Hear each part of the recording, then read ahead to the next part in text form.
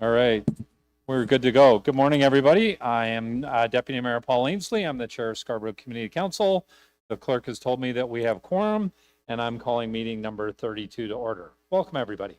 Today's meeting is being held by video conference and in person at Scarborough Civic Center in the Council Chamber. This meeting is also being live streamed online at youtube.com/Toronto City Council Live. For the land acknowledgement, I would like to say on behalf of myself and all of our amazing staff that although we may be meeting in different locations today, Community Council would like to acknowledge the land we're meeting on is the traditional territories of many nations, including the Mississaugas of the Credit, the Anishinaabe, the Chippewa, the Haudenosaunee, and the Wendat peoples, and is now home to many diverse First Nations, Inuit, and Métis people. We also would like to acknowledge Toronto is covered by Treaty Number 13 with the Mississaugas of the Credit and the Williams Treaties signed with multiple Mississaugas and Chippewa bands. A reminder to deputants today, if you are registered to speak at today's meeting, if you could please listen for me to call your name. I'll be calling speakers in the order they appear on the speakers list. The list of speakers can be viewed online by visiting the Scarborough Community Council page on the city's website at toronto.ca/council and clicking the speakers box for today's meeting. For my colleagues, a reminder, the city clerk has provided all of our agenda materials on the same website, toronto.ca/council, and on the clerk's meeting portal. Clerk's IT staff are available for members if you need any help with your devices. And a reminder to please submit and approve your motions by email. Staff are available at scc@toronto.ca to help with any motions. At this point, I'm going to ask if there's any declarations of interest under the Ontario Municipal Conflict of Interest Act. Councillor Cannavale? Not under that, but just out of abundance of caution, and given the recent allegation in the media, I ensure there's no question about the perceived conflicts of interest as I complete my work. Accordingly, I've decided that I should recuse myself from voting on zoning bylaw approvals for developments in Scarborough Southwest while I learn more about the investigation. This was a very difficult position for me, as I know for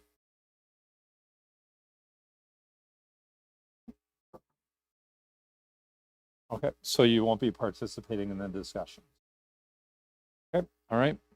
Can I have a motion to confirm the minutes of our last meeting on April 30th, 2026? By Councillor Mantas, all in favor, that carries. We're going to go through the agenda. Sorry, I have running out of desk space here. Over there. All right, our first item on our agenda is SC 32.1, 5, 7, 9, and 11 Bellamy Road South. This is a zoning bylaw amendment application. This is a decision report for final approval, scheduled for 9:30, and we're holding that for speakers. Our next item is SC 32.2, 468 to 480 Danforth Road and 509 Birchmount Road, zoning bylaw amendment application, decision report for final approval. This is scheduled for 9:30. We have speakers for that. I'm going to hold that. Our next item is SC 32.3, formerly 95 Pidgeon Street, blocks 1 to 3 of Plan 66M-2562, part lot control exemption application. This is a decision report for final approval in Ward 20, Scarborough Southwest. Would somebody like to hold this, or are you not recusing yourself from this? Okay, all right. Councillor Cannavale, you're moving the staff recommendations. All in favor, that carries. SC 32.4, 1215 to 1255 McCowan Road, official plan amendment and zoning bylaw amendment decision report. This is a refusal report in my ward 24, Ward 24, Scarborough Guildwood. I'm moving the staff recommendations. All in favor, that carries.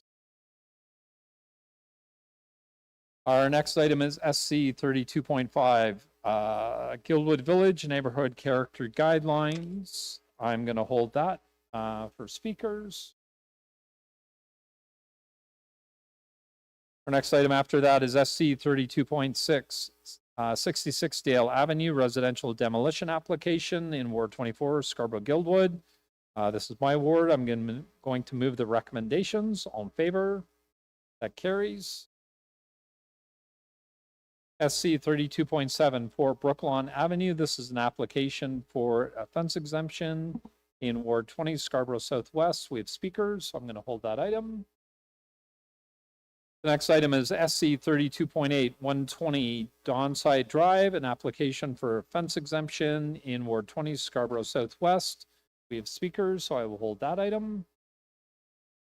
The next item is SC 32.9, 33 Falaise Road, an application for fence exemption. I am going to move the staff recommendations. On favor? That carries. SC 32.10, 124 Pegasus Trail, application for a fence exemption in Ward 24, Scarborough Guildwood. There's speakers, so I'm going to hold that one. SC 32.11, Metrolinx's Scarborough Subway Extension, Quarter 2, 2026, semi-annual update. This is in wards 20, 21, 23, and 24. Would anybody like to hold this item?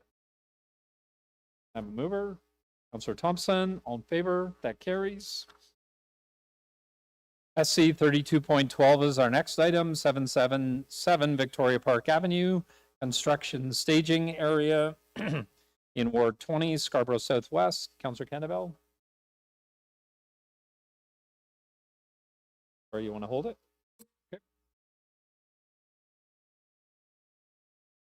SC 32.13 is our next item, 1650 Military Trail Phase 1 construction staging area, Ward 25, Scarborough Rouge Park. Councillor Shan? Staff recommendations. Councillor Shan's moving staff recommendations for number 13. All in favor? That carries. SC 32.14 Crocus Drive traffic calming or speed humps in Ward 21, Scarborough Center. Councillor Thompson? Oh. Councillor Thompson's holding number 14. Our next item is SC 32.15 Bennett Road and Dunstall Crescent traffic calming speed humps in Ward 25, Scarborough Rouge Park. Councillor Shan? Staff recommendations. Councillor Shan's moving staff recommendations. All in favor? That carries. Our next item is SC 32.16 Kingston Road and Blantyre Avenue traffic control signals and parking amendments. Ward 20, Scarborough Southwest. Councillor Cannavale? I'll move staff recommendation. Councillor Cannavale's moving staff recommendations. All in favor? That carries. SC 32.17 Ellesmere Road and Crocus Drive, Dewey Drive, traffic control signals in Ward 21, Scarborough Center. Councillor Thompson? Going to hold that again. Okay.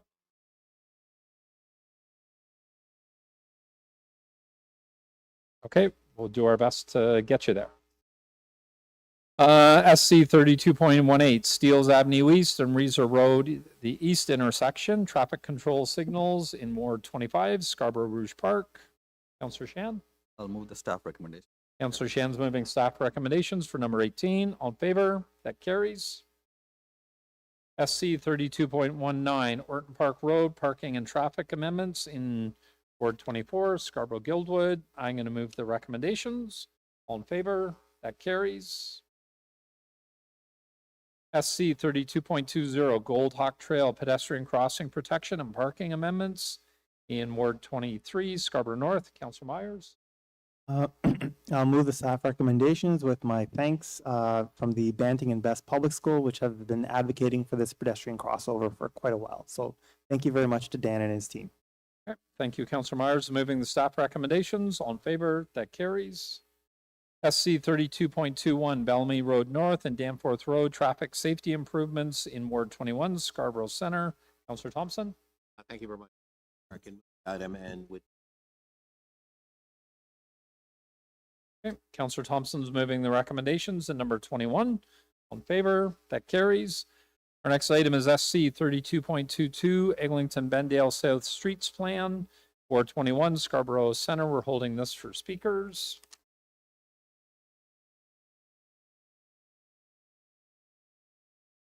SC 32.23 Scotia Avenue, introduction overnight on-street permitted parking in Ward 20, Scarborough Southwest. Councillor Canavelle. Staff recommendation. Councillor Canavelle is moving the staff recommendations for number 23. All in favor? That carries. Number 24 is SC 32.24, 360 Morningside Avenue, designation of fire routes and amendment to Chapter 880 of fire routes. Ward 24, Scarborough Guildwood. I'm going to move the recommendations. All in favor? That carries. Our next item is SC 32.25, renaming a portion of Zoo Road in Ward 25, Scarborough Rouge River. We're going to hold this one for speakers.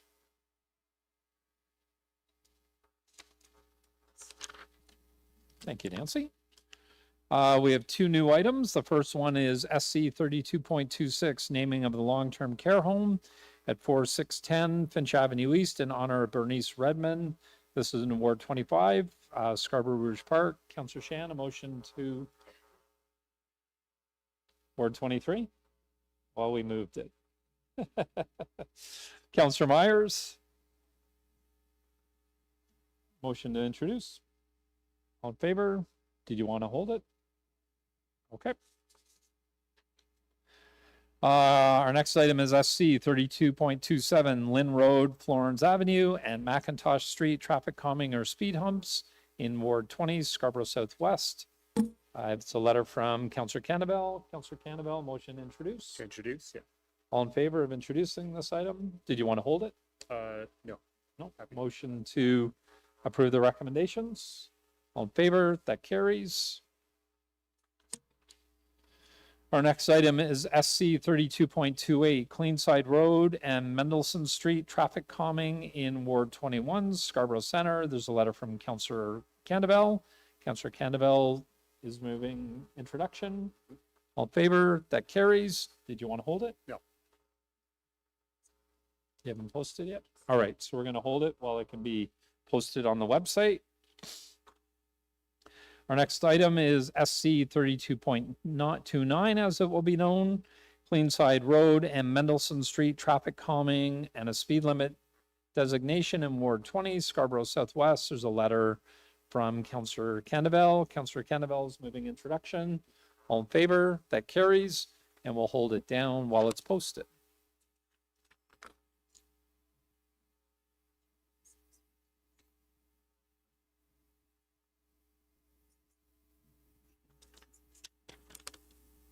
Going back to number 6.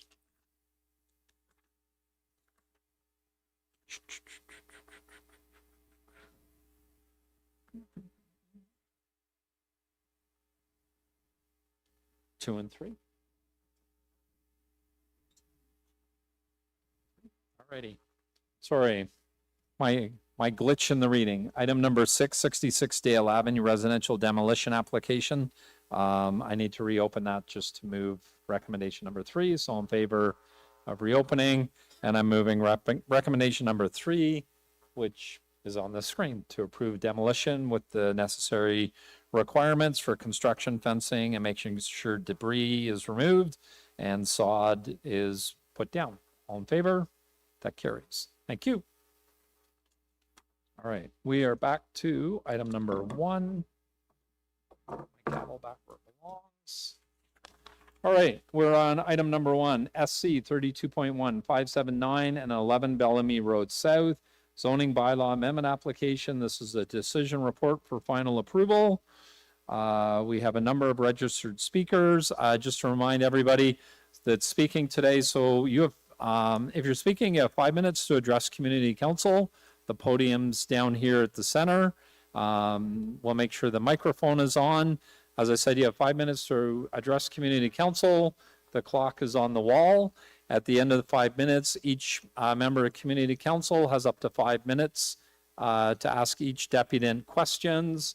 After all the deputants are heard, we bring it back into what we call bringing it back into committee, where each councillor can ask questions of staff for up to 5 minutes.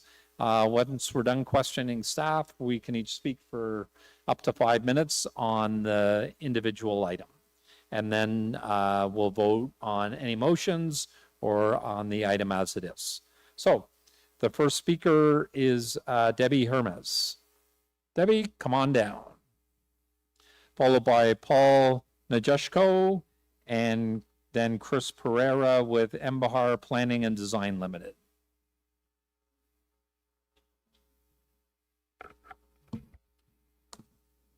Good morning, Debbie, everyone. You have 5 minutes whenever you're ready. Okay, good morning, everyone. I'm Debbie Hermes. I'm a resident of the ward, and I am extremely concerned about the development, the intensification that's happening right beside our homes. I have reviewed, first of all, I'm a law clerk, a lowly law clerk, and I've been doing it for over 30 years, dealing with residential real estate. And I've seen many development agreements, Section 37 agreements, site plan agreements, et cetera, et cetera.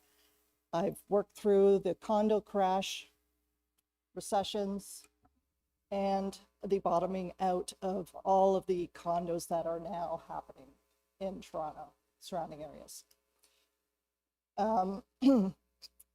The provincial planning statement 2024. I'm sure all of you are aware of it, and I disagree with most parts of that planning statement, and it's unfortunate that the city has. Yep. Can you hear me now? Okay. My name is Debbie Hermes. I'm in Ward 20. I live at 6 Tollgate Mews. I'm a real estate law clerk over 30 years, so I've seen blah, blah, blah, all the agreements. I'm very familiar with Section 37 agreements, increased zoning in exchange for public arts, wonderful things. It has its place, but so does our zoning bylaws. And it seems to me that the City of Toronto is for sale to developers. I'm being brutally honest. I see this every single day. My office is at Yonge and Bloor. I work on a historic street, St. Nicholas Street, and we are now surrounded by towers. And there are many, many issues that come with that. In our area, specifically Kingston Road and Bellamy Road South, I bought a townhouse in 2002 and moved in. Unbeknownst to me, the community that was there was against it. Had I known, I would not have bought that townhouse. Hindsight is a wonderful thing, and I urge you to think about your own communities, to think about, yes, I agree, housing is a right. It's a fundamental right. Everybody deserves to be housed, but at what cost? The future, our environmental plans, our increased density is being thrown out the window in favor of this panic over creating new housing without any real thought as to what it is doing to the surrounding communities. My townhouse development is 30 units, and it's on a small lot, right at the very corner of Kingston Road and Bellamy Road South. We're across from Bliss Carman. I love that school. It's fantastic. The kids, they come out, they're running and they're playing, and kids are kids. They run out onto the street without thinking, many a time. And we've put in some measures, but they're not enough. And the issues that our townhouse development is having, that I want you to really, really understand, is parking, snow removal, safety concerns, and also overcrowding and displacement of water. We recently had a sinkhole. I don't know if you're aware of this. It happened at the entrance to our driveway, and it was caused by oversaturation of water. We have next to us, adjacent to us, where the proposed building is going to happen, over 100 mature trees we have a wayfinding tree, and it is absolutely, I cannot understand why, with our bluffs the way they are in a fragile state, you want to get rid of what actually helps retain water. In addition, the parking. Transit, yes, is severely underfunded, and with the new bill in place, our wonderful premier can dip into that fund and distribute it as he sees fit. Well, Sorry, I need you to wrap up, please. oh shoot, okay, Sorry, I sorry, sorted. I'll wrap it up, 20 seconds. Sorry, and there's no heckling. If you're going to heckle, we're going to ask you to leave. Thank you. Okay, I'll wrap it up. The development is too intense for our little neighborhood. They don't have the sufficient ability to remove snow. There's safety concerns for women on that plan. I don't know if you've noticed it, all the corners and everything, not good. Water displacement. Our bluffs are in danger enough as it is. We've had a sinkhole. Please do not move forward with this zoning. I know it's third reading, but you have the ability and the power within you to vote it down. Please do so. Wrap up, please. Thank you. Questions of the deputy? Seeing none. Thank you very much. The next deputy is Paul Nadashko.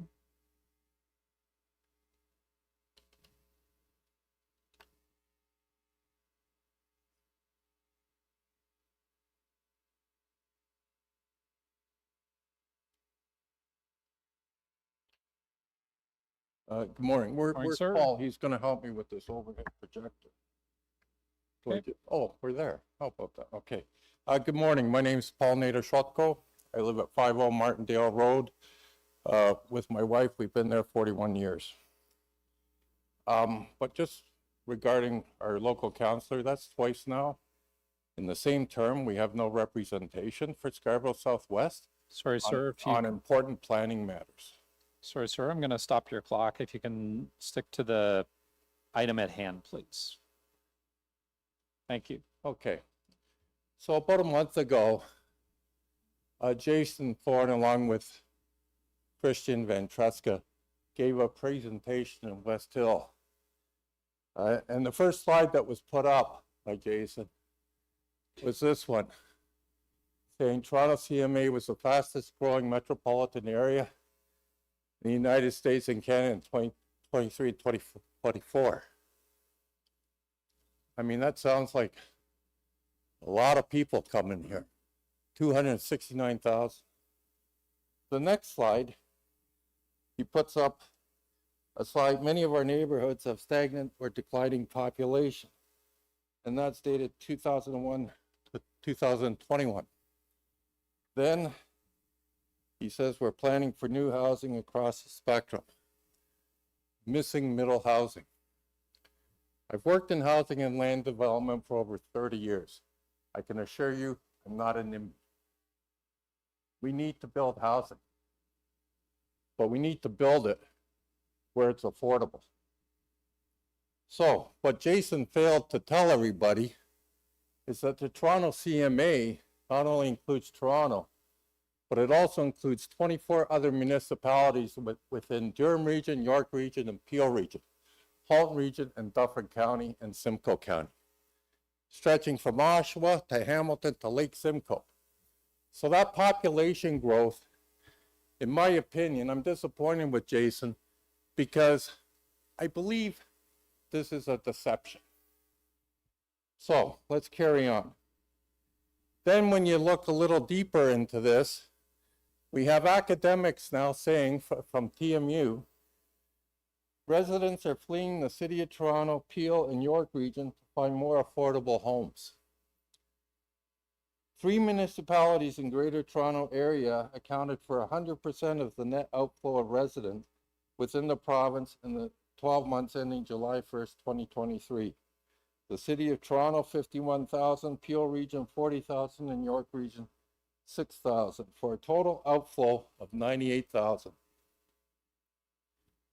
It is anticipated that the continued dispersal of residents from the GTA, particularly those residing in Toronto, York, Peel, and Halton, will occur as they search for type and price of housing they can afford elsewhere in the greater Golden Horseshoe and other parts of the province.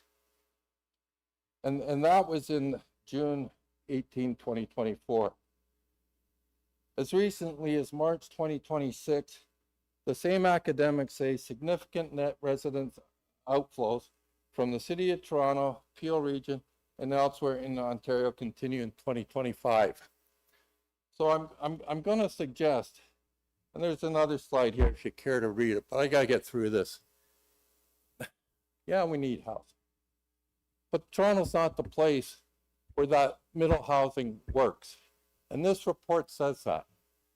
We need housing where affordable prices can be achieved by greenfield lands that sell for lesser costs than prime real estate in Toronto.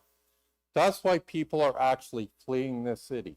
In fact, the last 2 years has been a negative net migration out of Toronto. So to prove this, or to substantiate it, we have a townhouse complex on Markham Road, Inspire Townhouses. It's been sitting idle now for several years. And this project is very similar to what's being proposed on Bellamy Road. There's no market. You know, the investor-driven condo market is dead, so developers are switching now, or being compelled to switch to rentals, which is good, okay? But there's no market for this type of housing. I took a drive up to Profiles Urban Towns yesterday on Ellesmere. That project appears to be sitting idle as well. Why?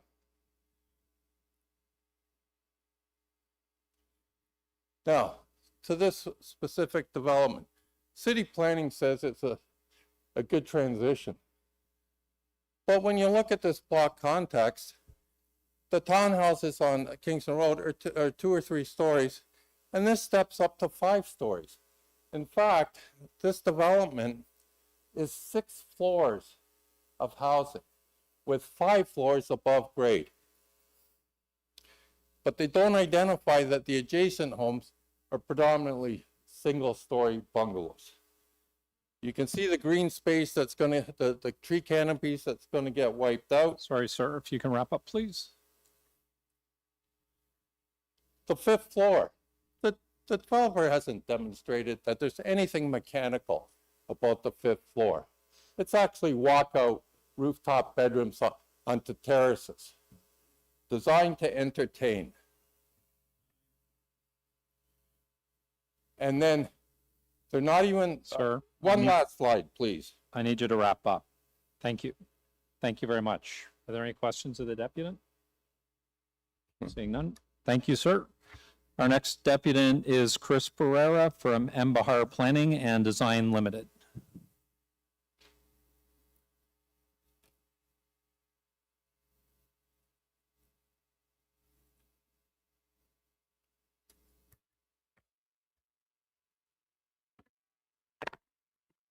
Good morning, Mr. Chair, members of council. My name is Chris Pereira. I'm the principal of Bahar Planning and Design Limited. We are the planning and urban design consultants for the owners of the property of 5 through 11 Bellamy Road South. The owner is with me here today, as is the owner's solicitor, Mr. Laskin of Goodman's LLP, in case there are any questions. I want to first start off by talking about some of the public engagement that we've undertaken. So since the initial submission in March 2025, the project has undergone significant amount of dialogue with both staff and residents through the local councilor's office. Our first meeting occurred on October 15th of 2025, which was in person. A second roundtable discussion occurred on March 23rd, 2026. A third and final meeting occurred on April 15th, 2026, which was also virtual. Through these meetings, residents provided a lot of helpful feedback for our consideration, and we have categorized them generally into the following themes. So, preserving large mature red oaks along Bellamy Road, increasing outdoor amenity space, increasing the parking, reducing the units in the GFA, and general concerns about overlook and kind of compatibility. In response to those concerns, my client has made a number of changes to the plans to try to address those concerns. With regards to the mature red oaks, the 5 mature red oaks along Bellamy are now proposed to be retained, and we've achieved that by increasing the front yard setback from 2.5 to 6.6 meters. The outdoor amenity space has been significantly increased, almost 340%, from 200 square meters to 675 square meters, well above the city requirement. Parking has also been increased from 73 to 108 spaces. That is almost a 50% increase. And while we've actually increased the overall supply of parking, the amount of surface parking has actually been reduced about 41%. And we've worked closely with forestry staff and planning staff to design the parking lot area, or the area where the cars would be parked, to achieve the city's requirements for planting within those parking areas. And this reduction has resulted in a reduction of 25% of the paved areas. In terms of the units in the GFA, all of these changes combined have impacted the overall site plan. That has resulted in a reduction from 115 to 110 units, and a 6% reduction in the overall GFA from about 15,000 square meters to, let's say, 14,000 square meters. With regards to the discussion around overlook privacy, we are continuing to work with staff through site plan to find the best solutions, particularly along the north property line through planting, and whether those are deciduous or coniferous trees. But a large 5.4 meter side yard setback has been provided along that north property line.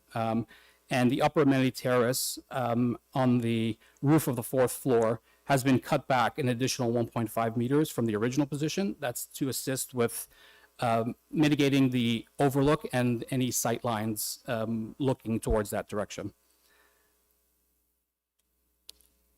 Within that setback, the 5.4 meters I had mentioned, as I had mentioned, we are working through that with staff through site plan, but a line of trees is proposed to assist in screening and to help mitigate those potential issues. We believe that the application is very much consistent with provincial policy, and it maintains the intent of the official plan as described in the staff report. We have reviewed the staff report, and we agree with the conclusions and recommendations contained therein. I am available to answer any questions council may have. Thank you very much for your time. Thank you, sir. Questions of the deputy? Councillor Mansis? Mr. Pereira, how many spots did you say you had for parking on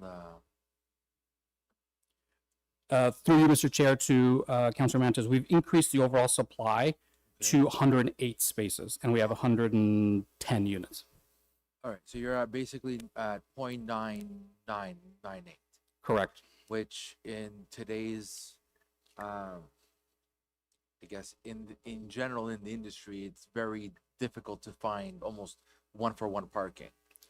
Through you, Mr. Chair, that's generally correct. More reduced parking rates are being sought after more and more, as I'm sure council's aware.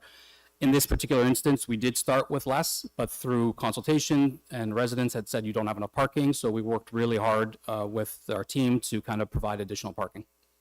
Now, because I went and I went to see the address, the proposed area, because I had received a lot of emails also from residents that were against the this application.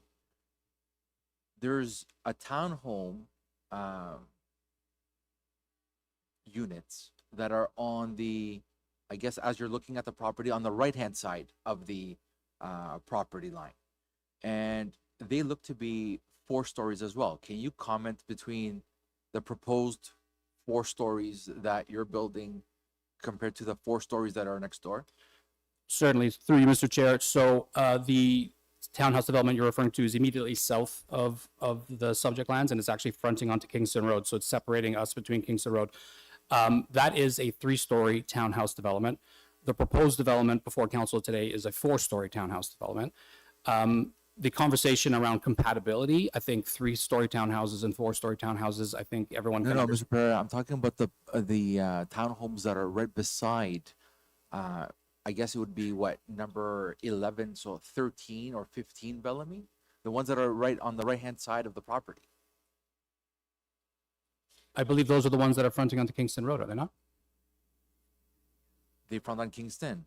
Right? We're talking. Okay. So those are 3-story townhouses. We are proposing 4-story townhouses.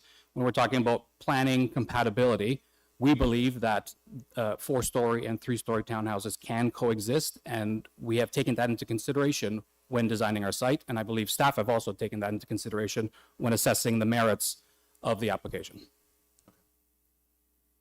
That's it. Thank you, Councillor Mantas. Other questions of the deputy? Councillor Myers? Thank you. Through you, Chair. Just quickly, could you just go down the breakdown of the bedroom count in the units? So I know you have 2 bedrooms, 3 bedrooms, and 4 bedrooms. Certainly, through you, Mr. Chair, I'm going to refer to the staff report, which I did. They had a nice section on that of the residential component on page 3. So I'm just reading from the staff report here. Talks about 110 dwelling units, 3 2-bedroom units, so that's only 2.72%. 60 3-bedroom units, that's about 54%. So the bulk are 3 bedrooms, and then a very generous 47 4-bedroom units, which is 42% of the overall breakdown. Thank you. So these are intended for families. Through you, Mr. Chair, that's correct. Thank you. Thank you, Councillor Myers. Other questions of the deputy? Sir, could you speak a little bit about the business model for the development for townhomes versus single-family residential, or like how you land on the density that you're asking us for? Sorry, you are the chair. That is a good question. It's not something that I'm typically involved in terms of the marketing and the business model. The owner is here today. I don't know if they feel comfortable in speaking to that, but it's not something I can, as a planner, it's not something I can confidently respond to your question about. Okay, all right, thank you. I believe that's all the questions for you. Thank you very much. Our next deputy is Tanya Baksh from the Cliffcrest Scarborough Village Southwest Residents Association.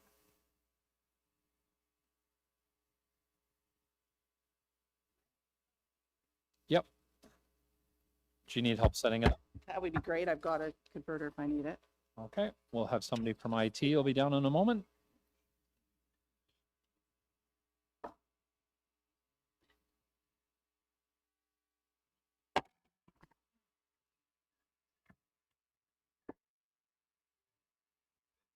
Oh, that's me.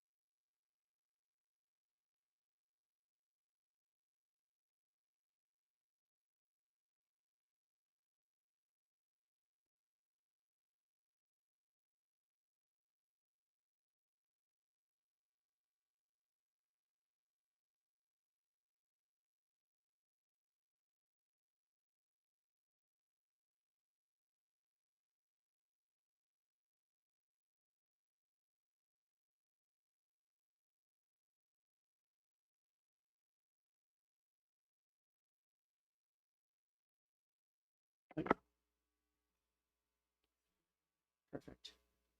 Just this.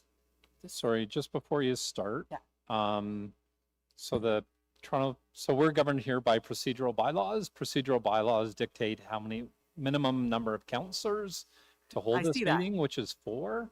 And I'm missing Counselor Myers at the moment, so he just stepped out. So we'll start again when he comes back. Thank you. I appreciate that. Sorry for the inconvenience. It's okay. I took a day off work. Okay, so what do you want me to Just put down? Down? Yep. Try it.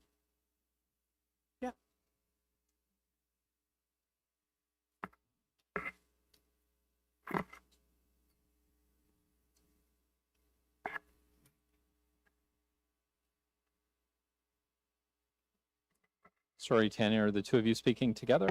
No, she's literally just my finger person. Oh, okay. All right. I Not a can't- problem. I'm a good multitasker, but not that good to do it all Okay. at once. You have 5 minutes whenever you're ready. Okay, thank you. My name is Tanya Baksh, and I reside at 214 Oak Ridge Drive, right around the corner from the proposed development. My family has owned our home for 28 years and have raised our 2 young adult children that we're hoping to continue to live in our community, but not sure if this is a viable option for them with the changes and the unaffordability happening in our area and across the city. I am the director of the Cliffcrest Scarborough Village Southwest Residents Association. I am also speaking on behalf of the immediate neighbors at 15 Bellamy Road, Dr. Mehar Nigar and Manawer Rana, as they had a pre-planned scheduling conflict and were unable to attend today to express their deep concerns and opposition. We have had the opportunity to meet with the developer 3 times to express our continued concerns over the proposed rezoning application for the residential neighborhood properties to build 110-unit, 4-story townhouses with a mechanical penthouse on the top, technically 5 stories, in dense 3 buildings on these lots with 108 parking spaces for the residents. The developer made only minor, superficial changes that completely ignore our core concerns. This revised application is only a reduction of 5 townhouse units and an increase in parking offered by underground and stacked parking. As you can see from the many letters of objection submitted by neighbors prior to the meeting, we are concerned. This is a rezoning application. As of right, they are allowed to build a 2-story 4-plex and a garden suite to replace the existing 3 homes on these single-family dwellings. So they're asking for 90 more units than permitted. This project does not align with and is pushing well beyond densification policies. EHON, major streets, provincial MTSAs, Provincial Policy Statement 2024, and the Toronto Housing Charter. The official plan is intended to allow proper transitioning and integration into neighborhoods. This proposal, by directly encroaching into the neighborhood designated area and by introducing substantial overlook and shadowing onto the directly abutting neighbors to the north, is inconsistent with the low-rise character of this street and consequently in direct conflict with the official plan.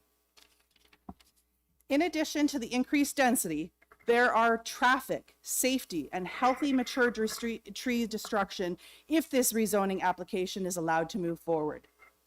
This development would not only impact Bellamy Road South, but all of our neighboring streets. This development is not good for the good of our community, nor helping with the housing crisis. We are not in a housing availability crisis. We are in a housing affordability crisis. The city needs to start listening.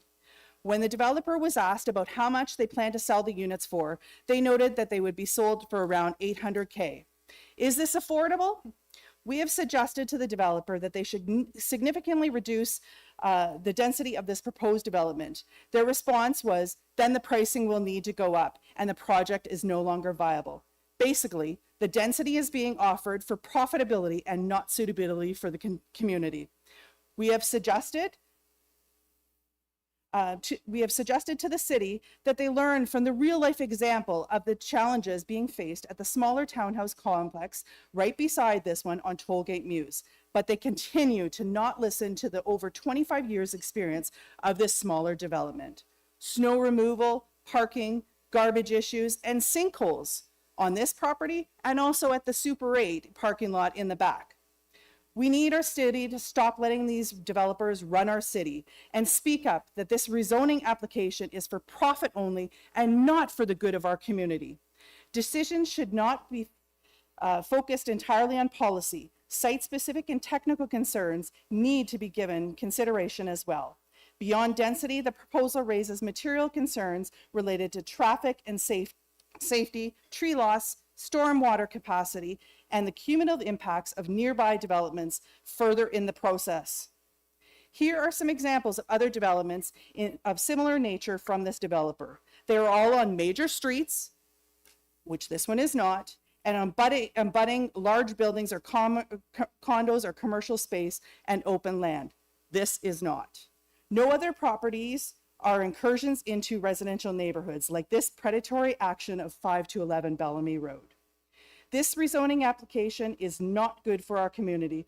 I will reiterate, there are concerns about the density, but also the traffic, the safety, and the loss of trees and the stormwater capacity. For these reasons, we respectfully request that council refuse this rezoning amendment and resolve the outstanding issues before making any further decision on this application. Thank you for your time. Any questions? Thank you very much. Thank you very much. Questions of the deputy? Councillor Myers? Thank you. I guess I'm just a bit confused about some of the points you were making in your presentation. I understand where you're coming from some points you were making around, garbage and traffic and, those types of concerns. But regarding the profitability, most of the housing in the city of Toronto is profit driven. Do you agree with that statement? Well, it is because the city is allowing it and the province is allowing it also. Do you live in private housing? Yes, my husband and I worked very hard for years to buy it and scrinch so that we could actually have the house that we have now for our kids. Right. So I guess what I'm struggling with is you're saying that if they reduce the density, they'll have to raise the price. Well, that's what they told us. That makes sense. So I don't understand. You're saying that you want more housing, more affordable housing, but they're telling you if we reduce the development, the housing price will go up. I didn't say just build townhouses and big complexes on 3 properties. What I'm saying is right now, as of right, they are allowed to build a 2-story 4-plex and a garden suite on each of these properties. That is what the city has allowed as of right. This is a rezoning application to go well beyond that, 500 plus times the amount that is permitted. We don't need that amount of houses in our area. What the city needs to reconsider is, and also the province, is fixing the landlord-tenant board, because people do not want to rent to people because they're afraid of what they're going to have living in their house. That's an issue. Then we also need the city to consider, instead of giving money to the developers to build things, how about you think about giving money to homeowners to like we've got really nice bungalows in our neighborhood that has almost 1,000 square foot basement that could be used as units, but people do not have the money to change that. This would also allow our aging population to age up in place and have some little extra income coming in. Reconsider how you guys are giving the money. It's going to the developers right now. Consider giving it to the actual community and helping with their housing situation.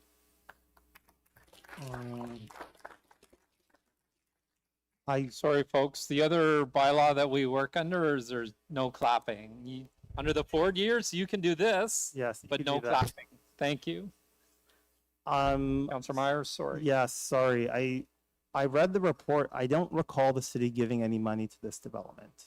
The city has given money for rental housing developments and affordable housing development applications, but the city has not directly transferred any money to this development. I could be wrong, but I didn't see that. Really is, does that really matter at this point for specifically this development if the city is giving money? The city is giving plenty money to developers to develop things across our city. The Ford government and the Carney government have also allowed a lot of the, the GST or the taxes to be removed from new homes, which I'm in support of. That's great. But think about where the money should be going. Like, we've got houses that already exist. Let's not destroy everything we already have and just build something bigger for more density. Let's use what we got and try to increase the housing capacity. Okay, thank you very much. Thank you, Councillor Myers. Other questions of the deputy? Seeing none. So Tanya, I just wanted to ask, so I'm a little bit confused as well. So the city's not giving any money to the developer for this project. I think, well, they're not. Okay. So so the other thing we're trying to deal with the affordability crisis is to build different types of housing or encourage different types of housing to be built across the city. One of the deputants earlier made a reference to Jason Thorne's presentation. And so the provincial and federal government are providing municipalities with money if they build more what's called affordable housing for people. Affordable. And you're having difficulty with that model? Well, we really haven't seen affordable housing because, to be honest, I mean, my kids and some of the younger families that have been moving into our neighborhood, they are having a real hard time being able to afford. And I've even heard from one of my neighbors who actually added on to the basement of his house to add space for his kids. They actually don't want to live in our city anymore. They are not happy with what's happening. They want to move outside of our city. Now, just to address, the accessibility of different housing. So our residents association for over 5 years has been asking for cumulative studies to be done on developments in our area. Sorry, I just want to. This is going to address it because I'm telling you there is. Because we're talking about housing supply here and creating more, like, I agree with you 100%. I have kids that would like to stay in this city, but housing in this city is expensive. So we're trying to create different options for people to buy housing and increase the housing supply. Well, if I can finish what I was about to say there. For our area, we've been asking for cumulative studies for our area for the developments that are in the pipeline already. There are a number of them that will be offering different options. There is Parkrest, which is townhouses. There is over 100 townhouses that are being planned there. So there is townhouses in our area. This is a rezoning application. So this is not allowed as of right. They are asking to come into our neighborhood and take over a predatory action of our single family dwellings that already exist and that they can build additional things. So there's large high rises that are planned on Windy Ridge, on Mason Road, over on Kingston Road, down a little bit further. There are plenty of housing options that are already in the pipeline well ahead of this development. And this is just going to further increase the issues within our community. Okay, all right, thank you. Thank you. Thank you for your time. Next, we have Mariana Tadent. Sorry.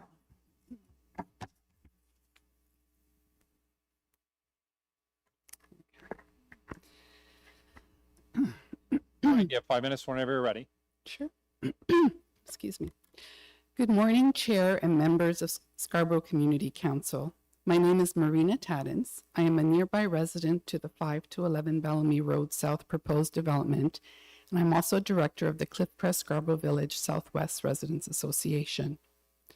We formally object to the 110-unit stacked townhouse development being proposed, recently reduced by 5 units.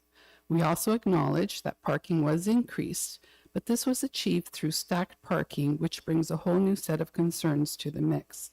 The whole application ignores compounding impacts on local infrastructure, traffic, and community safety. There is a concerning trend in Scarborough. City planning's positive reports heavily emphasize broad provincial growth targets, but defers critical site-specific infrastructure decisions.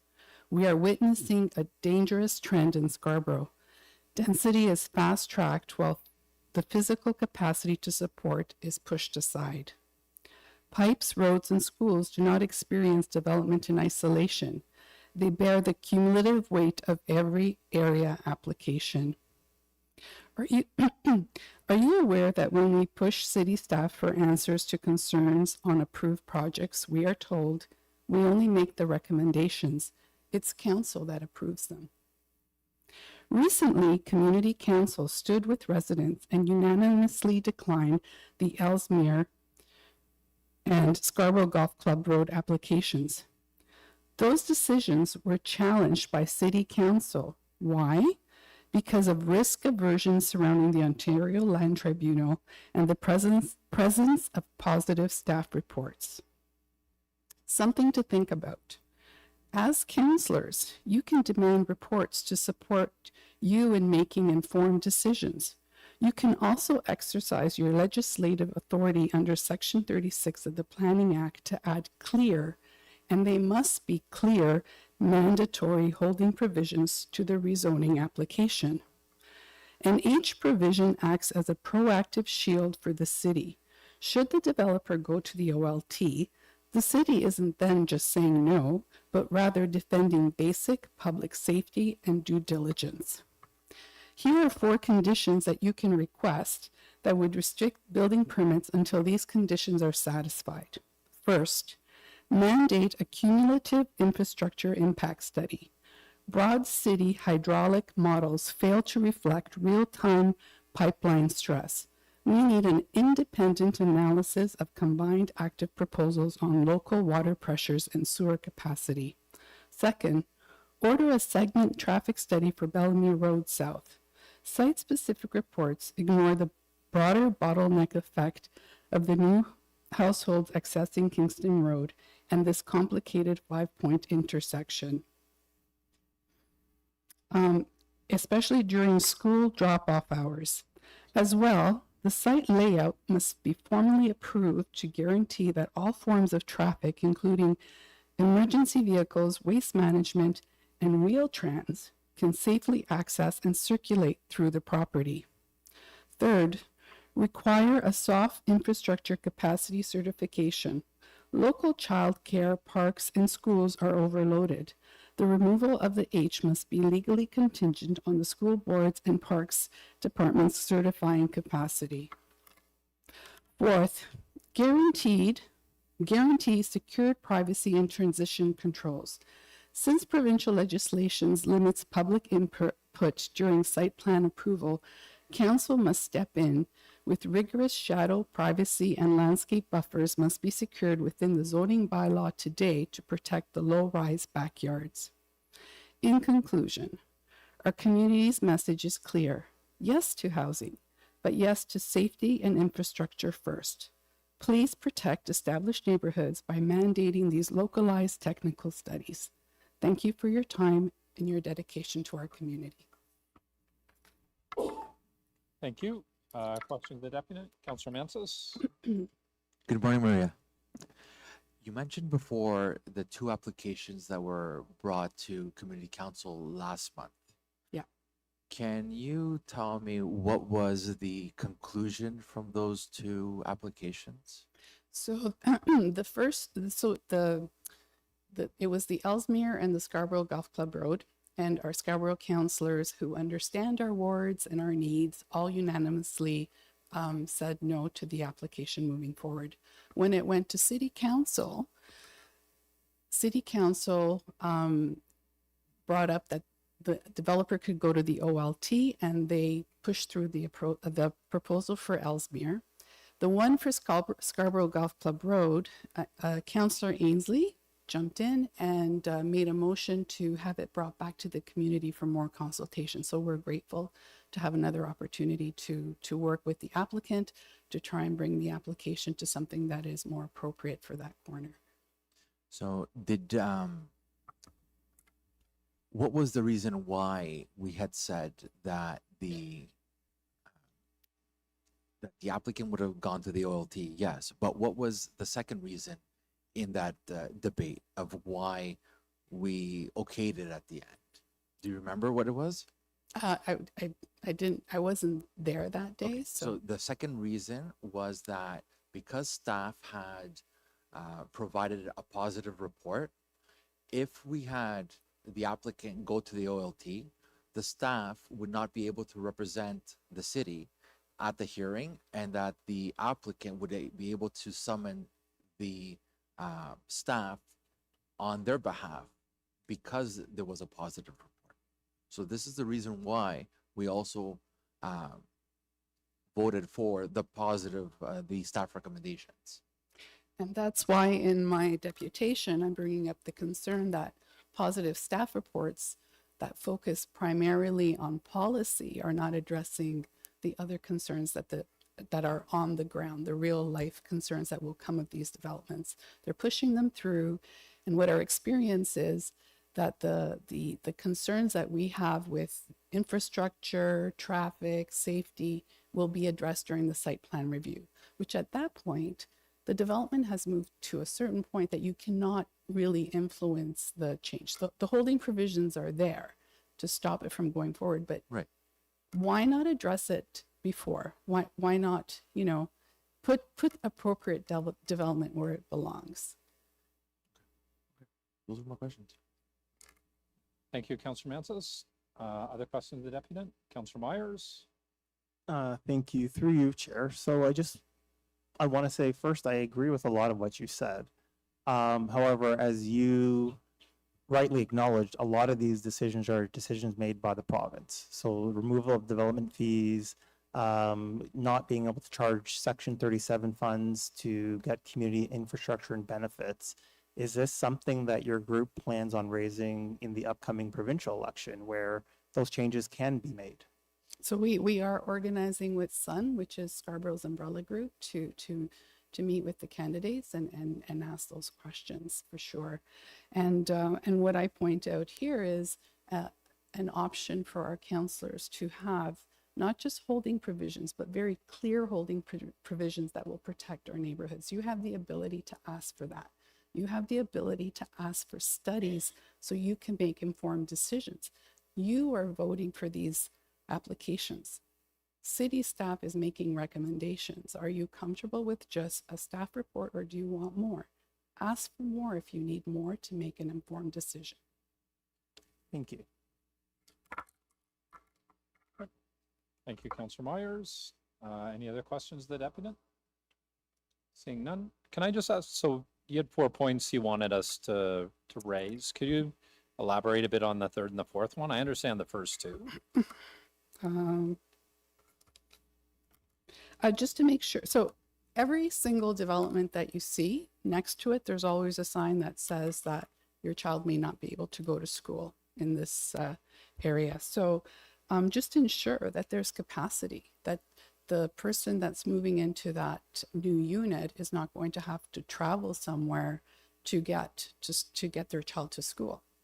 You want them to be walkable, friendly communities, right? You don't want them to get in the car and have to drive their child to school and then go to work. So I think that capacity in schools is important. And then the fourth one was, because so much is being pushed to site plan review, let's make the requests clear of what is needed, because once it goes to that point, the community is not involved. It's difficult to engage. So let's ask for those things now, or put something in place where we can do that.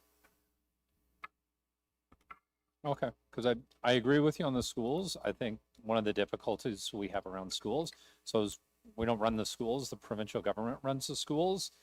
They have a set building, developments go up more often. I know there's a notice that goes up on development sites that says if you buy here, you might not necessarily be able to have your children in a local school. We don't get a lot of communication from the school boards. It's a great difficulty for me because often, when I ask a school trustee, when we had school trustees, what you're doing, they'd say, well, we can look at building portables. We can look at putting portables on because we don't have the infrastructure to build and tear down schools based on the population in the area. Sometimes it's very transitory, so we'll put kids in portables. So no, that's the disconnect we have there. The second item that you brought up was around traffic, having a traffic study done. And in the report, there is a traffic study saying projected new trips, 44 in the morning and 53 in the afternoon, peak hour, two-way. And it says will have a negligible impact on local roadway operations. So you wouldn't agree with that? I think that there needs to be a more in-depth traffic study. What we're finding is that when we question staff on the traffic studies, the response we get is they're satisfactory for the purpose of rezoning. So they're satisfactory for rezoning, but are they satisfactory for showing that there's safety? For example, the Windy Ridge condo development, I can speak to it because I'm more familiar with that traffic study compared to this one. It's based on 2010 extrapolated numbers. So it's a guess on what the conditions are for the traffic study. Why not do a wholesome traffic study as well? It considers, it's site specific. It's not considering all of the development that's happening around it. And that's something that the cumulative impact study will address. Okay. All right. Thank you. Thanks, Marina. Okay. The next applicant is Donna McParland. Morning, Donna. You have 5 minutes whenever you're Hi. ready. Okay, thank you. Good morning, everyone. I would just firstly like to say that I oppose the development. We have witnessed developers exploit our community for over 13 years, using bodies such as city planning, the COA, and OLT to rezone properties, increase land values, and nothing gets built. There are at least 4 such projects within a 1.5 kilometer range that remain undeveloped for years, some being resold. All of these locations are much better suited to the type of development being proposed than in the middle of an area, of a neighborhood. I question why city councilors put more value on developers' investments than residents' investments. I would like to address the environmental impacts of this development, which I feel are ignored and underestimated by city planning. The development should not be looked at in isolation, and the cumulative effects are not considered. The development is across from the Bellamy ravine, which runs under Bliss Carman and close to the Doris McCarthy Trail. We've already heard about sinkholes in the development beside it. I have been a member of the stakeholder committee in CAG for the Scarborough waterfront project since 2014, and I'm familiar with the area and the TRCA studies that involve the area. The TRCA has spent approximately $8 million taxpayer dollars extensively studying the Scarborough waterfront prior to and for the SWP, including the area from Lake Ontario to Kingston Road, less than a block away from this property. As well, at least $10 million was spent on shore erosion work from 2010 to 2014 and restoration of the Doris McCarthy Trail when erosion wiped it out for about 3 years from 2012 to 2015. As noted in numerous TRCA studies and in peer-reviewed studies, this one I'll refer to, the Scarborough Bluffs Glacial Sedimology and Impacts of Urbanization by Joanna Hodge, PhD, University of Toronto. Development and urbanization significantly enhances and exacerbates the erosion of Scarborough Bluffs. This study notes the extensive erosion of the Scarborough Bluffs presents one of the most troublesome coastal erosion issues in Canada. In 1912, Professor A.P. Coleman of U of T calculated an average rate of erosion of the bluffs of 0.71 meters and recommended a wide verge be left with no development to allow 200 years of erosion. Just 8 years later, this was ignored and cliff top subdivisions developed. City planning continues to ignore this advice. The study speaks specifically to the significant erosion of the Bellamy Ravine, noting Bellamy Ravine, which is one of the few access points to the base of the bluffs, is an excellent example of the erosive powers of highly focused stormwater. The ravine has significantly enlarged since urbanization of the bluffs. There has been some attempt at shoring it up, but it has largely been unsuccessful. I refer you to the 2012 Scarborough Shoreline Terrestrial Biological Inventory and Assessment and the final EA of the SWP. Scarborough Bluffs, the shoreline ravines, and the urban tree canopy are one of the most biodiverse areas in Ontario, with over 103 species of flora and 85 species of fauna, some of which are species of which many of them are species at risk. I assume the Scarborough councillors have reviewed and are familiar with these studies, as some of you sit on the TRCA board and have approved the funding for these studies and the ongoing studies related to the Scarborough waterfront project. These areas are all, they're part of a North American bird route, they're ANSIs, ESA, natural heritage systems, you name it. They have significant historical, archaeological, and geological importance. They form the shoreline of ancient Lake Iroquois and are important to the Indigenous people of this region. The TRCA studies confirm that the neighborhood urban tree canopy plays an important role in the nesting and migration of numerous bird species, again, species at risk. In my view, the city and the TRCA should review the cumulative environmental impacts of this development in conjunction with the Windy Ridge development approved by the OLT. Windy Ridge involves the rezoning of lands approximately 1 block away from the Bellamy proposal and 50 meters from the Bellamy Ravine and Doris McCarthy Trail to build a 12-story residential building. The impacts of both projects on this important NHS should be reviewed in accordance with section 3.4 of the official plan. The Windy Ridge development will destroy 88 mature trees. As per the forestry report, 82% of the trees on the Bellamy Road properties will be removed, 77 of 93 trees. This will total over 150 mature trees, or a small mature forest, being destroyed within a 2-block area directly on a North American migratory bird route. I question whether the federal government should be involved, as this is under their jurisdiction. The community promotes preserving and enhancing its, the city continually promotes preserving and enhancing its urban forests while it allows developers to destroy it. This is a very environmentally sensitive area, and the erosion of the bluffs is one of the most important erosion issues in Canada, noting the billions of dollars in public and private lands at risk. The tree canopy helps slow this process, and development enhances it. Despite the TRCA spending millions of taxpayer dollars on erosion control and environmental studies, they continue to be ignored when considering development in the study Sorry, Donna, area. if you could wrap up, please. Yeah, I'm going to wrap up. This is my view. This, in my view, is irresponsible, negligent, and a misuse of taxpayer money. Why do City Council and the TRC Board approve and finance Donna, studies thank you that very they are much. ignored? Okay, thank you. And I'd just like to point out we have no representation for Windy Ridge. Mr. Crawford left, and no representation from Mr. Candabel. Thank you very much. Sorry, Donna, there might be questions for you. Don't run away yet. We're not done with you, kind of. Ask away. All right, questions, Councillor Mantis. Through you, Mr. Chair. Some of us do sit on the TRC board, right? Yes. So are you familiar with the studies I referred to, Mr. Mantis? Sorry, Donna, it's our turn to ask you questions. You don't get to ask us questions. Too. That's also in the procedural bylaw. Oh, sorry. So my Okay, sorry, question Mr. is, Mantis. how far is the shoreline from this project? Oh, well, the Bellamy Ravine would be considered the shoreline of the bluffs, Mr. Mantis. I don't know if you've ever wandered down there, but the bluffs does not just go straight across. In some areas, it comes into a ravine and goes like this. It's like this. It's a coastline.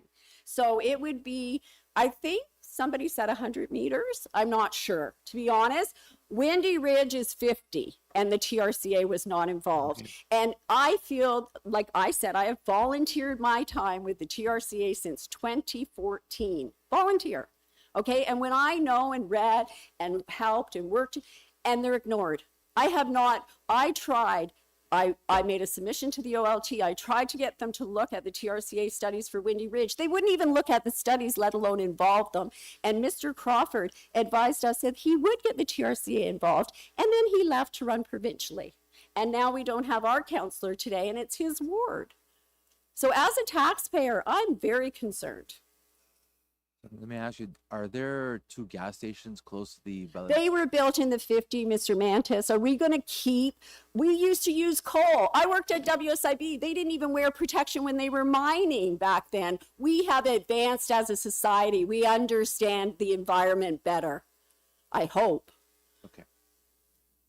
Okay, so don't tell me what was built in the 50s. As I told you, Okay. nothing should have been built there. Thank you. Nothing should be there now, but they continue to allow development. Thank you. Sorry, Donna, I'm not done yet. I have questions. Mine's more of a rhetorical question Oh, because dear. I've sat on the board of directors of the Toronto Region Conservation Authority for 20 years. Yes, I know. I'm the vice chair. I'm the outgoing chair. I know. So I don't know if you're aware. So if we had approached a development application that legislatively, the TRCA was allowed to give input on, or they could give input, they would do so. So Well, we were told they had to be asked by the counselor. Now, because it's so close, but if you read section 3.4 of the official plan, it talks about adjacent lands. And there is no way you could consider that, especially the Windy Ridge one, not adjacent. And the fact that that very property was studied by the TRCA for the waterfront project right up to Kingston Road, Councillor Ainsley, which you're aware of, and that study was not even looked at by the city or the OLT. Why spend $6 million of my tax money doing it if you're just going to ignore them? And that's what I'm finding.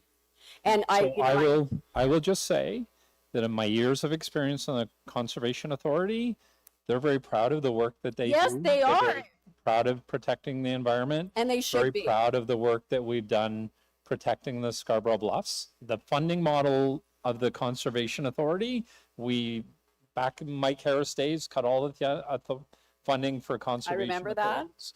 So the funding is all provided by the municipalities, each and every municipality. I Work that the understand that. projects that are done outside of regular work are prioritized by the TRCA. When it comes to development applications, there's guidelines that our staff have to follow and TRCA has to follow. And for projects that are outside of environmentally, our staff By have this guidelines to much, follow. by this much, Mr. But Ainsley. I'm just trying to make sure you understand that if there's a project outside of the scope of the TRCA or its mandate, we don't have the money or the wherewithal to look at every project because somebody wants the TRCA to look at it. Okay, 2 points. You don't have the money to read the studies that already exist. And the second point is this official plan speaks to adjacent lands. It does not give any kind of parameter what that adjacent land is. I would say the Windy Ridge project is adjacent to the Bellamy Ravine and adjacent to Doris McCarthy. So I think the TRCA could have weighed in very easily, and I think everybody could have read the studies that exist. Anybody can read them. I Go understand. online. I understand your perspective. I'm just trying to tell you this project is outside the scope of the TRCA's work. and Well, I think jurisdiction. cumulative impact needs to be looked at. And if you read any impact assessments or environmental impact assessments, cumulative impact needs to be looked at. They didn't look at that when they did Bluffers Park, and look what's happening to the Toronto Islands. They're sinking now. So anyway, thank you. Thank you. All right, the next speaker is Tony Lombardi.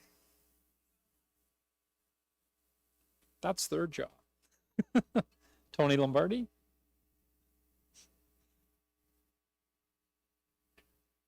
Do we have Tony Lombardi online? Okay. Mr. Lombardi, if you can hear us, if you can unmute your microphone.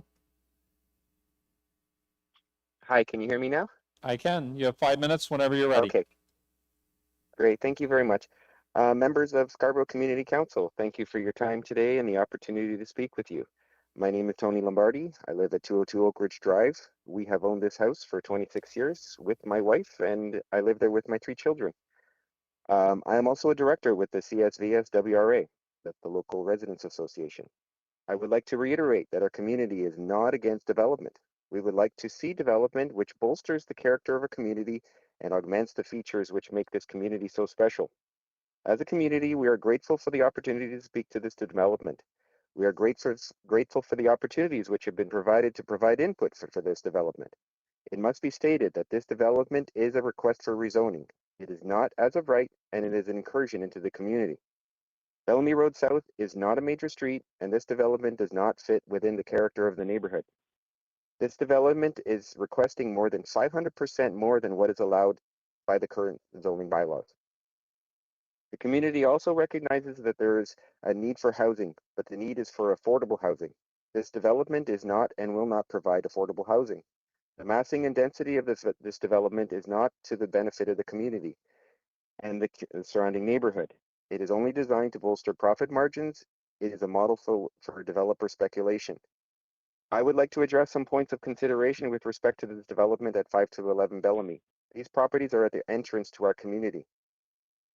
Also the gateway. This neighborhood is characterized by several key features. One of them is large trees and the benefits these trees provide. There are many very well understood environmental benefits which these trees provide, not just providing the air that we breathe. This development will all but erase about 125 years of natural character of our community. The massive red oak trees lining Bellamy Road South and other trees on this site have been in our community longer than all the homes have been here and longer than many of us have been breathing. Many of the trees were here when these lands were used as trading routes by indigenous peoples. No one will ever see trees this large again in our lifetime. You may tell me that the intention is to keep the red oaks, and yes, this may be the temporary intention. However, everyone knows that an approval of this development will mean the decline and soon thereafter direct destruction of these trees after construction. The tree canopy in Toronto is dwindling. The tree canopy are the lungs of our city. The mature tree canopy cannot be replaced as fast as it is being removed. In just this year alone, there have been 4 large lots completely clear-cut in our immediate area. 50 and 60 millimeter replacement trees slated for this development will never realize the same benefit as what is on the site already. If those newly planted trees survive, they will never realize their true and full potential as they are being planted in spaces which they cannot grow to full size and also in areas where they will not see their full opportunity for growth. The lots of our tree canopy is also adding to the strain of our surface water management system. It is adding to the negative environmental factors of heat island effect, and it is a proven cause of mental health and health issues within our population of residents. The natural part of our neighborhood is the binding thread of the fabric of our community. The lots of these trees is a regression of our natural space, and this is permeating throughout our city. Please review the submitted iTree data to understand the environmental and overall green benefit which this tree space provides. And this is just this site alone, not including all the other sites which are under influence of tree removals. As a community, we are disappointed with the manner by which the owner of the 15 Bellamy and surrounding properties are being made to believe that this development will not create negative environment for them. The massing and position of these buildings will create severe shadow on the house at number 15 for more than 75% of the year, and they are also faced with a complete loss of privacy throughout their whole property due to the countless number of windows overlooking their property. The surrounding properties will be faced with towering facades and lost privacy. The rights of the homeowners at number 15 Bellamy and surrounding homeowners must be given heavy consideration into the decisions today. This developer, among others, have produced several of these developments in other areas. However, all of these examples observed are on major streets. They are adjacent, flanking, or backing onto larger condos, commercial space, empty land, hydro corridors, or parks, and they are not in a community like this. This development does not fit. It is not in character with the neighborhood, and it does not fit within the fabric of our community. Respectfully, I request that the Scarborough Community Council refuse this application for rezoning of number 5 to 11 Bellamy Road South. Thank you for your time and your consideration. Thank you, Mr. Lombardi. Questions of the deputant? Seeing none. Thank you very much, Mr. Lombardi. The next deputant is Evan King.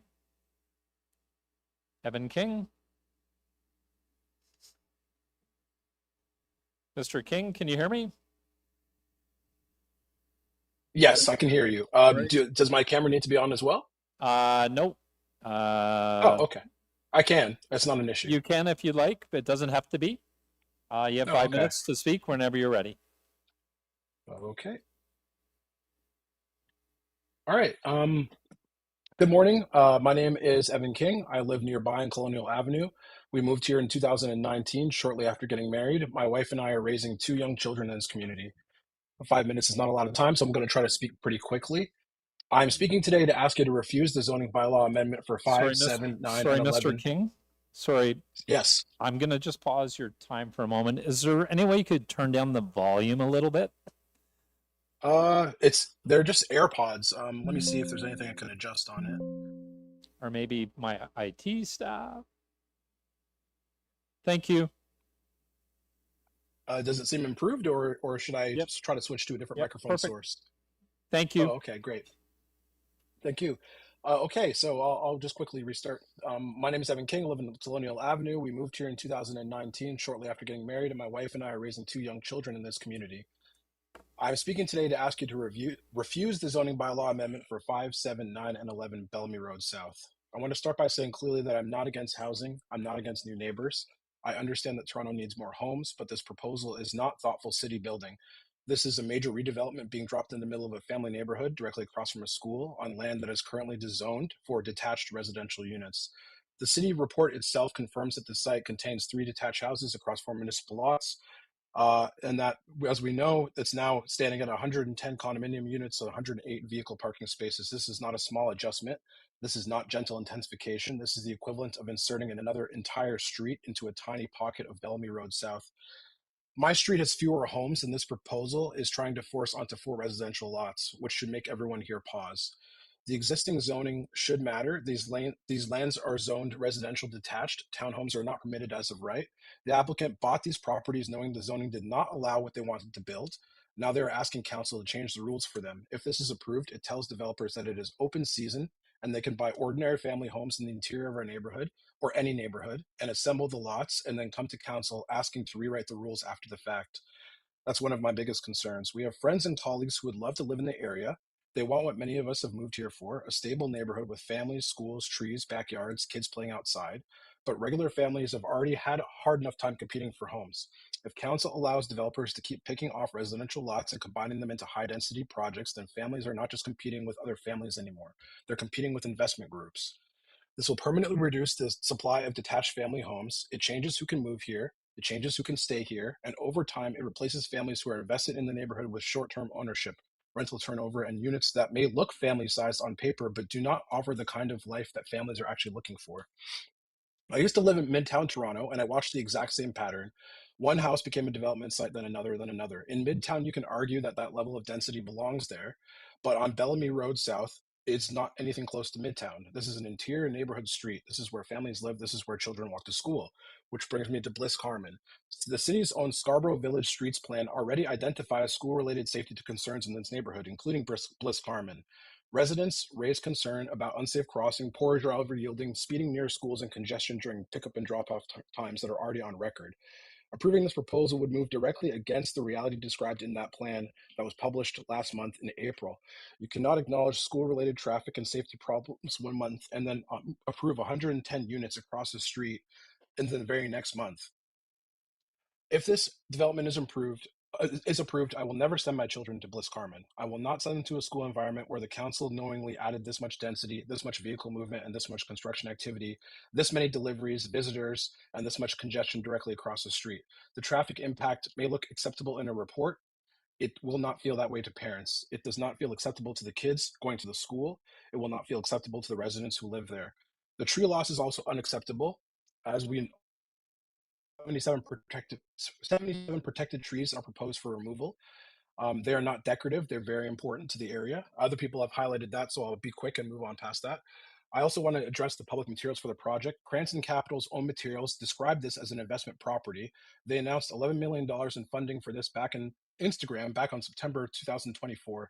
This money could have gone a long way in helping redevelop any of the neglected lots in the immediate area that are in obvious need of attention. They listed the project at 115 units, while the city report listed 110 units. They also state that after zoning submission and consultation, the project was expanded. So this does not seem like they are taking into account the feelings of the neighborhood. The render image on the Cliffcrest Town's homepage actually shows 5 levels of living with rooftop terrace. These units are not even remotely comparable to the 30 townhomes next door and are actually shaped like homes and meant to integrate into the community. Profile Development's own video on the Cliffcrest Town's webpage refers to these townhomes as being their own community, instead of seeing this as an opportunity to join our community. This is very telling. The design of these is similar to the stacked townhomes I used to live next to in Liberty Village. Those units were for young, busy professionals who party all the time. This type of design is inconsistent with the style, size, and character of our neighborhood. From where the residents sit, this does not look like a proposal that has been meaningfully reduced or redesigned in response to community concern. It looks like the opposite, if anything. It looks like this project has kept pushing for more density and more units, and with more financial upside, while the neighborhood is asked to absorb the consequences. This is why residents are losing faith in this process. It feels like the system is being used against us. We are being told this is about housing, but there are neglected commercial parcels, boarded up plazas, and underused sites very close to this area that are in desperate need of investment. Redevelopment there could actually help improve the entire neighborhood. It could clean up problem properties, add housing in more appropriate locations, and strengthen the area without tearing into stable residential streets. Instead, this proposal removes family homes, removes mature trees, and adds traffic pressure in front of a school and changes the character of an interior neighborhood street. It doesn't seem like responsible planning, and it doesn't create affordability. The pricing of these units is competitive with a lot of the houses in the area, which I guess the houses will just go up as they shrink and become less. So this is going to basically create a situation in which everyone has to pay more. Sure, no problem. I'll skip ahead. We moved here because we wanted our children to grow up alongside other families in a neighborhood with yards and trees and a sense of community. If decisions like this keep happening, families like mine will leave. We will not stay in a neighborhood that will slowly be converted lot by lot into something less safe and less stable. I'm asking once again for you to refuse this zoning bylaw amendment. At minimum, don't approve it until there's at least serious reconsideration. Okay, that's it. I'm done. That's plenty. Thank you very much. Questions of the deputy? Councillor Myers, questions? Thank you. Through you, Chair. Thank you for your deputation. So I guess my first question is, are you aware that the two of the three homes were empty for a while? Yes, I'm aware. For the time that this property has been owned by this company, I haven't seen them take care of the land in any meaningful way. I haven't seen them cut anything. I haven't seen them take care of any vermin. It seems like the point of this is to basically allow these places to become so dilapidated that it allows you to ask questions like that. Okay, so I think, well, I can just speak for myself. I think where a lot of us are struggling is that the community seems to be asking for two things at once. One, saying that you want homes for your kids and you have friends and neighbors who want to live in these areas, but then opposing the housing that would allow them to live in these areas. So my friends will not struggling. raise their children in a small stacked townhome community nestled inside of another street. My friends Maybe would like to live in not your family friends homes as well. But I know plenty of my friends who would. So the idea is that single family homes will become more expensive and there'll be no alternative other than units like this. And by taking away the houses, you are only exacerbating the situation. But they're adding more housing. No, they're adding more housing in a spot where there are houses. There's plenty of housing to be added in spots where there are not houses. So what actually happens is people who would like to live in a single family home have less opportunity to acquire one. Okay, thank you. Thank you, Councillor Myers. Councillor Shan, questions? Thank you. Through you, Mr. Chair. Just wanted to ask a bit about the school situation that you mentioned. Do you know what capacity the school is at, and has there been any indication of how much more would be expected to come? Well, assuming that the counselor is correct and that families do move into that development, there would be a lot more because it looks like the majority of units are supposed to be 3-bedroom units. Now, realistically, this will probably change somewhere during the development after everything's approved, and I'm sure the numbers will adjust as they often do. But I mean, we're basically saying at minimum, we're expecting another street full of children to come into the neighborhood. That's what is supposed with this, let alone all the other developments coming up in the area that will also be adding capacity. The classrooms are already basically taxed, as you know. People have already talked about the ideas of adding portables, on top of the fact that somehow we're also looking into maybe selling some of the school fields, which I don't really know how that's all supposed to balance. But the idea is that this will convert, I suppose, long term from being a neighborhood that is a more of a quiet street into being something that's much busier and a lot more dense. And if that's the goal, then the school will definitely be impacted. And did you say that there are existing concerns around safety that have not been addressed? And there was a report. I'd have to scroll to find it here, but the Scarborough Village Streets Plan does lay out a number of schools as far as safety goes, concerns go, overcrowding goes, and it specifically highlights Bliss Carman. I don't have it in front of me to read that exact passage to you right now, but if you take a look at the Scarborough Village Streets Plan from last month, you'll find it in there. And you think the increase in population will not be something that would fasten some of these safety measures? Fasten them as in make things safer? Is that what you're asking? Yeah. Yeah, or the measures that needs to be taken, would a higher density result in stronger measures for safety? The streets plan basically already says that it's borderline out of control. So I don't see how adding way more units would allow it to come further within control. It seems like there would just be more problems with, I mean, they didn't have a crossing guard for the longest time and they got approval for one because it's become so busy. So, I mean, having people use a multi-layer carport where 110 cars are coming out right across the street, it seems like you're going to create uh, basically perpetual traffic instead of just traffic maybe towards the beginning and end of the day. So So I just don't to see how it would be. just to rephrase, the current concerns that have been raised, what are the reasons why those measures are not taken in the schools, and is that related to school population or is it related to city resources? It seems like a combination of both. The streets plan seems to lay out a timeline where they're trying to achieve, some kind of solution to some of these things. But I don't see why pouring gasoline on it would help them achieve that. It seems like it would only make things more difficult. Okay, thank you. Thank you. Thank you, Councillor Shan. Other questions of the deputy? Seeing none. Thank you, sir. Next is Ron Parkinson from the Scarborough United Neighbourhoods.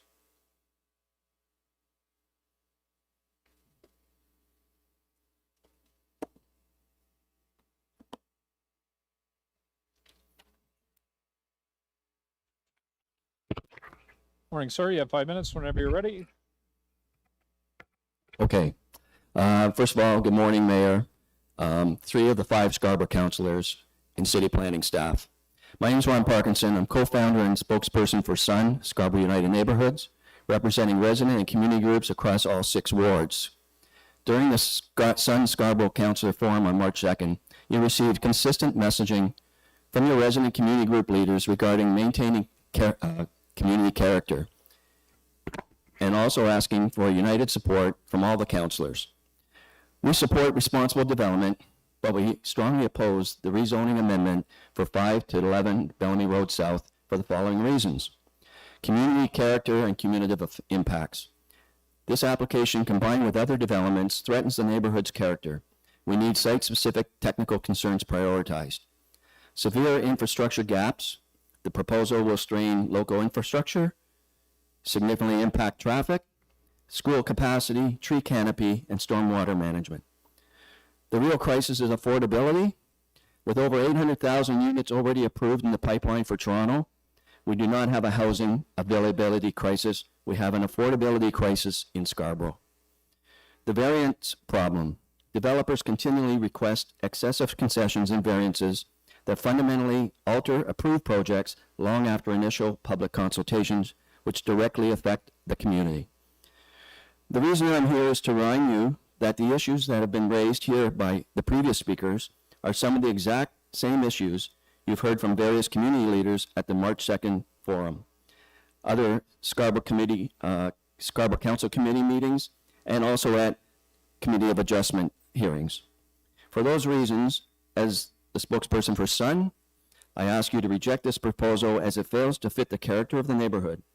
Please respect your constituents' voices and ensure the community's future is developed responsibly. Thank you for your continued support.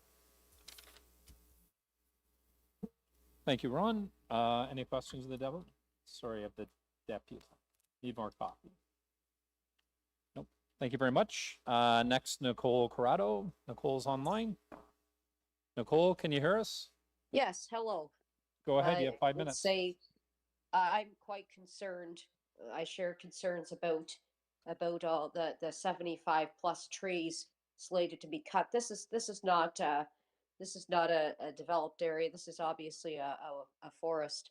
This area needs to be a park, not turned into townhouses.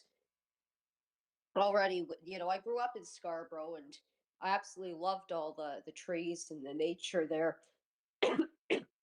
With the recent bite incidents with coyotes on biting children in Markham is connected to Scarborough, and it's really sad that these developers keep destroying natural habitat, and then people are concerned when animals bite people. Well, we're destroying their homes, so we really need to protect the animals, habitat. We need to protect the trees. We need to turn this place into a park. Please don't build on there. It needs to be protected. There should be a bylaw in Toronto that you can't cut more than a certain amount of trees in any one location. That if it has over a certain amount of trees, that place automatically should be considered a park. And it's not a vacant lot. There's no such thing as a vacant lot. There's always animals living there. There's trees living there. That's certainly not vacant.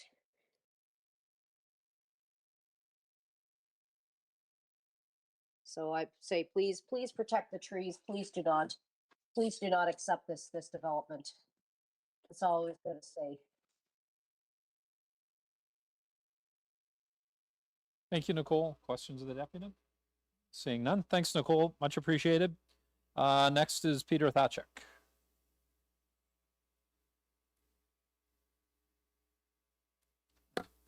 Peter, do you need the IT? Do you need IT staff? No, excuse me. No, I think I'm fine here. I think Okay. I'm fine. Okay. 5 minutes whenever you're ready. Okay, I'm ready. Good morning, Chair and members of Scarborough Community Council. My name is Peter Thachek, and I'm here to formally object to the rezoning and site plan applications for the condominium development at 5 to 11 Bellamy Road South. First and foremost, this proposal violates the official plan as I understand it. These properties are designated as neighborhoods, which are meant to be stable and protected from out-of-scale encroachments. Bellamy Road South is classified as a collector street, not an avenue. Approving this dense hyper-intensification sets a dangerous precedent, the death by 1,000 cuts to Toronto's carefully crafted growth strategy. Secondly, this site already has generous as-of-right zoning that supports gentle density. Instead, the developer is forcing 110 units onto this localized pocket. This hyperdevelopment bypasses necessary infrastructure checks. Worse, the parking appears to be, I understand it's almost 1-for-1, but this is a car-dependent pocket. This deficit guarantees severe vehicle overspill onto neighboring side streets. I'm going to interrupt what I have planned here to say to try to address a couple of points that I think got missed. Somebody earlier was asked and made reference to developers being given money, and I understand that's for rental, but you need to understand that every time you take a neighborhood zone that already is allowed to build, as I understand it, 5 units on it, even though it currently has 1 unit on it, every time you take that and upzone it, what you're doing is providing a windfall to the developer, which is fine if it is within context. We have planning policies, and I know I've heard you all say that we have the Ontario government imposing policy, but it needs to be nuanced. There needs to be context. And every time you take one of these sites with a modest home on it, you then create competition for the true end users of the property.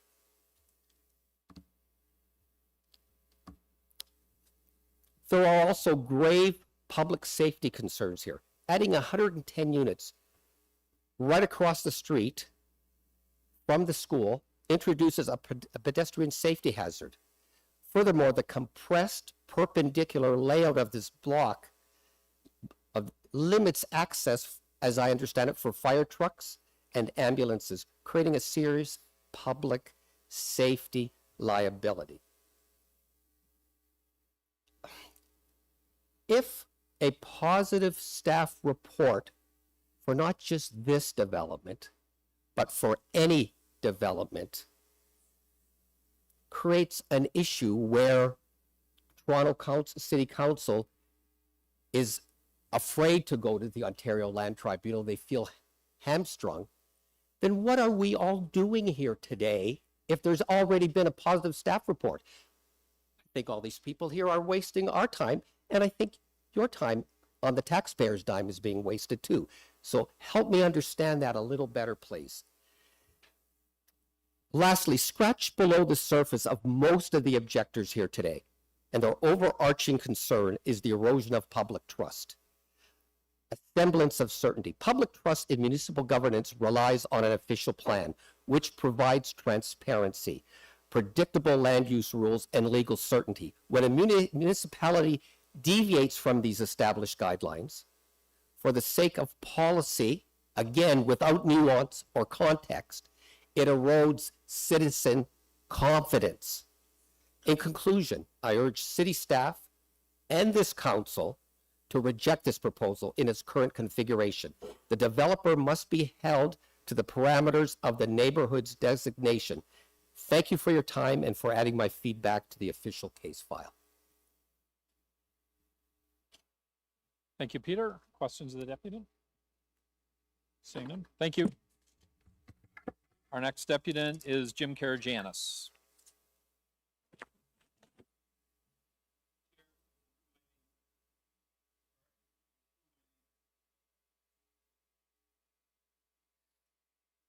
I'm sorry, Jim. I didn't see you on the list earlier. I just want to recognize you as a former Scarborough, both as Toronto City Councillor, former city. Sure. I changed your mind, did I?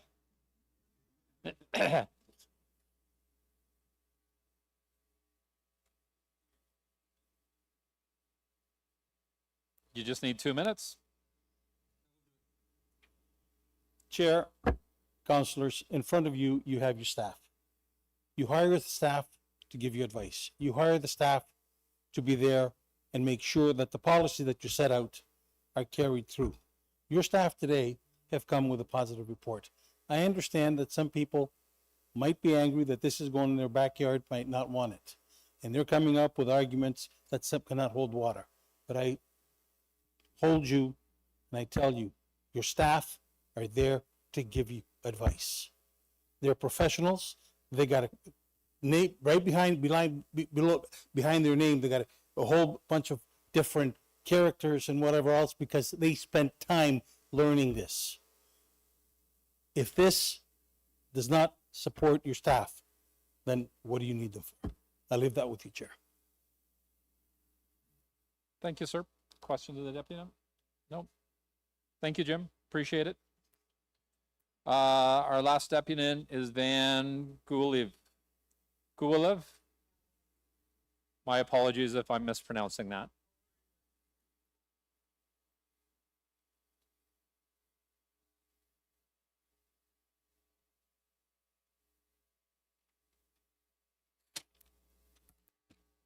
Morning, you have 5 minutes whenever you're ready. Start me up. Okay, this proposed development is only going to benefit the builder and the contractor he hires.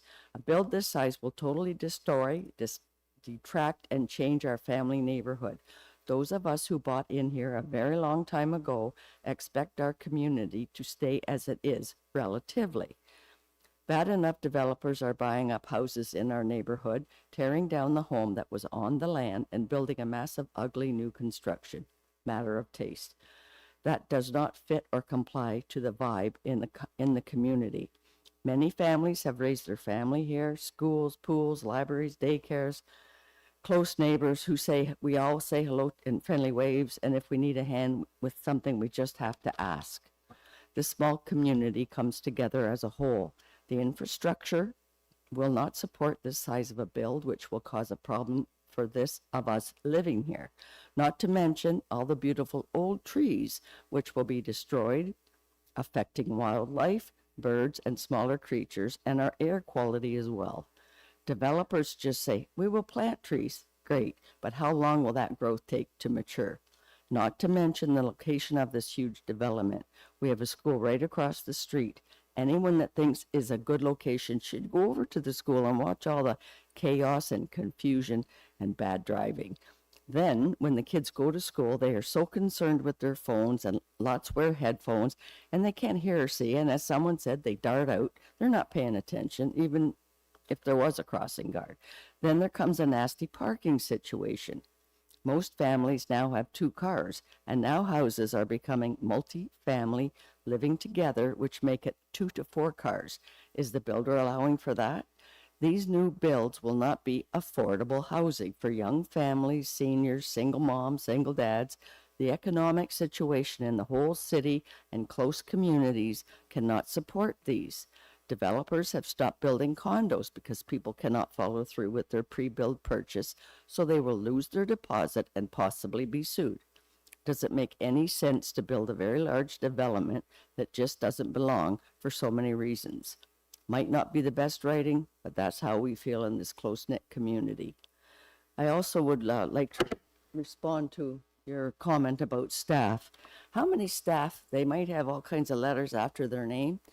How many staff have driven past the area, have studied the area, gone through, watched all this neighborhood taking place? It's just not right. They've got to know our area to agree to these changes regardless of their certifications. Any questions?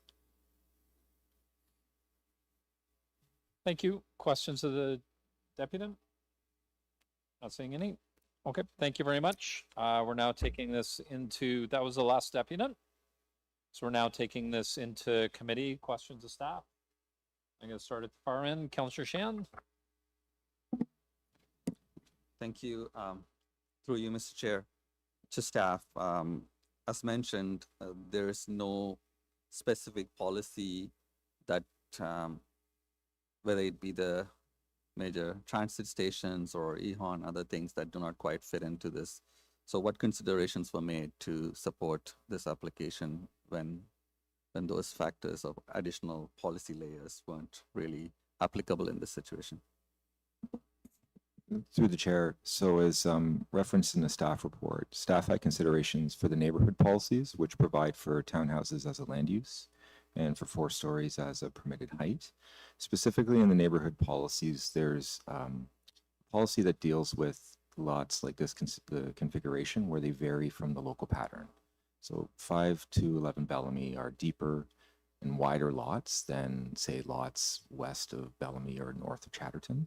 So 419 speaks less about character and more about massing appropriately, setting back, providing space for landscaping, adequate privacy, fronting onto public streets, and providing walkways.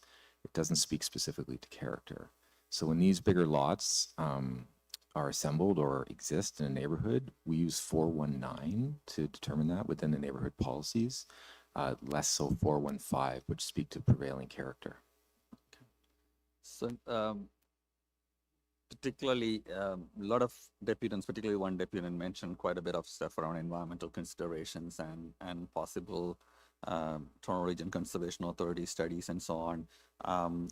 Have the staff worked with TRCA or have looked into some of those things to ensure that the environmental concerns and concerns related to trees are looked into adequately? Through the chair, I'll begin with the TRCA matter. So this would fall beyond, as was discussed in the questioning, formal commentary via TRCA. It doesn't form part of a natural heritage area. It's beyond the TRCA regulatory authority, and they would not have a role in this application.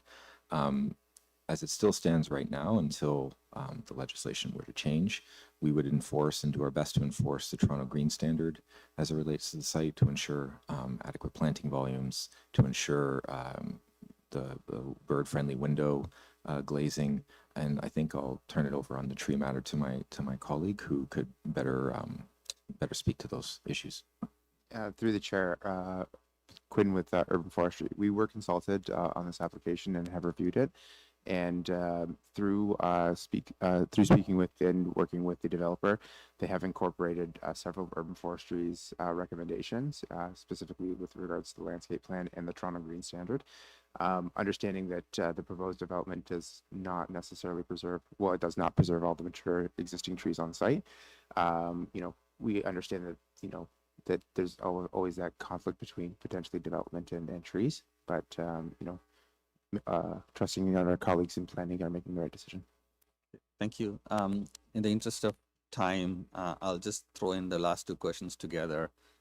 One is related to traffic and the congestion and the school safety that were mentioned. What type of traffic studies have been done to make sure that this development, or what type of additional traffic designs or changes to the structures, transportation structures would be necessary for this to be fully inhabited if all those people move in. And the next one is around school, and has the school identified what their current capacity is and if they're able to take more, and what the feedback has been from the school as well. Through you, Mr. Chair, I'll go the traffic question from my end. So the TIS identified a moderate trip generated from the site, and also the council approved the village master plan, district plan last month, which recommended and approved several traffic improvement in fronting this site basically. One is parking restrictions fronting the school on both sides of the road, east and west. Another one is speed reduction. Another one is a pedestrian crossing just north of the site, and also infrastructure improvement at the intersection of Kingston and Bellamy. So these are all city-led projects approved by the council to improve the existing site condition. The traffic generated from this development are moderate and adding a very nominal traffic impact within the existing infrastructure, and we don't have any concern around that. Thank you. Sorry, sir. Sir. Excuse me, Paul. Okay, I know it can be very emotional. But sir, I warned earlier about the heckling earlier. There's been 3 community meetings about this as well. You had your opportunity to address community council, so I'd ask you to refrain from heck. So, sir, do you want me to call security? Staff have no means to defend themselves from your heckling. So if you could refrain from heckling, or I'm going to have to ask you to leave. I'm going to have one more time. I'll ask you to leave. Either after that, I'm going to have to call security. All right? Respect the staff. They're respecting you today. So it's a two-way street. So I'd expect the same consideration of my staff. Thank you. Through the chair, there was a question about school capacity. Bliss Carman currently is at a 76% utilization. This are 2025 enrollment numbers. I'm not sure about 2026. So that would leave, before any measures would need to be taken for accommodation, that would be 100 pupil places available at Bliss Carman. The constraint that was flagged by the public board was at the secondary school at Laurier, which has a large out of area IP program. So a lot of students actually attend Laurier that don't actually chart to Laurier through their school path. The separate school board identified a potential constraint at the local elementary school, but with the new high school hopefully being constructed shortly, we'll have sufficient space for older students. Thank you, Councillor Shannon. Councillor Myers, do you have questions of staff? Yes, thank you. First, I just want to confirm with staff, is any money from the city going into this development? Through the chair, no. No, okay. And from my rough calculations, about 75% of these units are family-sized units, correct? 3-4 bedrooms. Through the chair, nearly all of the units would be 3-bedroom or more. Only 2 of the units are 2-bedroom. Right. So just looking at the map of the area, just looking at there are several schools nearby, this is the type of housing you'd want in this type of area in terms of family friendly, many local schools in the area where kids can walk to school. Through the chair, the unit size is quite generous. I think the average unit size, regardless of bedroom type, is about 130 square meters. The single detached houses in the area are significantly smaller, although they do sit on the large lots. It's been brought up. Yes. And then regarding the the average, I think I saw the sale price was around $800,000. Where does that compare in the Toronto market if you were to just buy a single family home or any home really in Toronto or a condo? Through the chair, I'd hesitate to comment directly as it's not really an area of expertise, but if you were to quickly Google search, a detached house probably exceeds $1 million in the area.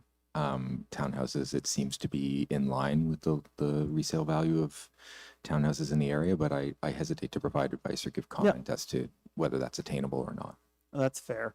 And then just so I'm clear, we're here to do a rezoning application because although this is not permitted in the current zoning applications, the city has been moving in this direction under EHON of getting these types of smaller scale development into communities like this, which have historically not seen this type of development.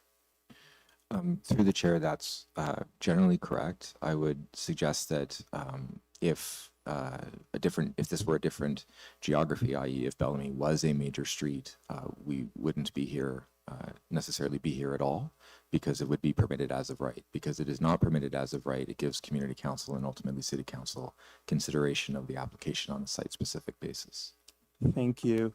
And I know I sound like a broken record because I know I asked you this last time. Can you give sort of an overview in terms of what the provincial planning guidelines state generally as they relate to this application, and what role does council have in implementing those applications or rejecting those applications, particularly if those applications are consistent with the provincial policy planning guidelines which govern Toronto? Through the chair, via the Planning Act, the province delegates certain land use decisions to the municipalities under Section 34, which is what we're here today. Zoning bylaw amendment is a delegated authority to council if a decision is made within a certain period of time. If no decision is made, the applicant has an opportunity to appeal that decision. Staff have evaluated it against provincial policy and local policy and found it to be consistent with the provincial planning statement and conform to the relevant OP policies, as I mentioned in response to Councillor Shan's question. And the recommendations before you today are for a decision. If the applicant is unhappy with a decision, or if the decision is not made today, they would have appeal rights to that effect. Thank you. And, you know, we heard concerns over infrastructure, certain community uses. Those decisions, development charges, et cetera, that's all been governed by the province and changed significantly in terms of what the city can charge in development charges to build infrastructure. And some of it's been changed by the city as well. Through the chair, generally, provincial legislative decisions have been made around development charges. The city has also exercised its right to adjust development charges for certain types of development. That might be coming up again, given the recent announcements by the provincial and federal government around infrastructure funds that would be available. Just to clarify, though, each site-specific application goes through a site-specific review and an area-specific review of available infrastructure. And in this case, in principle, the application can be serviced. There were some corrections to the model that were not quite 100% there prior to reporting, so a hold has been recommended. But the engineering work to resolve the servicing modeling issue has been submitted and is currently under active review. Thank you very much. Thank you, Councillor Myers. Councillor Mantas. Mr. Chair, Councillor Shan and Myers asked all the questions. They covered? You're covered? Okay. All right. Christian, can I ask, kind of following up on Councillor Myers about the provincial planning statement. So in the third paragraph in the summary, the proposed development is consistent with the provincial planning statement 2024 and confirms to the city's official plan. Can you nutshell explain how this confirms to the city's official plan? Because there was a comment earlier by one of the deputants that this was an official plan designation violation. So through the chair, just underscoring the response to Councillor Shan's question. Neighborhoods do provide for townhouses as a permitted use. Neighborhoods land use designation that applies to the site. and provide for the 4-story built form that's proposed. The variance of the lots, and when I say variance of the lots, I mean the size and configuration of it as it relates to these lots and all lots east of Bellamy Road South. There's a specific policy in the neighborhood's designation that speaks to properties that vary from the local pattern in terms of size, configuration, and or orientation. So wider, deeper, larger lots. And the policies, the development criteria for infill development under that policy, 4.1.9, have been met by the proposal. So the heights are respectful of those permitted by the zoning and other nearby properties. The setbacks from adjacent residential properties and streets are proportionate to those in the zoning bylaw, or actually exceed that. There's adequate privacy, light, sunlight, and sky view for occupants of new and existing buildings. It fronts on a public street, safe pedestrian walkways from the existing public street, and the servicing and garbage storage areas are adequately screened in addition to underground parking. So there's not a lot of surface asphalt relative to the original submission. So in reviewing those specific development criteria under neighborhood, staff are satisfied that the proposal conforms to the neighborhood policies. And when you look at the built form policies in Chapter 3 of the plan, we use the low-rise and townhouse guideline urban design document to determine conformity, and that was all the issues there were met. Okay. And then, so I'm just going to go through my list of notes that I took from list hearing the deputants. And, you know, we've talked a lot about EHON and intensification along our avenues. A couple of deputants raised the concept of a cumulative impact study. And how does that play out when we do planning for a neighborhood? Does things look at holistically, or it's just this individual project when it comes to a neighborhood? So through the chair, each site-specific application submits a supporting material that is, they have to conform to terms of reference. And in the terms of reference, particularly for the infrastructure, transportation, and servicing specifically, speaks to both area developments that would utilize that infrastructure. So in this case, anything that would be upstream of the proposal is included in the modeling, as well as a background factor of growth. And those are industry standard terms of reference. That material is submitted by a professional consultant, reviewed by our staff, and if appropriate, accepted. Similarly, we circulate the applications to service providers, school boards, etc., and they look at the numbers that they have in their programs, as well as the potential growth that exists. And there's memos that are returned from those service providers and school boards that speak to the capacity of the area to absorb the additional growth. Similarly, when you're looking at libraries, daycare spaces, all those things as part of a community service and facilities report are generally considered. The proposal is a little smaller than is required to provide a full community services and facility study under the terms of reference. I believe the threshold is 150 units for that, but at 110 units, while significant, it's still circulated, but there's no full report done. Okay. And then when it comes, there was some issues raised about environmental issues and involving the Toronto Region and Conservation Authority.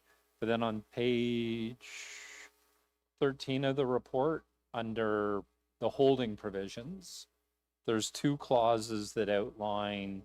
The first one says the owner applicant submitted a revised functional servicing and stormwater management report to demonstrate existing combined sewer system and water main system have adequate capacity.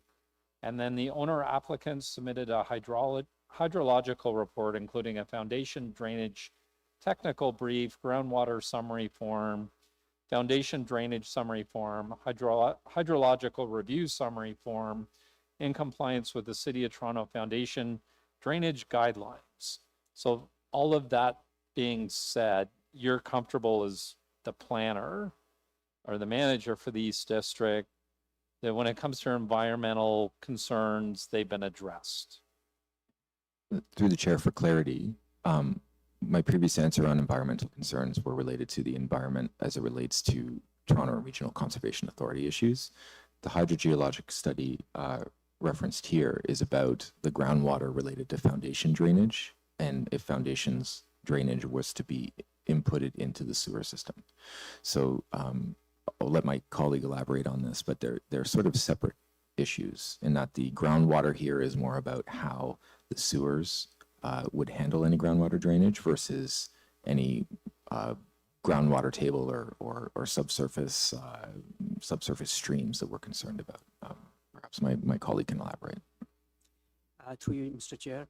So the way we looked at it is that this hydrological reports are required if they are discharging discharging water or storm sewers into our system, and also to determine what's the criteria or what's the quality of the water is there. And we also look at basis of foundation drainage policy, and foundation drainage policy requires no water to be pumped into our system. Only they can pump storm water which meets the quality.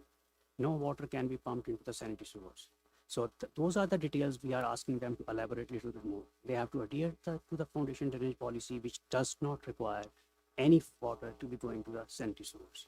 So that is why the hold is being put on, that some of our comments are not fully addressed. We are comfortable looking at generally the contents of the report, that they meet the capacity guidelines and they will be able to achieve the capacity. And some of our questions need to be answered to clarify some of the comments which were missing in those reports.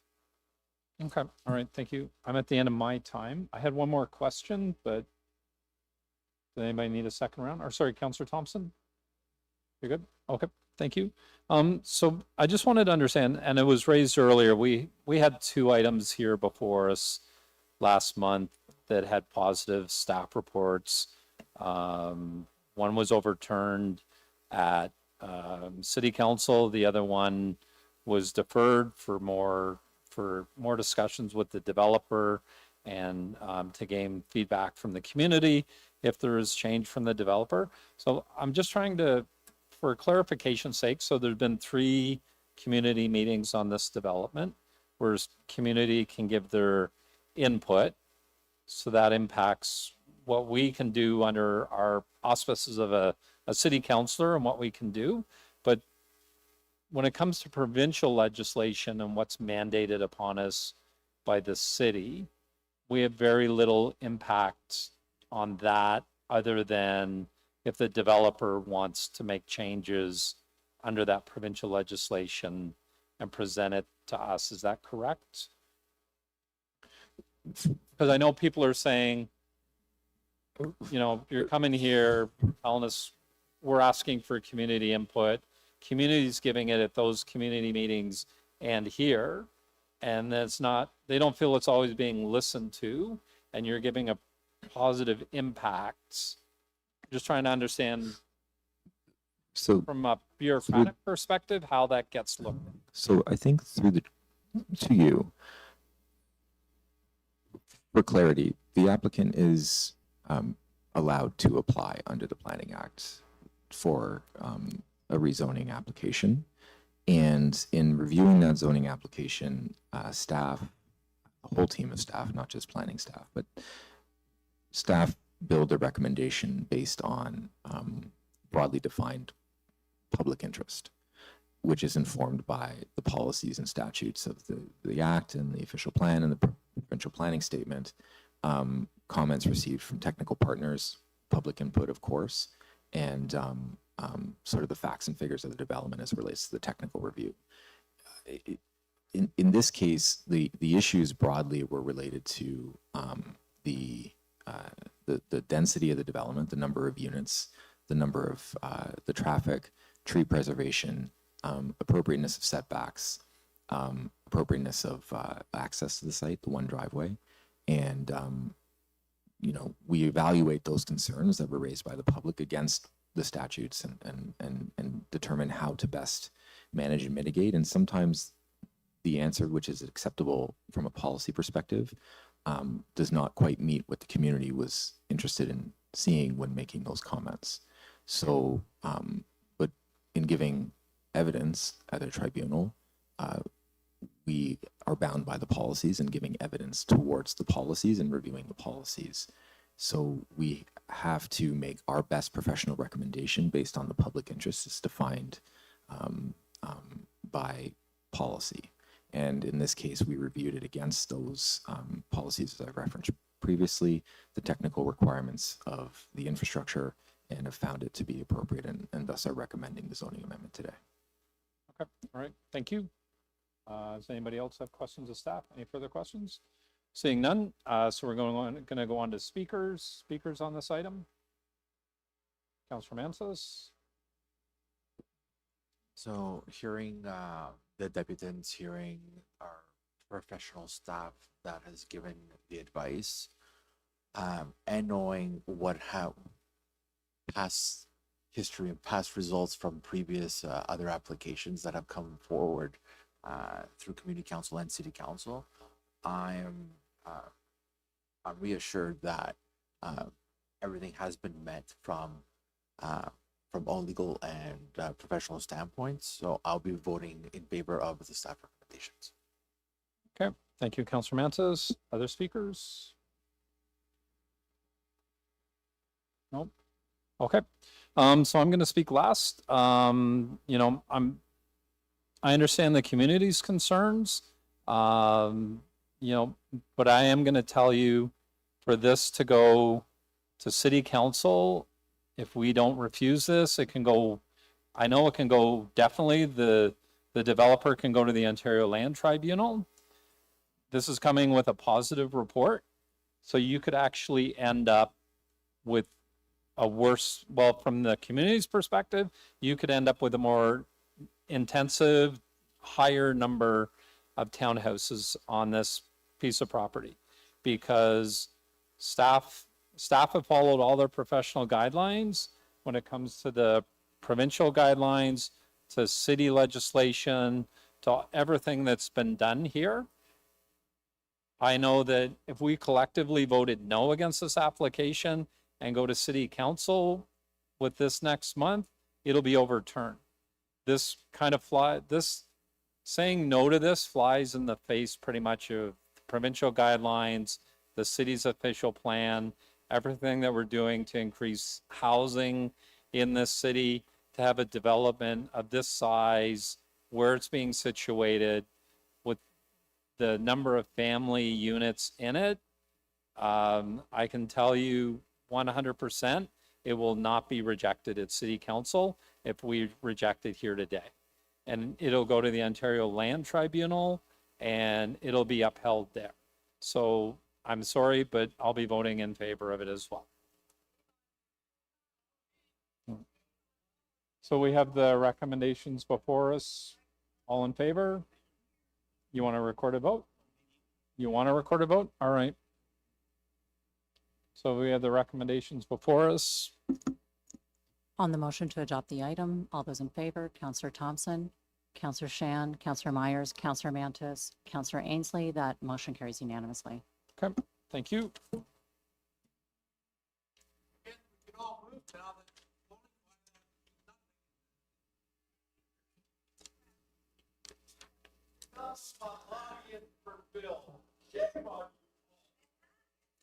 Sorry, if you'd like to leave. Sorry, thank you, Donna. Our next item of business is XC 32.2, 468 to 40 Danforth Road and 509 Birchmount Road zoning bylaw amendment application. This is a decision report for final approval. We do have a list of speakers. Our first registered speaker is Sean Lee with All Tree Developments. Is Mr. Lee here? Good afternoon. This is Sean Lee. He's with me. I'm Mike Bissett with Bousfield. Sean Lee's with the applicant, All Tree. So I can speak on behalf of both of us. We registered. Mike Bissett? Yeah, how are you? Okay, Mr. Bissett, you have 5 minutes. Good if morning. You need it. Good afternoon, Chair and members of Community Council. Mike Bissett with Bousfield. We're here just to express our thanks to staff for their collaboratively working with us on this application. And if there's any questions, we're here to answer them just want it to be available. Thank you, Mr. Bissett. Any questions for the deputant? Seeing none. Thank you very much. Appreciate your time. Questions of staff on this Thank you. item? Seeing none. Speakers on this item? Somebody like to move the recommendations? Councillor Mantis is moving the recommendations. All in favor? That carries. Oh, yes, that's right. Sorry, we need a recorded vote. All those in favor of the motion to adopt from Councillor Mantis, Councillor Thompson, Councillor Shan, Councillor Myers, Councillor Mantis, Councillor Ainsley, that motion carries unanimously. All right. Thank you very much.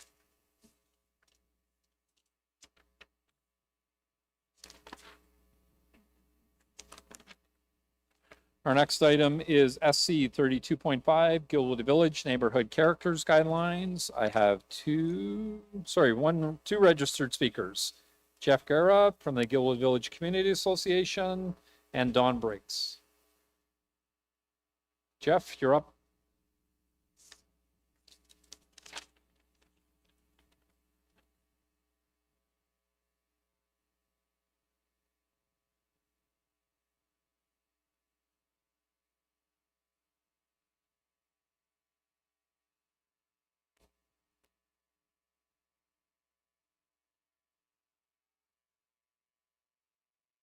You have 5 minutes whenever you're ready.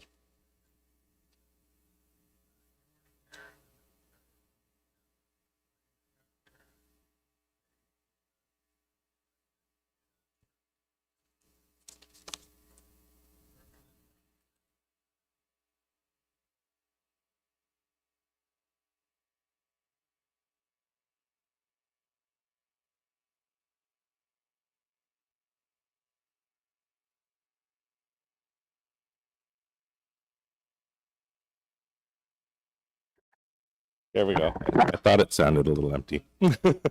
That's even better. I'll start. Jeff, I'll let you start again.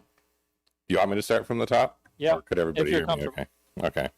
My name is Jeff Garrett. I'm speaking today as both a resident and as the president of the Guildwood Village Community Association, representing roughly 3,400 households in support of the Guildwood Village Neighborhood Character Guidelines. I want to thank Deputy Mayor Ainsley's office, the city staff involved, and the hundreds of Guildwood residents that participated in helping shape these guidelines. What stands out most about this process is not just the document itself, it's the extraordinary level of participation from the community. Hundreds of our residents showed up.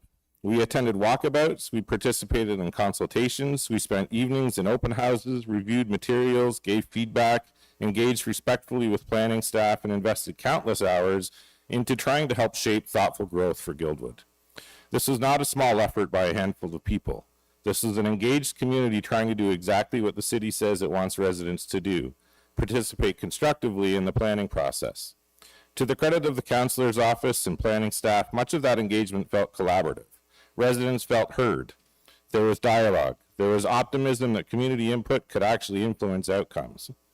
Then, after the better part of a year of participation and consultation, the actual council agenda item appeared a little bit more quietly than we would have preferred, with very little formal communication by the city and very little runway for residents to respond, organize, or even fully understand the implications before the matter was before council here today.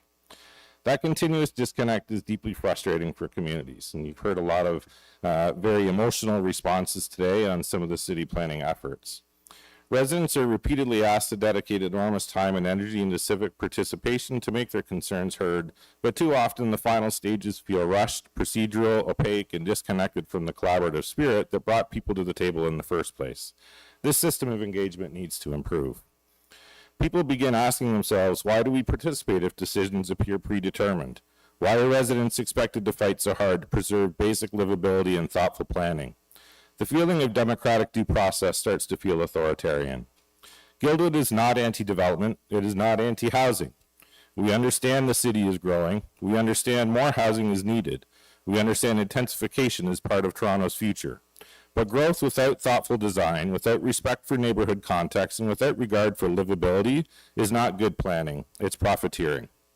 Too often, communities across Scarborough are watching perfectly good homes demolished and replaced with oversized box-like structures designed primarily to maximize investor returns rather than create meaningful communities.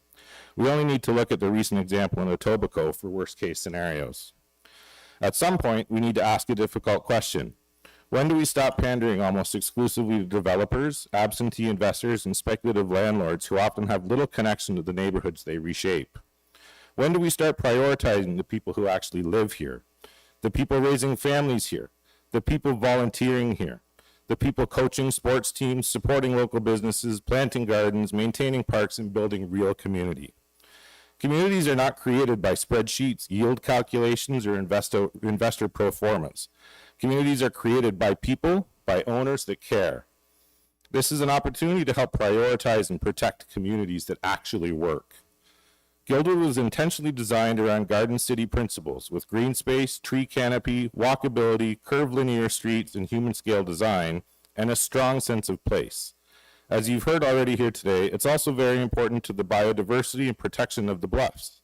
Those are not obstacles to progress. They are exactly the kinds of qualities cities around the world are now desperately trying to recreate after decades of poor planning processes and decisions. And yet here in Scarborough, residents increasingly feel like those qualities are treated as inconveniences standing in the way of short-term development economics. These guidelines are not about freezing Guildwood in time. They are about balance. They are about ensuring growth happens in a way that respects the existing fabric of the neighborhood while still allowing evolution and new housing opportunities. That should not be controversial, and it is not counterproductive. In fact, it should be the standard and can become a model to take forward for livable, lovable communities. Once neighborhood character, mature tree canopy, streetscape continuity, and community identity are lost, they are extraordinarily difficult, if not impossible, to rebuild or get back. Residents are tired of feeling like they are the last consideration in planning conversations affecting the places they call home, and ultimately voters are asking for something simple. Growth that is thoughtful, developments that contribute, density that still respects livability, and planning decisions that value residents as much as investors. As a respectful real estate owner and investor myself, I've proven a thoughtful approach can and does work. I urge Council to support these guidelines and, more importantly, to recognize the immense amount of good faith participation that the Guildwood community has brought to this process. Please show our residents that civic engagement still matters. Pass this motion and support it at the larger city council process. We'd also love to welcome you all to our Guildwood Day this June 6th to show you what what active community look and actually means. So thank you. Okay, thank you, Jeff. Questions of the deputy? Councillor Cannavale? Thank you, Chair, through you. Thank you for the deputation, Jeff. I wanted to better understand your experience. The start from what I took at the beginning was positive. There was a lot of engagement, and just for your information, we're going through a similar one with the Cliffcrest community, and it's been off to a great start by all accounts, and very engaged with the RA and our office and the community. You later remarked that there were some challenges or disconnects. If you wanted to better understand that. I think in general, it's more about how the city communicates the final stages of all of the consultations and time involved. There's a fair amount of advertising and making people aware of the process to get there. But then the announcement of something at like today's council meeting is not made overly publicly aware. So it kind of limits the supporting documentation, supporting participation of folks that want to get behind a great initiative like this. And secondly, on the actual guidelines that are before us, does it capture what you think came out of the consultations and the meetings and the spirit of what the community engaged with? I do think it adequately captured the feelings and the voices of the community. My only concern stems from the fact that they are guidelines. There is limited enforceability. And as we've seen through a lot of the conversations happening today, developers don't really care about things like that. So there has to be some kind of continuous follow-up and engagement and understanding that this is the best and easiest path to create soft density within neighborhoods, is to get the buy-in and look at how to work with the community as opposed to against the community. Okay, thank you. And finally, just to capture that the content is reflective. There are policy pieces that may infringe on the ability of the guidelines to hold teeth, is the interpretation I took. And lastly, the concluding element of communication of the actual guidelines, this meeting, etc. There could be some improvement there. Is that fair? I think some of the latest amendments to the guidelines are very helpful context in terms of having an opportunity to review periodically and understanding that this is not something that happens as a static point in time kind of event. It is something that can and should evolve as the variables change. And so I think to that point, there is opportunity to start this as a framework and look at, again, using data points and an actual process to review and amend as needed. Okay. Thank you very much, Jeff. Thank you. Thank you, Councillor Cannavale. Other questions of the deputy? Seeing none. Thank you very much, Jeff. Very much appreciated. Thank you. Don Briggs.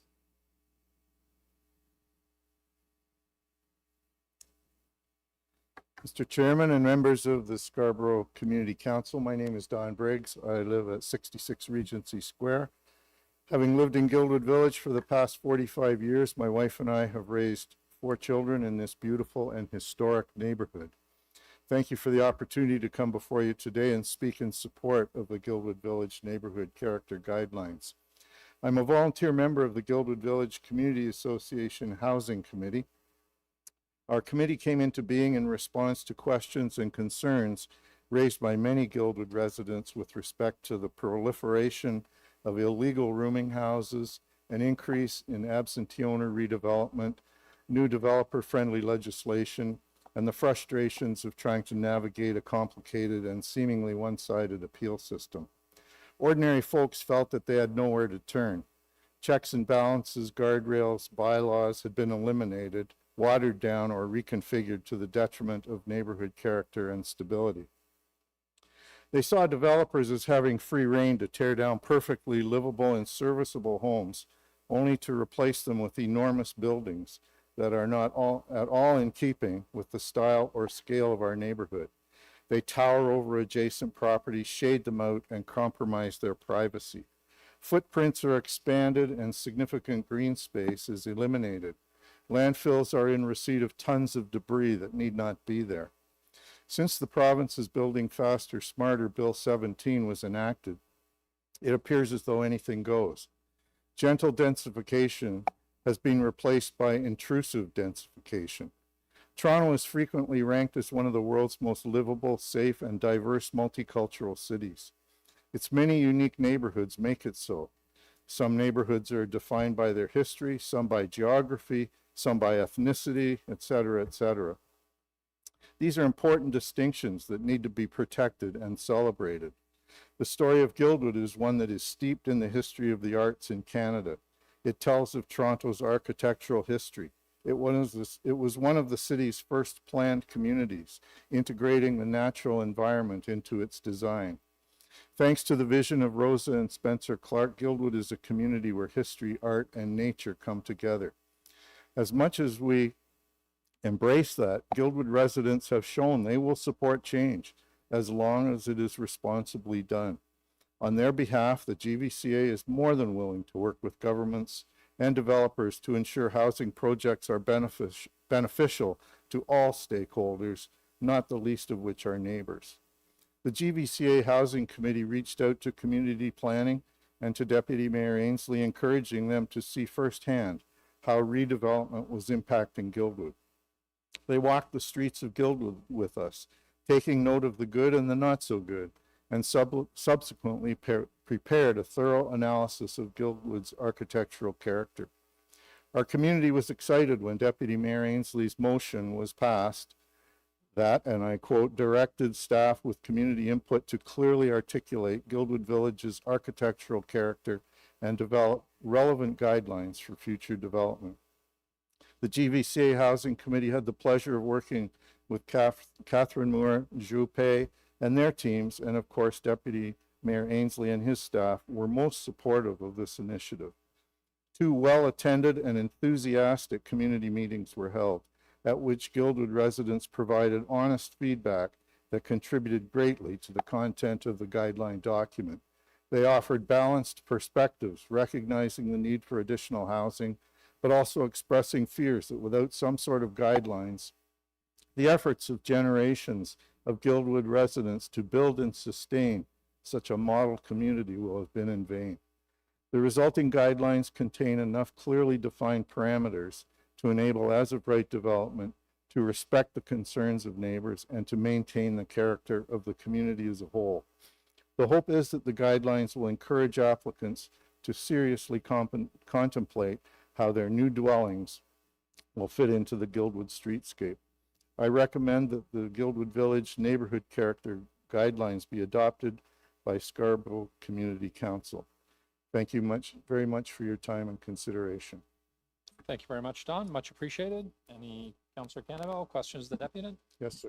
Thank you, Chair, and through you, thank you, Don, for highlighting the unique history the Guildwood has with the really visionary work of Spencer Clark and his wife. The name escapes me, but thanks for reminding us of that unique history. And to what extent through this work and whatever's previously been done with the GVCA captures the role the arts and culture have played in Guildwood's build out and current state? So, if I understand your question, the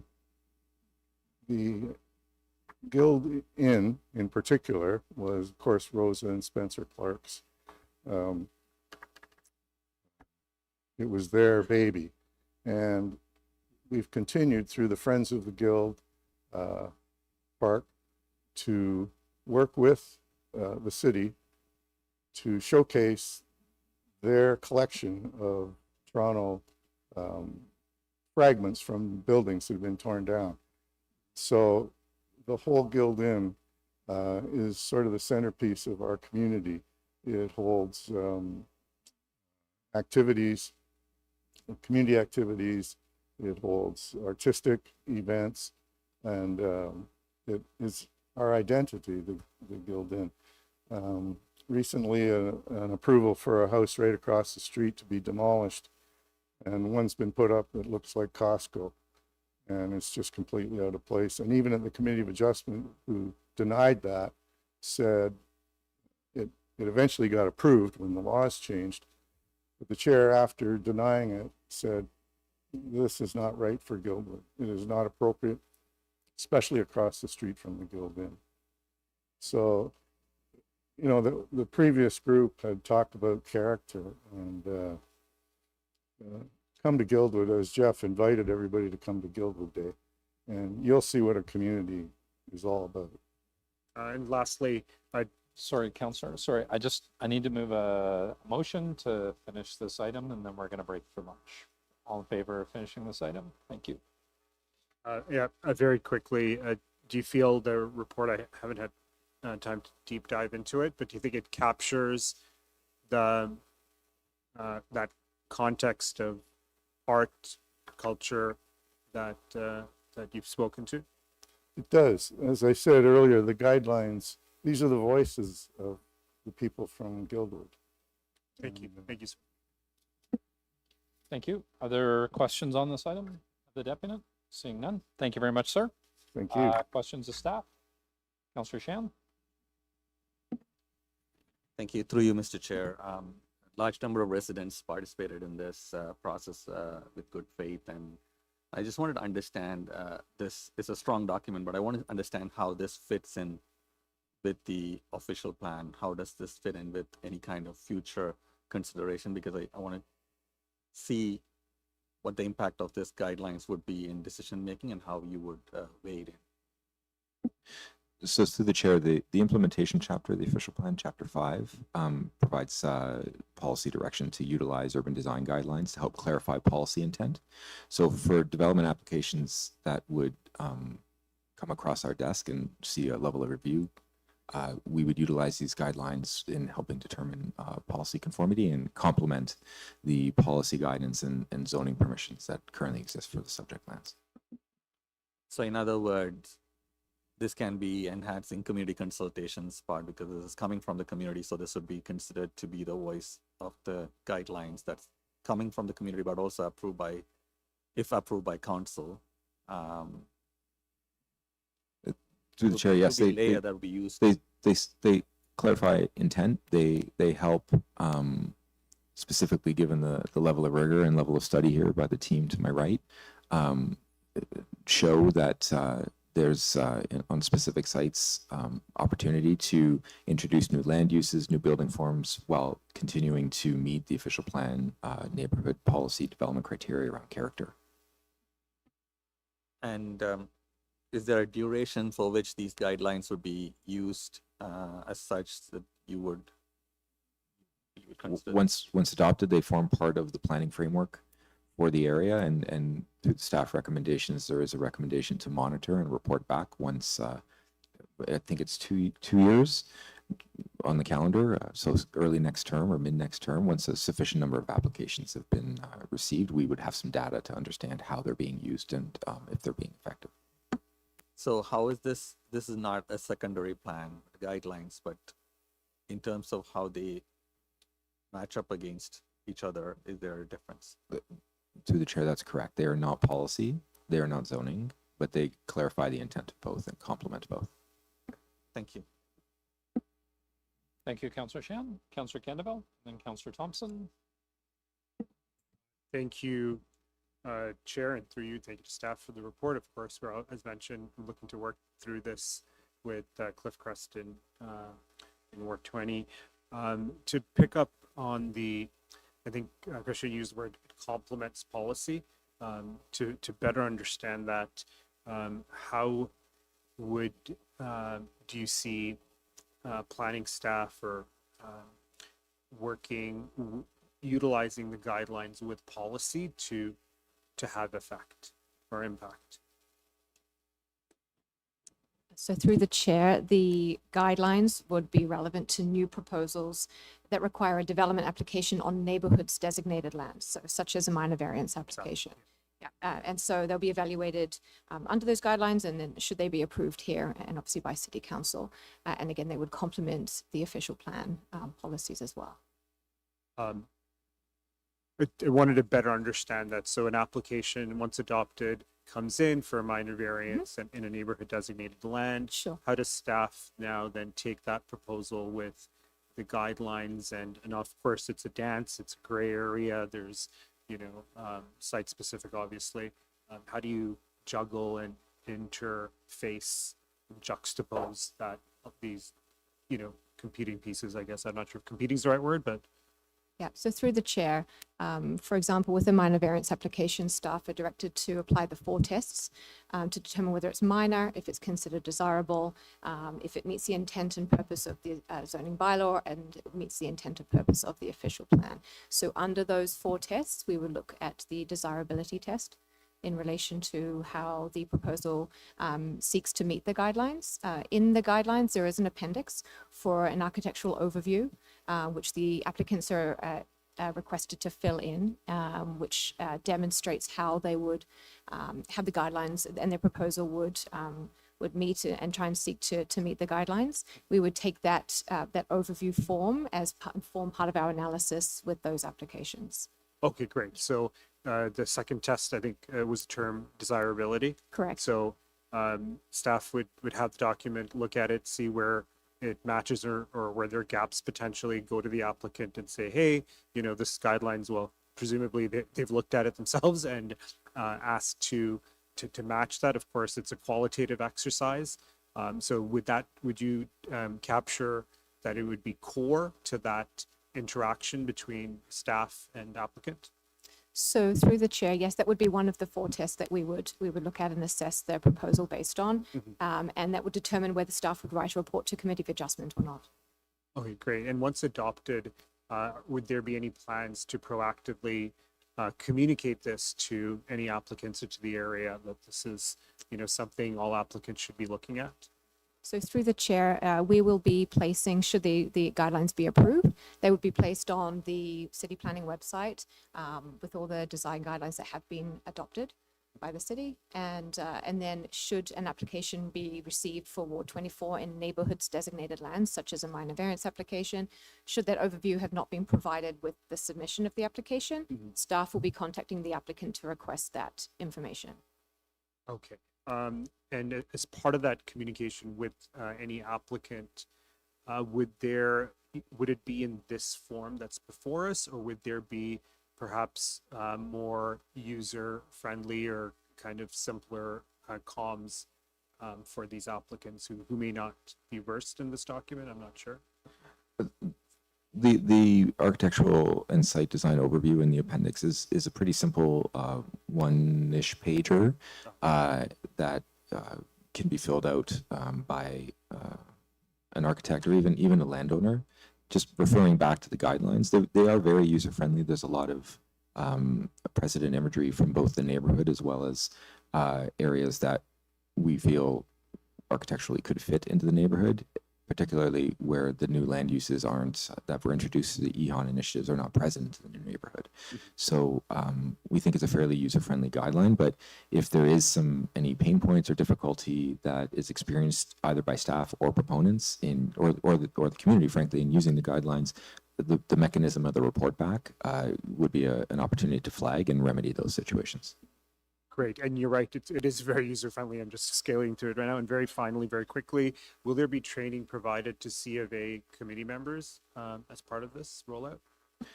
Through the chair, that's the intention. Once should the recommendations carry through today and through to community council, we would through our deputy secretary treasurer make sure that committee is both informed and properly trained on the document. Thank you. Thank you. Councillor Thompson, questions of staff? Thank you very much, Mr. Chair, through you to staff. So guideline, is this a rule or instructions? Sorry, I didn't hear the first part of your question. Yeah, Guideline? asking this guideline here, are there rules associated with it or is it simply instructions? It is guidance through the chair. Instruction. So instructional, I would argue in some cases aspirational. Right. In terms of hearing what the community considers important and trying to inform design professionals of those things so that they can incorporate them into the projects. Right. So I really wanted to focus on expectations, right? You have a guideline, so there's an expectation often by the broader community to presume that a guideline is essentially rules, but in fact it's a guideline. It's a parameter as to what you would like to see and encouraging a potential applicant coming in to say, here's what we are expecting as a community and as a city as a whole. However, we don't have the final say in terms of the broader planning aspect, because you could come in and amend and ask for amendment. Would that be correct? Through the chair, an amendment could be requested, relief through committee of adjustment could be requested. Right. In both cases, the guidance, this is a lens through which we would view a potential request. To my colleagues' comments around desirability as it relates to a statutory effect, but it's does not, these guidelines themselves do not amend zoning nor policy as it relates to the lens they apply. Right, which is extremely important for the public to understand, right? Because it's not prescriptive as such. Would that be correct?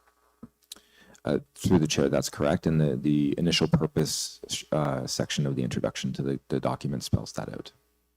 Right, right. And so I really just want to make sure that as we all understand this guideline and the expectation, community like Guildwood, who has worked hard to maintain a specific community sort of perspective and so on.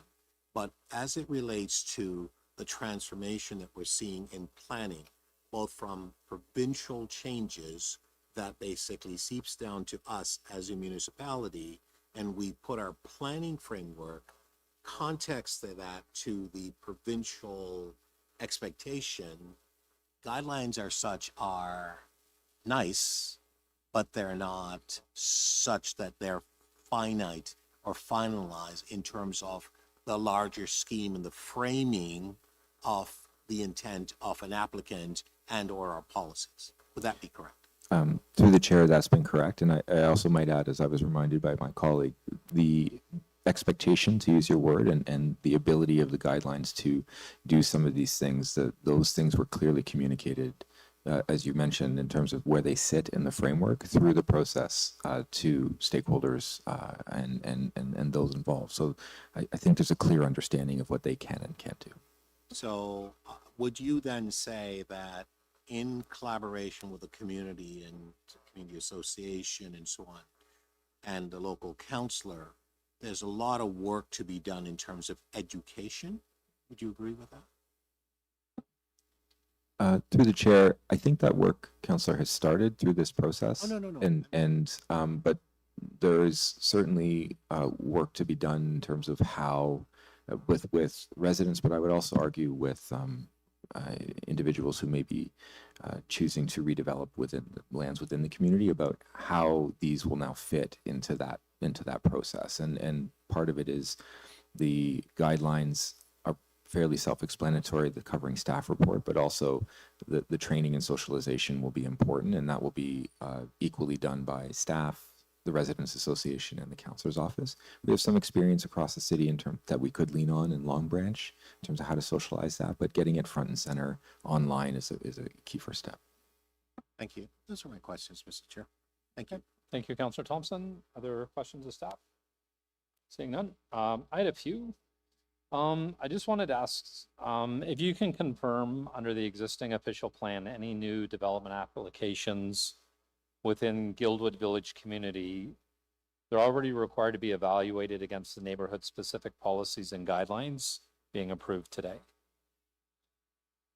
Yeah, so to you, new proposals that come in that require a development application within neighborhoods designated land, so not the other land use designations that sit within Guildwood Village, would be required to, well, they would be evaluated by staff as part of the review of that development application.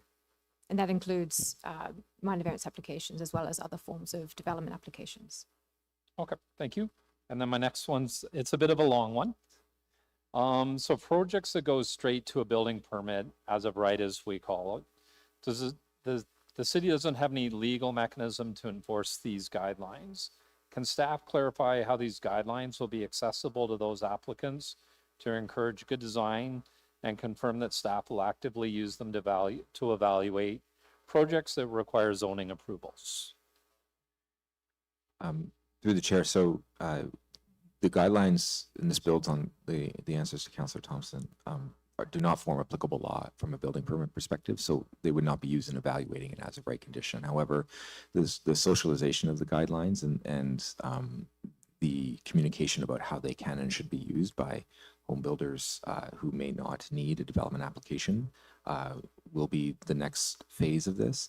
Home builders, recent developers in the area, to my knowledge, were invited to the stakeholder meetings. I'm not sure if they attended, but specifically, there's people focus on maybe the individual who might buy to flip, but there's a lot of small scale additions and rebuilds of current Guildwood residents, so they would know through resident association outreach, councillor outreach, staff outreach, stakeholders about the guidelines themselves and how they could, again, facilitate the redevelopment of their lands in an as of right conditions while incorporating some of the key architectural features that were and landscape features that were highlighted through the preparation of this document.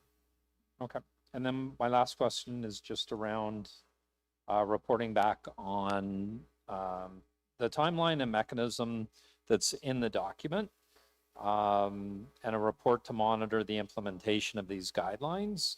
How does it get reported back on their effectiveness and any modification that we might need to make in the future?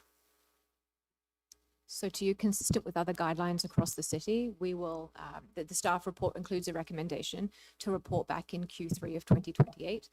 That should give staff enough time to review the effectiveness of the guidelines once enough time has passed for the submission and review of an acceptable number of applications in order to collect a solid amount of data and do the analysis to determine the effectiveness of the guidelines. We would then report back to Community Council in the fall of 2028. Okay, thank you. Those are the end of my questions. Speakers on this item? Seeing none, I just have a few comments that I'd like to make. Sorry, Councillor Shan, sorry, I didn't see your hand. No, I didn't. I was just responding to something. I just wanted to thank Councillor Ainsley for the leadership on this part of my ward.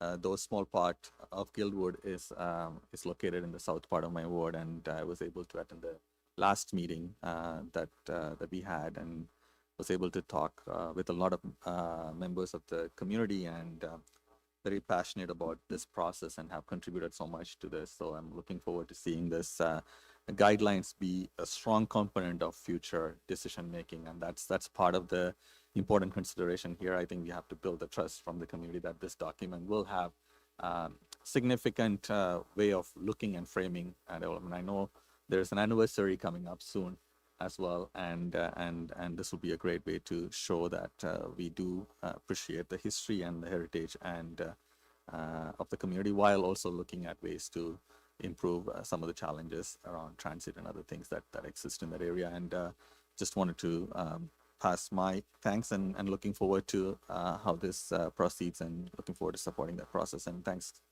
Deputy Mayor Ainsley, for your leadership on this. Thank you, Councillor Shan. Sorry, Councillor Thompson.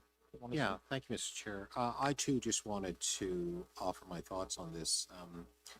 Been around and seeing a lot of guidelines being prepared, planning as it relates to whether or not it's the Lawrence Avenue or Birchmount or many other places and so on. And oftentimes the guidelines are such that residents have great expectation in that they're going to deliver exactly what they want, and they actually don't. But it doesn't mean that you don't have a guideline.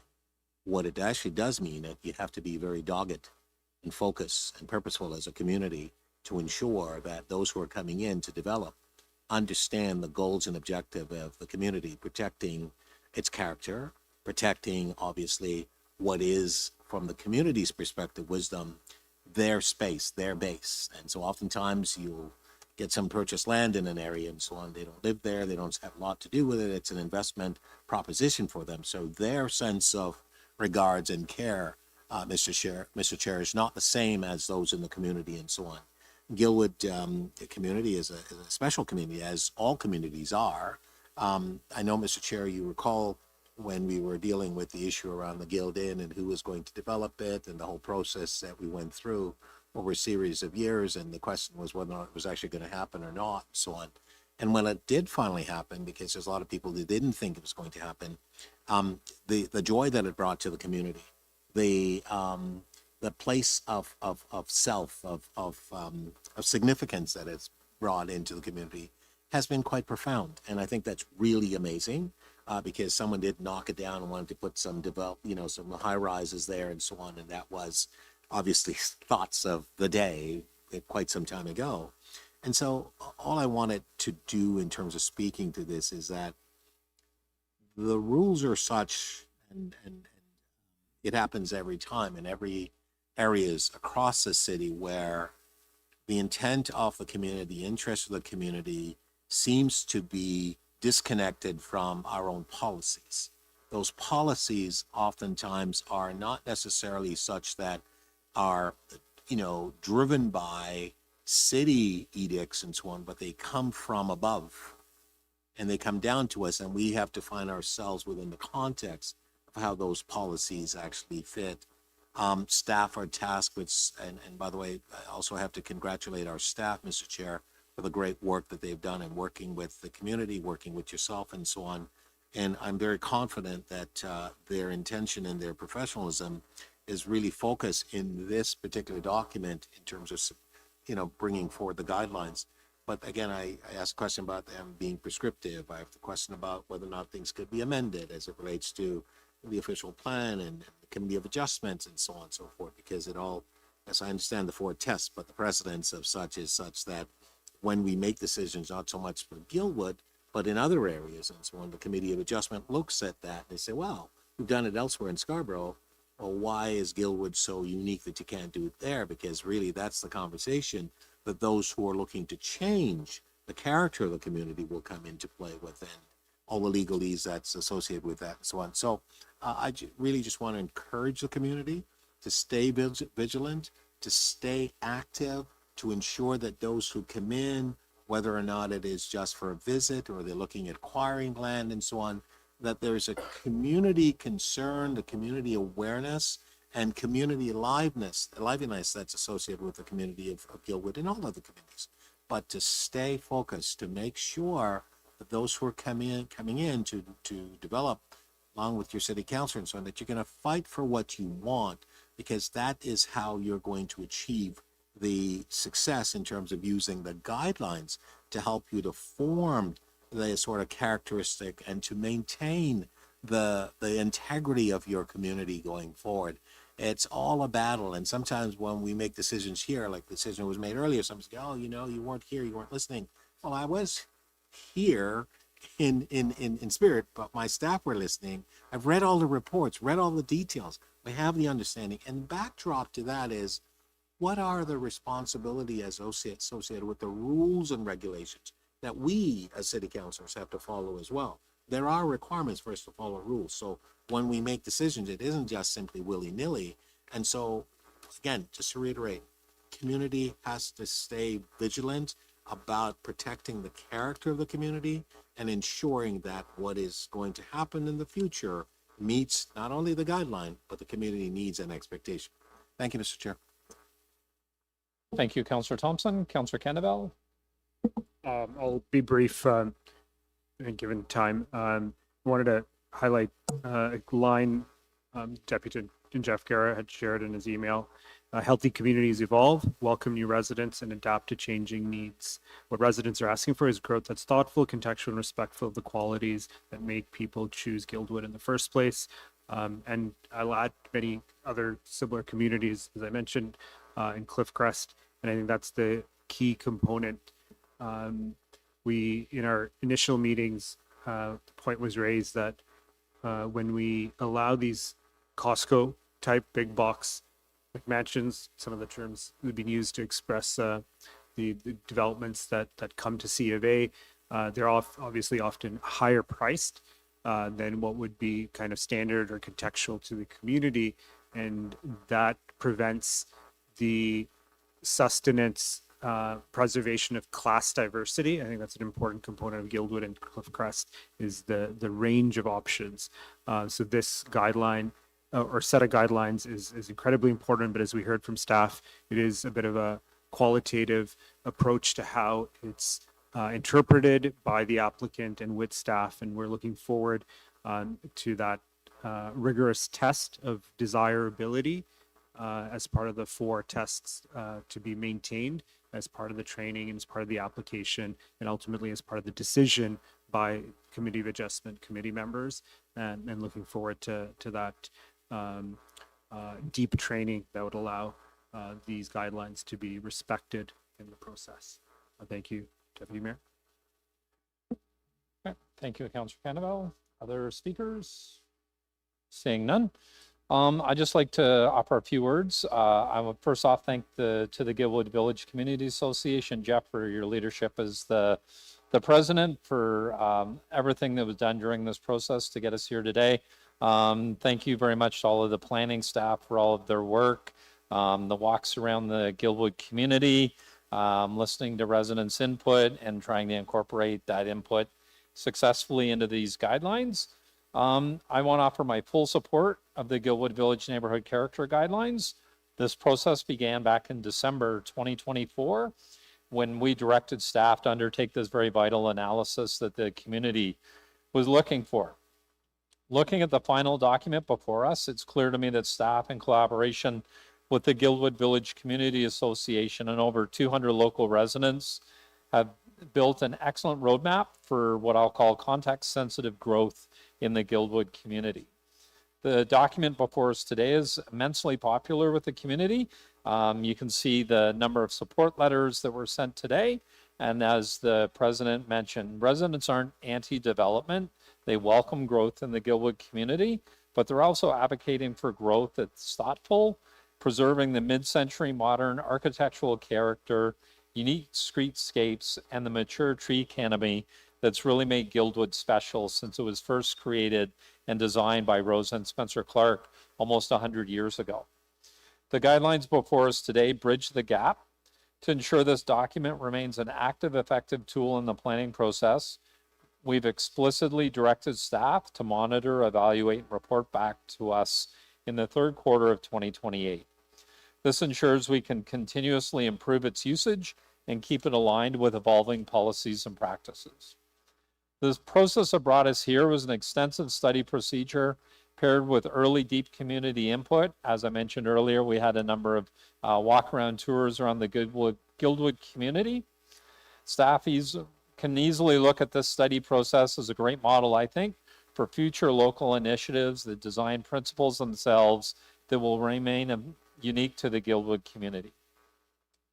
Crucially, these guidelines provide a clear, practical framework to help guide the evolution of our neighborhood. Moving forward, city staff will actively use this document when reviewing new development applications to ensure future buildings truly respect and fit into the local context. This is how we successfully build a city, by accommodating needed housing while fiercely protecting the unique identity of the places people love.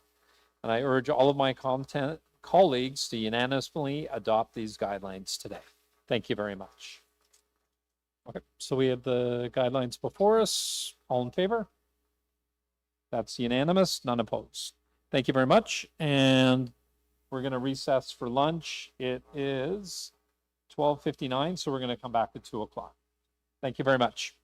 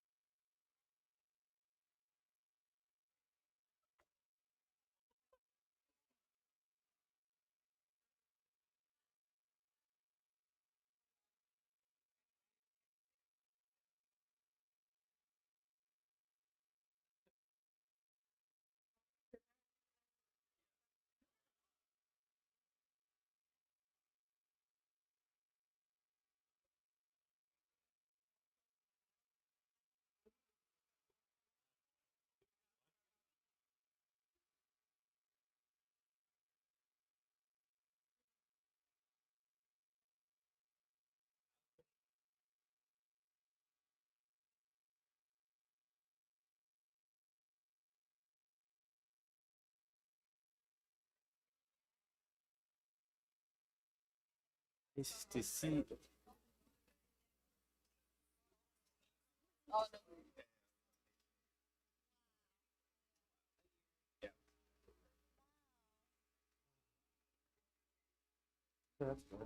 How many my cookie? I'm gonna give this to.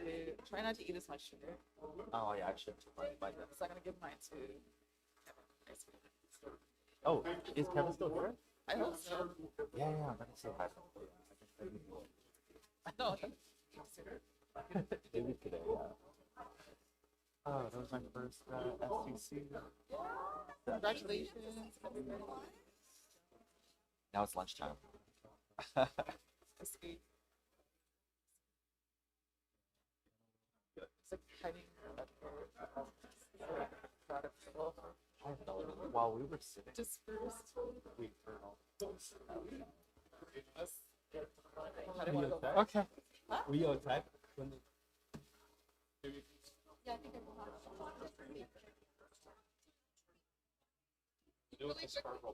Yes.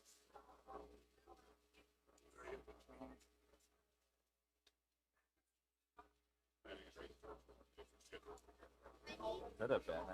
I said it there. Projectiles. Looking forward to the next one. July? Oh, yes, yes. It should be a threat. Thanks so much.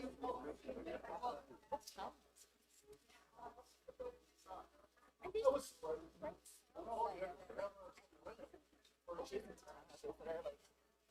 meter shorter than. Oh. Well.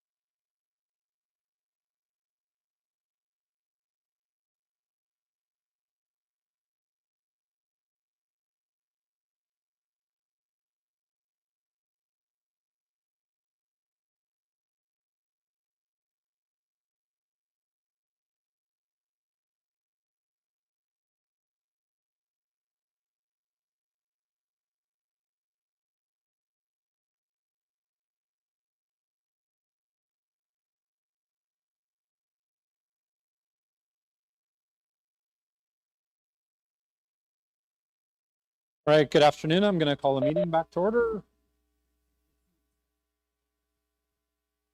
All right, I am calling the meeting back to order. Before we resume the agenda, I don't have any prepared remarks, but former City Councilor Howard Moscow, that I sat beside from 2006 to 2010, passed away last week. Unfortunately, he was a long time Toronto City Councilor and Metro Councilor.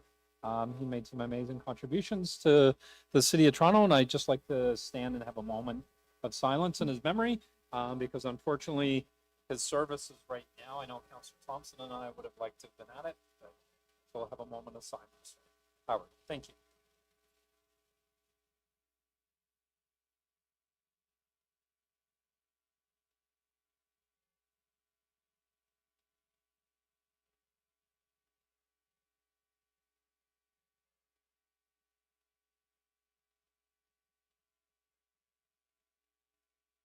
Thank you. All right, our next item of business is SC 32.7 for Brooklawn Avenue. This is an application for fence exemption in Ward 20, Scarborough Southwest. We have, I have one registered speaker, Myra Hassan. You want to defer it? Okay. Have you told clerks?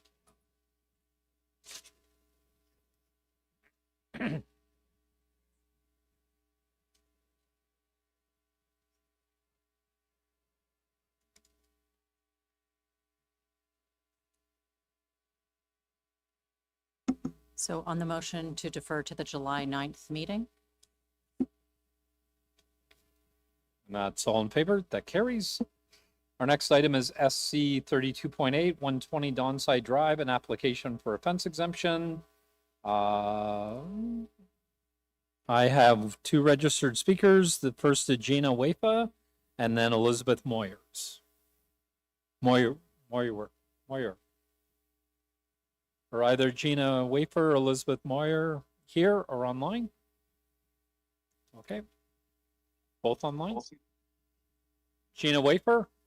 Yes, Gina. Yes. Hi. Good afternoon. You have 5 minutes to afternoon. address Community Council whenever you're ready. Okay, sounds good. Thank you very much. Good afternoon, members of the Scarborough Community Council. Thank you very much for allowing me to speak today regarding agenda item SC 32.8 for 120 Downside Drive. I will first like to clarify that this application is not for a new fence. The existing fence exemption for the property was already approved in January 2023. The current application related specifically to the wooden support beam located above the driveway gate. This support beam is important for several reasons. It helps maintain the alignment, stability, and long-term integrity of the gate structure and the supporting post over time. The beam was installed as part of the overall gate system to provide proper structural support and safe clearance for vehicle entering the backyard area. The structure is functional in nature and was not built create an oversized or visually disruptive fence. It is clean, professionally constructed, and properly maintained. I respectfully submit that the support beam does not create safety concerns or negative impact for the pedestrians, neighbors, children, animal, sidewalk users, or traffic visibility. The visibility around the driveway remains open and unobstructed. Most of the neighbors' residents whose properties are closest to mine have expressed that they do not have any issue with the existing support beam. In fact, 12 nearby neighbors signed a support petition confirming they have no concerns regarding the structure. Some neighbors also sent emails, expressed their support, and confirming that the beam does not negatively affect the neighborhood. I believe this demonstrates that the structure has been accepted by the surrounding community and has not created problems or concerns for the residents living nearby. Our intention has always been to maintain a safe, secure, and respectful property while keeping the appearance consistent with the neighborhood. For this reason, I respectfully ask the members of the Scarborough Community Council to approve the exception application for the existing gate support beam at 120 Downside Drive. Thank you very much for your time and consideration. Okay, thank you very much. Ms. Weva, any questions of the deputy? Councillor Canavelle? Thank you, Chair. Thank you, Ms. Wefa, for delegating before us. And thank you for confirming a number of things, but just for further clarity, this exemption on the main fence was already granted in 2023, correct? Correct. And right now you're looking for an exemption of 40 centimeters for an important structural beam that holds the fence, correct? Correct. And all the neighbors are supportive of your request, and there haven't been any issues in your immediate neighbors, correct? Correct. And actually, in fact, I don't understand why it was. That's it right. was, yeah. Thank you, Ms. Wefa. Thank you. Okay, other questions of the deputy? Seeing none, thank you very much, Ms. Wepa. The next deputy is Elizabeth Moyer. Online. Ms. Moyer, can you hear us? Ms. Moyer, can you unmute? Yes, I did now. Thank you so Okay, much. you have 5 minutes to make your presentation at Community Council. You can start whenever you're ready. Thank you, Mr. Chair. We've been here before. They've already got a fence extension, and I think it's a little naive to say that this is a structural support. They've added this massive gate structure so they can park in their backyard. Their backyard is my side lot. So now I get to see a used car lot every time I look out my kitchen window or bedroom window. They knew they were in violation, but they built it anyway. Last time was the same situation. They built a higher fence, they asked for forgiveness, and now they come once again saying, oops, sorry, we're asking for forgiveness for an even higher fence, knowing that this makes a change in the whole neighborhood for what fences can be. They've also added solar lights to the posts of their already approved higher fence, which makes that higher as well. So it's more than just the gate structure. To say that it's not dangerous, I can't back into my driveway now because I need the sonar to tell me it's the only sidewalk on the other side in Scarborough. We don't have a sidewalk, and children walk back and forth from the Boys and Girls Club twice a day. So it's dangerous for little children. I don't see shadows because this fence is so high. It is their side lot. They are using a side lot to park in their backyard. This was poorly designed. This was a monster house that was built comparative to the community, which used to have 4 parking spots and now has 1. I'm not opposed to new development, but I think in the future I'll be very careful to check to see how many parking spaces there are, because it's unrealistic to build a major house with only 1 parking spot. They are right on the line with this fence, so any ill repair or a storm could upset the structure of this. There are other solutions that they could keep within the guidelines. It is a wood fence. They could go to a metal fence. It's up to them. So they do have choices to stay within the guidelines. And I would say that since I'm the only neighbor that's negatively impacted, that one would hope that my point of view is seriously taken. I am concerned that the city isn't following the bylaws. I am concerned that people are asking for forgiveness instead of permission. They've been here before. They could have asked for permission before they built this structure, but they didn't. They simply went ahead. So I would suggest that you turn this down, suggest that they figure out a different way to build their gate to get into their backyard through their side lot, which is the major Presley Avenue, which is where I live on. Thank you. Thank you, Ms. Moyer. Questions of the deputy? Questions of the deputy? None? Okay. Sorry, Ms. Moyer, can I ask you, so I'm looking at a picture here in the report of the I guess, the garage and the gate for 120 Dawnside. Are you at 18 Presley? Yes, I'm at 18 Presley, so the gate is actually on Presley. It is not on Dawnside. Yeah, okay. And then, so I'm just looking at the garage Yes. that they have, and it looks like it's, the peak of the roof is on the second floor of your house. Do you have windows on the back side of that house that the window garage block? Yes, but there's also a large tree. There's I see right into their back lot. I can see everything in their house from my kitchen window, just the way the houses were built. Right. And Again, then, my house was built with the upgrade, the second floor in the 80s. This was recently built, and there have been many, many bylaw infractions with 120 Dawnside.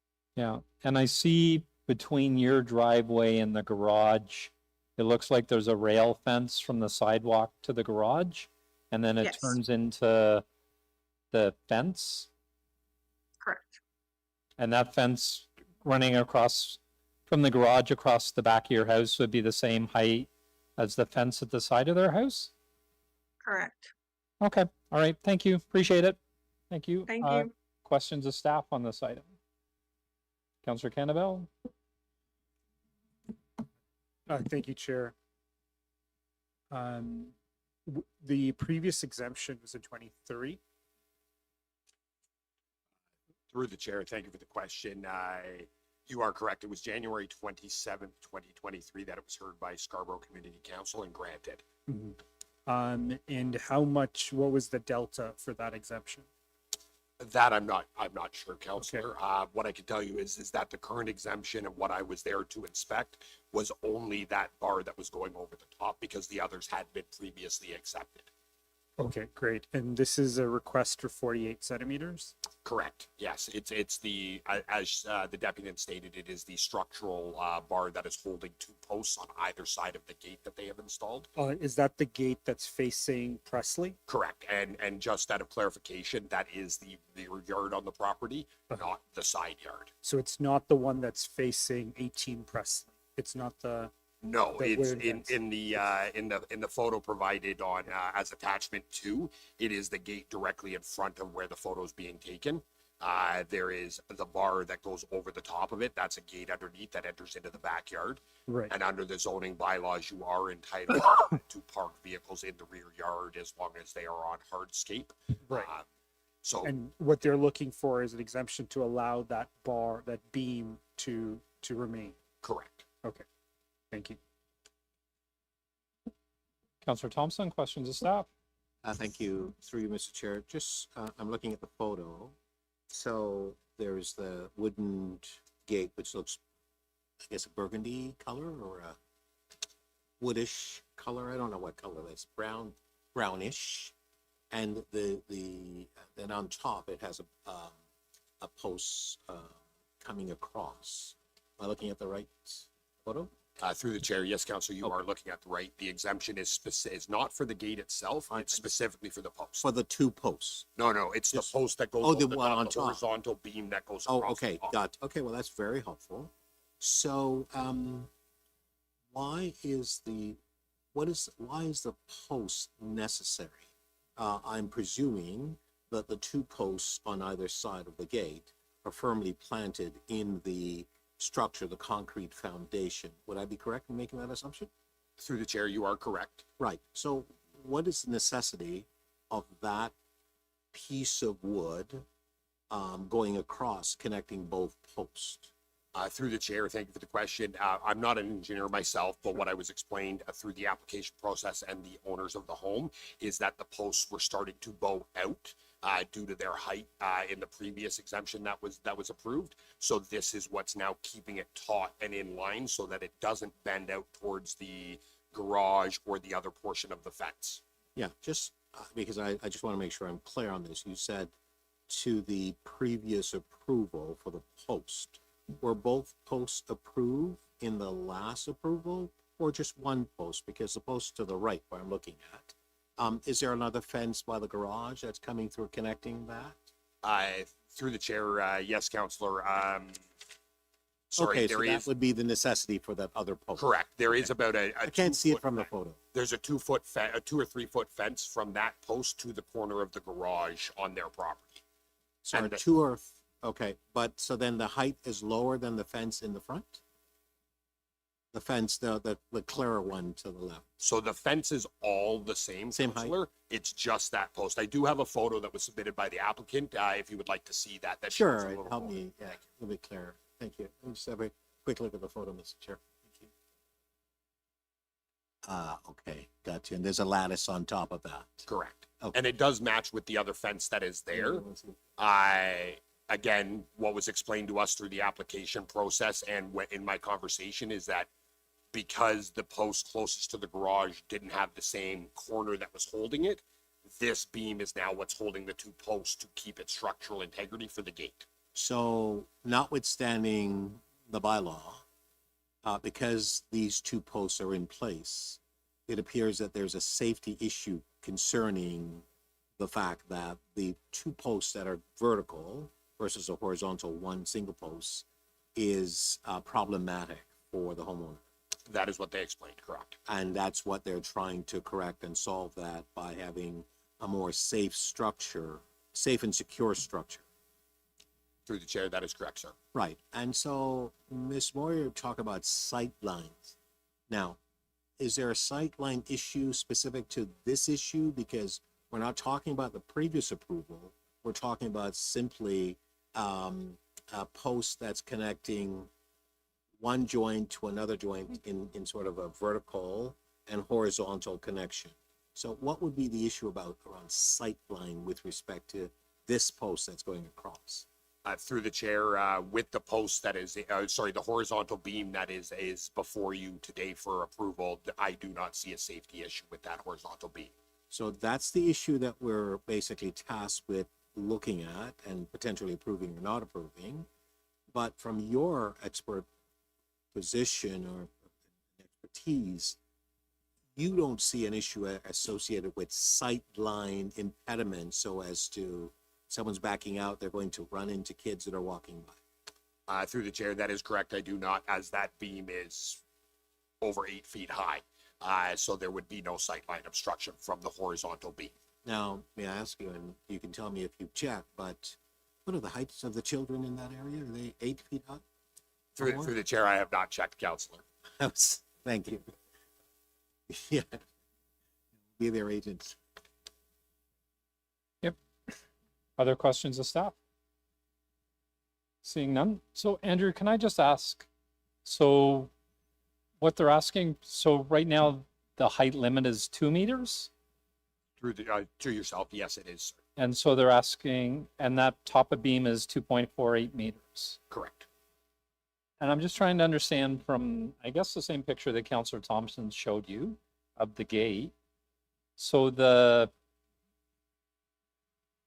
top of the lattice, so the gap really between what's legal, 2 meters, and the top of that beam is like 0.4. I guess what I'm trying to ask is that, so the top of that beam is 2.48 meters and the maximum allowable height is 2 meters, correct? Correct. And the top of the lattice I'm looking at and the top of that beam must be less than 0.48 meters, correct? So through you, you are correct. The 0.48 meters, like the 2.48 meters is from grade all the way to the top of that Right. beam. We did not measure the other fence because that had been previously approved.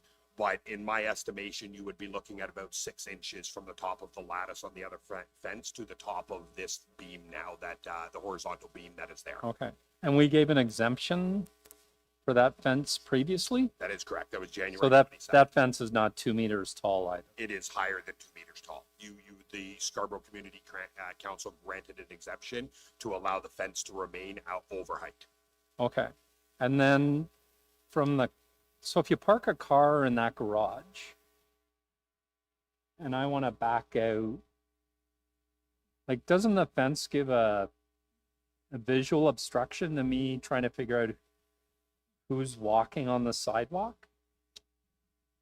Through you, yes, there is a bit of a visual obstruction from the garage. It would be on the backyard side of 120 Dawn side there. That looks to be about a 3 to 4 foot section that is not made of open construction, and the gate is obviously not made of open construction, which would be a violation of the bylaw for open fence construction on sight lines beside driveways. Okay. And when we granted the fence exemption, did we grant that gate as well? Like, was the gate part of the fence? To my And they knowledge, built a gate now, and now they want an exemption for the gate? through you, to my knowledge, the only exemption that was passed was for it being over height, not for it not being of open fence construction. So we granted an exemption for a fence, but not a fence and a gate. Through you, that is what I see. Yes. And now they built a gate. Yes. So if we turn this down, they have to remove the gate and put a fence back there? I would be discussing that with my colleagues, but there would be a violation there. Okay. And then I'm trying to understand, sorry, I'm trying to understand, you said earlier that I can park you can park a motor vehicle in a backyard if it's on hard landscaping? Through you, there are certain areas of the zoning bylaw that do allow, if backyards are big enough, that you are allowed to park a registered number of vehicles in the backyard, as long as it is on hardscape, and that hardscape cannot take away from the soft landscaping that is required to be in your backyard. Okay. And when hard landscaping in the backyard, do the people have to come for a permit for that? Through you, no, they do not. As long as they are sticking, generally it's 50% of your rear yard must be soft landscaping. And we define soft landscaping in the bylaw. Generally, if you are putting in interlock or patio or anything of that, you would not require a permit. If you went over the required soft landscaping that was there, MLS would issue a notice of violation, and the only way to make that work would be go through a minor variance with the Committee of Adjustment.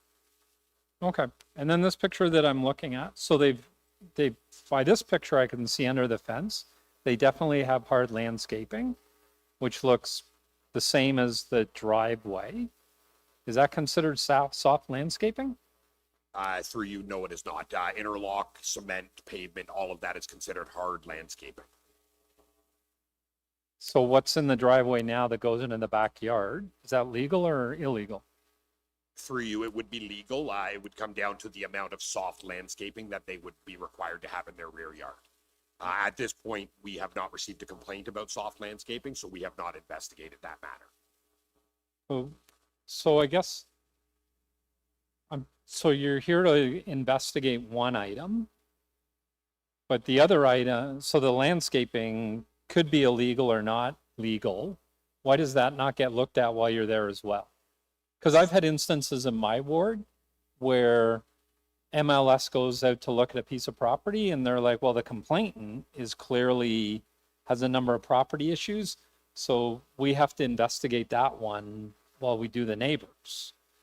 Why does this, if you're looking at this fence for being legal or not, why would nobody look in the backyard to see if it's an issue? Through you, generally, if MLS receives a complaint while we're on the property, if we notice other violations, we would issue on those violations and bring the property as a whole into compliance, or at least attempt to. In this case, when it was put in front of me, I was there specifically for a fence exemption, and we had no other complaints for the property, so I was there to measure and take the photos of this. There also were never any vehicles parked in the backyard indicating that there could be a violation back there. So we went for the fence exemption, took our photos for the fence exemption. You are entitled to do what you want on your fence if it is approved or a legal fence, and we're just there to take the measurements and then put a fence exemption forward. Okay, but will you go back in the future and look at the backyard? If Or you need MLS somebody to complain? Sorry, through you, if MLS receives a complaint, we would go back and investigate, yes. Okay. And then as I look at this picture of the lower driveway below the sidewalk, so it's got interlocking from one side of the driveway past the edge to this gate. giving them motor vehicle access to the backyard. So wouldn't the lower part of the driveway be considered illegally widened? Through you, that would be on the boulevard, so that would be through right-of-way transportation management. And again, to my knowledge, I have not seen a complaint go to transportation management. Generally, you are allowed to widen your driveway if you meet your landscaping requirements on the property. In this case, as it was widened on the boulevard, that would be transportation services. So does anybody from MLS contact transportation services proactively and say this might be an issue, you need to investigate? Through you, if we were out there investigating a file or we had a complaint about it and we determined it is not in our jurisdiction, we do forward it to the appropriate bodies or other departments and teams. In this case, I'm not sure if there was a referral made back in 2023 or 2022 when we first received the original fence exemption. That was approved in 23. Okay, all right, thank you. Speakers on this item? Councillor Canavelle?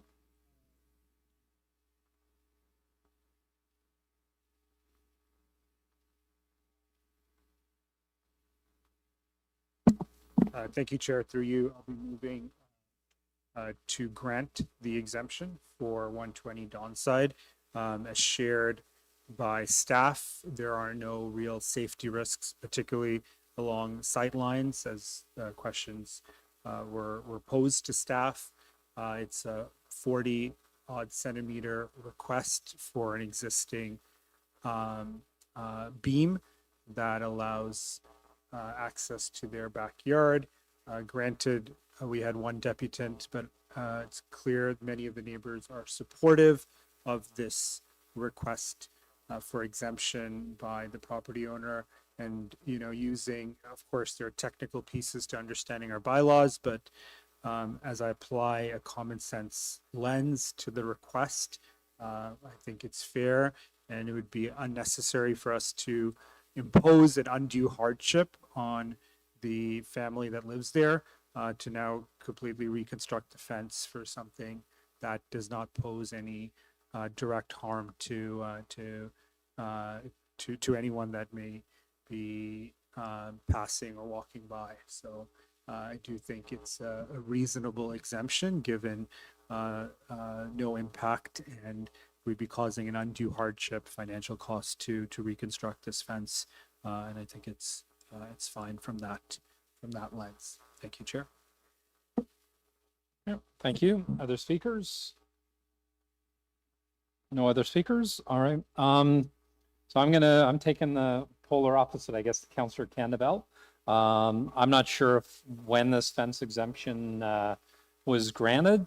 Based on where the location of the garage is, I think there's a huge risk here from a sightline perspective. If I had to back my car out of that garage across that sidewalk with no visibility whatsoever, if there's a little kid or somebody riding a bike, for example, or running down that sidewalk, you would have no visibility. Staff have said they were granted a fence exemption. Now there's a gate there. You know, the backyard is hard landscape. The sidewalk, the driveway's been expanded. Clearly, this is going to be used for motor vehicle parking. I can't think of any other reason why you would have a gate that wide in a fence with all that landscaping, the fence built the way it is. I think what we're doing here is just clearly setting the people up that own this property for risk, and people that go up and down that sidewalk, pedestrians, we're setting them up for risk.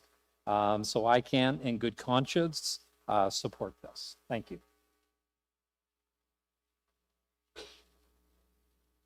So we have Councillor Canavelle's motion. So I'm going to ask for a recorded vote. On the amendment by Councillor Canavelle, all those in favor? Councillor Canavelle, Councillor Myers, all those opposed? Councillor Thompson, Councillor Shan, Councillor Ainsley, that a motion fails. Okay. Seeing that there are no other motions, there was a failure to make a decision here. Everything stays as is. Good. All right, our next item is SC 32.10, 124 Pegasus Trail, application for a fence exemption. And we have one registered speaker, Meta Pathak.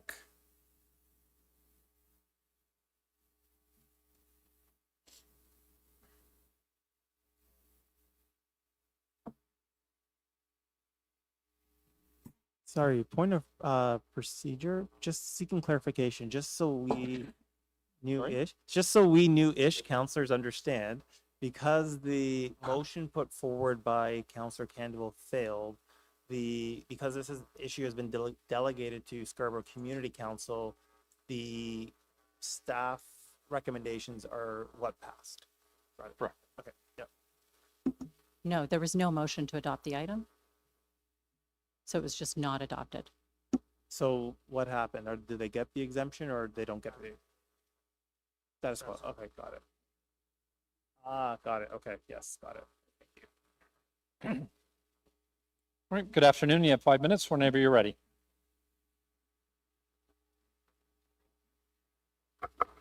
Thank you. My name is Meda. Good afternoon, everyone. Respected Scarborough Council member. My name is Meda. I'm living this property since 2012 and raising my young only the kid. This is a very nice school, nice neighborhood. But I have a problem with, I have concern actually, not problem. I don't want to go with against the under chapter 447 because I have a very good neighborhood. But everybody complains, so I have to give my point on my side. After 2016, I have a very major car accident and I'm working from home from 2016.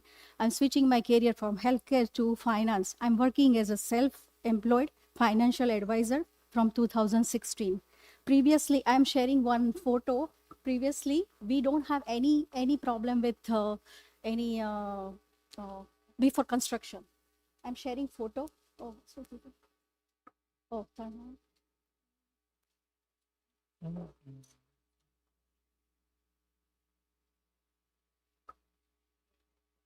Okay, so this is the photo before my update my property.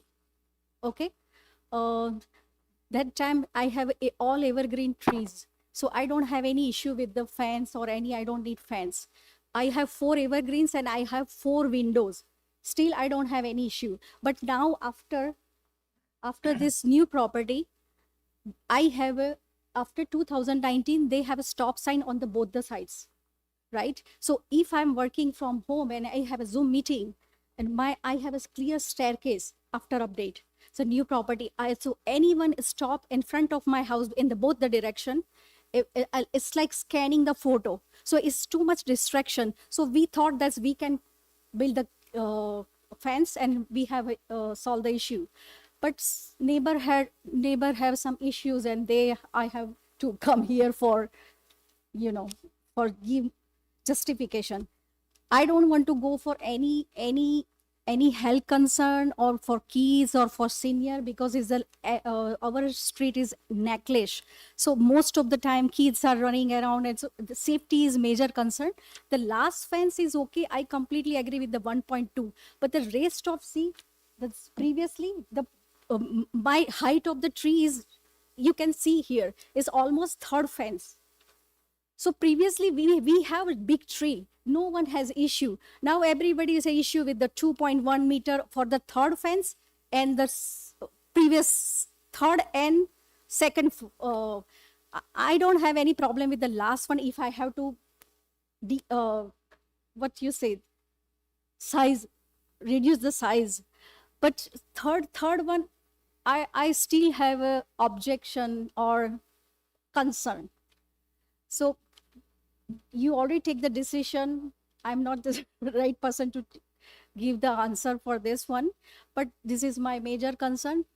So please consider this before you take any decision. Thank you very much. Okay, thank you. Questions of the deputy? Sorry, can I just ask, so the fence that you built, so it's twice as high as it should be.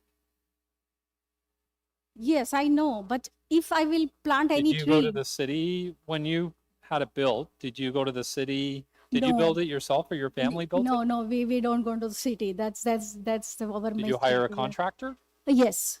Okay, and the contractor that you hired didn't say anything about this could be too tall? He just built it.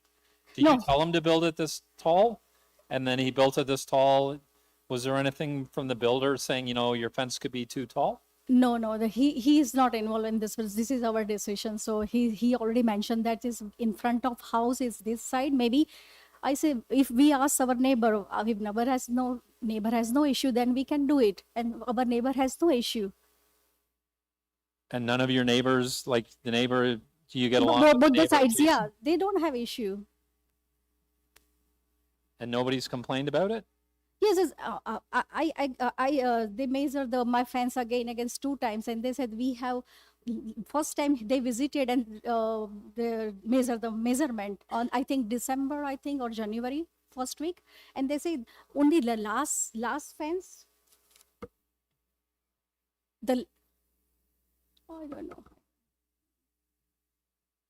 Okay, the last one is. The last one is 1.2 meter. You can see that I made the garden. This one has to, size should be 1.2 meters, not beyond that one. So I say completely, I agree with that. After 3 months in the summertime, I work outside and somebody came and they say, oh, now you have to measure this second, third, and this is all high. We have to cut this one. I said, this is too much money and too much headache. And I don't know how much this is a decision, but how looks after we, cut the fence. Okay. It doesn't look. Thank you. Thank you. Questions of staff? Anybody? Sorry? Yeah, go ahead, Mike. Councillor Thompson, sorry. Thank you very much, ma'am, and thank you for your presentation. I'm just curious, the picture that you had up there, are you able to put it back up, please? This is the one? Oh, I did it, but it's gone.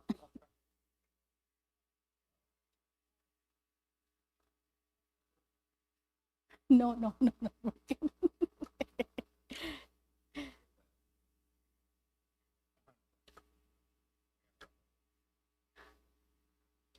Yeah, sorry. So this is the fence, the new fence. Yeah, no, that's fine.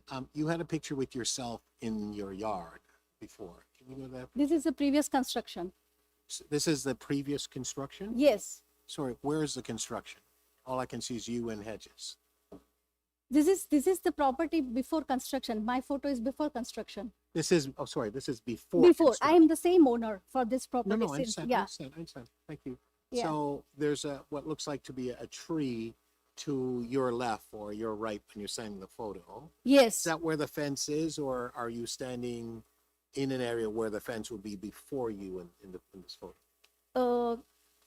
Behind my. So by the tree, that's where the fence would Yes, be. yes. And where is your house situated to you? That photo that you took, is that in front of your house, beside your house, the midpoint of your house?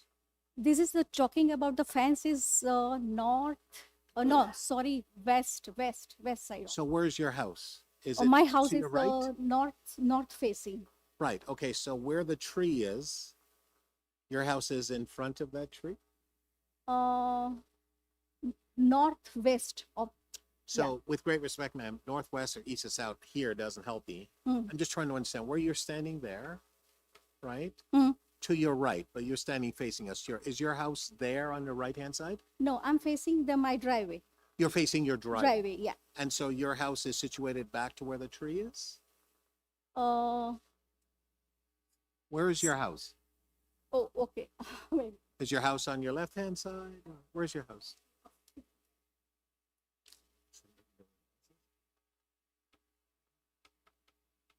To the left, on that side. That's what I asked. She said no. Sorry, that in the back. Right, so the house is actually to her right, which is I asked. She said no. Okay, thank you, ma'am. I get that. Oh, you get that? Yeah, okay. yeah, thank you. Okay. So can I then ask, with respect to the fence, this is a privacy fence? This is a fence to protect what? This is actually not the privacy fence, but after COVID, What's the purpose of the fence? Oh, this is the front side. This is the front yard. I understand. Yeah. Why did you put the fence? Why did you think it was necessary That's to why I have a told fence? you before that we don't have stop sign. After 2000 we have both the sides bump and stop sign, and I'm working from home. So why did you put the fence in? You're working from home. What was it that you're trying to protect? That's why I've tried to highlight. Before that, I have a 4 evergreen. I don't need any reflection on my screen when I was working. So your fence is to protect you from reflection on your screen. Screen, yeah. So you don't have curtains? You don't have shutters?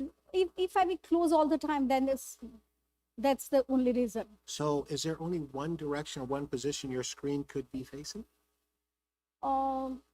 Right now I changed my position because of this screen, disturbance. So you have put in a fence at great cost Yeah. to reduce the reflection on your computer screen. Because what happened? No, if no, no. it's- That's the question. Yeah, So what's that's the your answer? question. But stop sign, every vehicle has, both the side has to stop. That's why I have reflection. I'm Before sorry. that, I don't have this one issue. Okay, thank you, ma'am. Thank you, Mr. Chair. Thank you. Any one question? Thank you. Thank you very much. Questions of staff? Councillor Thompson? Yes, through you, Mr. Chair, to city staff. With respect to this fence and our regulation in terms of heights, what's the delta differential? Through you, Mr. Chair, the permitted height in a front yard for the area, the distance of 2.4 meters from a lot line, the height requirement is 1.2 meters. Right. So not the entire fence. Right. 2.4 Just meters to the, up. towards the sidewalk. Yeah, from the sidewalk. Yes, Up the yes. front lawn, 2.4 meters needs to be 1.2 meters in height. Got you. And it's board on board, or is it wire that our policy requires, or it doesn't matter? Through you, Mr. Chair, at this point, it doesn't matter at this particular fence. It's Just the height. Just the height. Right. So can you help me to understand, situate me, please? The house is midpoint, I guess, to the front of the fence based on pictures. Help me to understand and situate for me how that fence, irrespective of the height, it's higher than what we permit. How does that prevent glare from going into a property? Because I'm presuming the heights of the windows of the property, period, would be much higher than the fence itself. Would I be correct? Through you, Mr. Chair, I don't know how the fence near the sidewalk or closer to the roadway would prevent glare. Right, that's what I'm getting The at. house is situated in the front yard. I believe it extends all the way to the back, but from the front wall of the house down to the sidewalk. As previously mentioned, she would only need to bring it down to 1.2 meters in height for the first 2.4 meters. Right. She would still be able to maintain her fence closer Right. to her home. And I gather the depth of the property itself, like the facial wall of the property, would be, I don't know, 8 meters, 10 meters away from where the sort of the frontal point of the fence that is in violation? Through you, Mr. Chair, that would be correct. Yeah. As an approximate. All right, all right. And so the problem the speaker is trying to solve, it's a problem of glaring onto her computer screen, which is in her home or home office, but her property perpendicular to a facial wall with glass. Can you help me to understand? And again, it's probably an unfair question, I'm not sure, but if you as a person with great common sense, which you do have, the pending reflection from, let's say, whether or not that's the north side, towards the fence, let's say the sunlight coming through, at the height of the fence, does it create a barrier for reflection into either a doorway or into a glass frame or into a glass wall from your perspective? I'm presuming you've been to the site. Through you, Mr. Chair, I have not been directly to the site. Right. I think that's a subjective question due to size of vehicles. I think she's referring to vehicles when she says there's previously no stop signs. Right. So I'm thinking she's maybe referring to headlights, not too sure. Or if she's referring to. That's unclear. That's what I'm trying to. It's a little bit unclear, or she's referring to the sun itself. Uh-huh. But I think that, again, is subjective to where her computer is. But just one final question. Irrespective of the sunlight, sunshine from the heavens above, right? It is not necessarily situated at ground level. Correct. So reflecting sunlight would be anywhere, irrespective of the height or the size of the fence. Would you agree? Through you, Mr. Chair, I agree. Thank you. Thank you, Mr. Chair. Thank you, Councillor Thompson. Other questions of staff? Councillor Kenneville? Thank you, Chair. Through you. Just for clarity, was the complainant, was the complaint made by an immediate neighbor? Through you, Mr. Chair. Mr. Chair, just a point of order. Point of order. With respect. Hold on. All right, point of order. No disrespect to my colleague, but with respect to a complainant who makes a complaint, it's my understanding that a complainant who makes a complaint to the city has a sense of privacy. Sorry. In correct. terms Yeah. of. Sorry, if we I were should have to- reframed it. Yeah, Thank you, so- Councillor Thompson. It was Thank you. But what I was trying to understand is that the deputant had shared that her neighbors were supportive. I should have approached it from that perspective. To what extent does that play a role, if in which they are actually supportive or not? Through you, Mr. Chair, it's still a violation of the bylaw, regardless of who's supportive of it. That would be something that I think she would be able to bring here to you guys, and that would be for council to decide whether they would take that into consideration. Okay, so we don't have that officially on record that the neighbors are, okay. Not with- That's incumbent on her. Thank you. Thank you. Mr. Kenneville? Other questions of staff? Councillor Myers? Thank you. Is there, through you, Chair, is there any requirement for a contractor if they're building a fence that they know is above the guidelines or the bylaw to check if the applicant has a permit? Through you, Mr. Chair, they wouldn't need to take out a permit for something like this, but I would hope that a licensed contractor would disclose if they knew that there was possibly a violation of the bylaw to the homeowner that's hired them. Again, that's not under our purview, so unfortunately, I can't really speak to whether this individual knew or explain that to the property owner. So there's no requirement, like, I'm assuming if you're building fences in the city of Toronto, you know the bylaws in terms of how high the fence should be or allowed.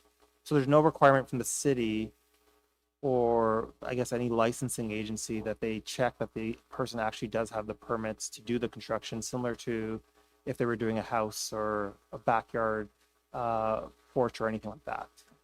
Through you, Mr. Chair, I do believe there is a complaint process if the property owner made the complaint, or someone made the complaint that they were alleging maybe the individual was unlicensed. But with respect to MLS, we don't, generally we're out there after the fence is. Not MLS, I'm Yeah. talking the contractor themselves. So whoever builds the fence. Yeah. If I'm going to your house to build a fence and you say, I want to build a fence that's 5 meters high, I say, great, do you have a permit to build a fence that's 5 meter high because the bylaw only allows you to build 2 meters or whatever it is? Is there not that requirement? Through you, Mr. Chair, I don't believe there's a permit process for a fence. Okay, thank you. Thank you, Councillor Myers. Other questions of staff? Seeing none, I need some clarity. So on the previous one, when we were talking about fence exemption and the backyard and the interlocking, and it was said that MLS staff, you go out for one complaint, and if there's something else and there's not a complaint, you wouldn't investigate it. So in this case, the fence is contrary to the bylaw. So somebody must have complained about it in the neighborhood, correct? Through you, we are complaint-based, if I could say that. We're primarily complaint-driven. Where we will initiate a call on our own is if it involves a safety concern. If a bylaw officer is on site and identifies like a safety hazard, we'll create the file ourselves, but we're primarily complaint-based. Okay. You can't tell me if it's a complaint from the public or if it's a safety issue that your staff established. Through you, Chair, this was complaint driven. Sorry? It was complaint It driven. was complaint driven by somebody in the community. Okay. All right. Thank you very much. Thank you.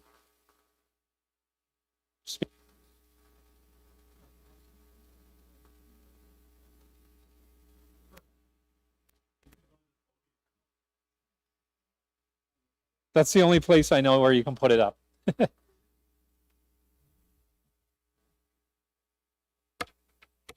Yeah, thank you. Mr. Chair, oh, can you hear me? Microphone, it's on. So, Mr. Chair, I had a concern with respect to the rationale for, it's, the light's on. Okay, is it okay? Thank you. And I'm home. Lights on, I'm here, Mr. Chair, thank you. So I heard the respondent and the property owner spoke about the rationale for the extension of the fence and it's glaring and light and so on. And I wanted to explore that a little bit further. And so obviously I've taken a look at this photo here. And when I look at the photo and I look at the home to the right, which is, I guess, the neighbor's house, and then I look at the sort of cascading aspect of the fence, and I look at the property itself and the distance from the last sort of portion of the fence to that of the house itself in terms of the setback, you have a flush facing type of housing structure. I don't know where the homeowner's office or where she works, but I have a hard time trying to understand the issue around the glaring on her computer screen. Additionally, even if there are vehicles traveling in this area and you have trucks and what have you, if I look at this photo, it looks like towards the direction, I don't know if that's northeast, south, or west, whatever that direction is, there is a street that's there. Now, she mentioned about no stop sign. So even if vehicles are coming towards her home, and let's assume that they're shining their lights, and let's assume that she's working at nighttime, I fail to understand, since it's a straight roadway, how it is that the lights would actually permeate and go into her home. I mean, unless vehicles are having additional lights that I'm not aware of, where they strobe around either sides of a vehicle to the side of the vehicle where it's psychedelic, if you will, and having flashing lights, I don't understand how the lights would permeate into the property.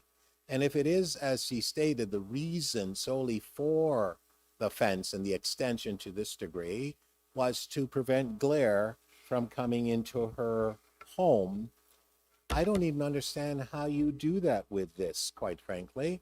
And so maybe there's another reason that I'm not aware of. But if this particular property was in my ward, I would not support the fence and the extension in the manner and the height that it's in. I would ask, because there are others in my ward where we've actually reduced it to the appropriate height because, well, I mean, it's a sightline issue. Both for the property owner and also for the neighbors to the right. And so when I listen to all of that's been stated to us as to the rationale for this, the height of this fence and for us to provide an exemption, I actually cannot equate it to actually support it. So I don't.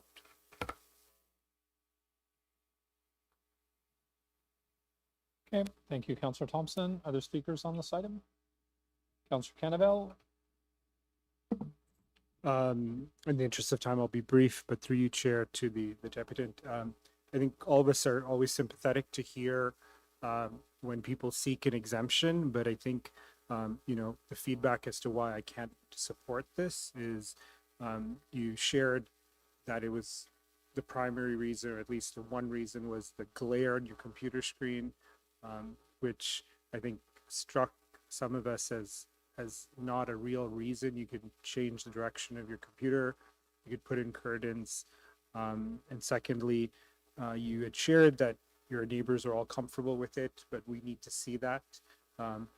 as part of the public record so we can understand what's happening, or at least understand your perspective better. So for those reasons, I can't support this exemption, given the considerable delta between what's permissible and what you're seeking. Thank you. Okay, thank you, Councillor Cannavale. Other speakers on this item? Seeing none. So thank you for coming in this morning. I appreciate the dynamics of what you said around your fence, but I can't support them. I think the fence is too tall. I think it's out of character with the rest of the neighborhood. I don't think it's doing what you say it's doing, so I can't support the exemption. So I'm going to be moving refusal. All in favor of adopting the staff recommendations?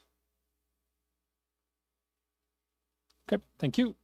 All right, our next item, sorry, Councilor Myers, did you want to vary the agenda? Yes, with the agreement with my colleagues, if you would indulge me, just to deal with item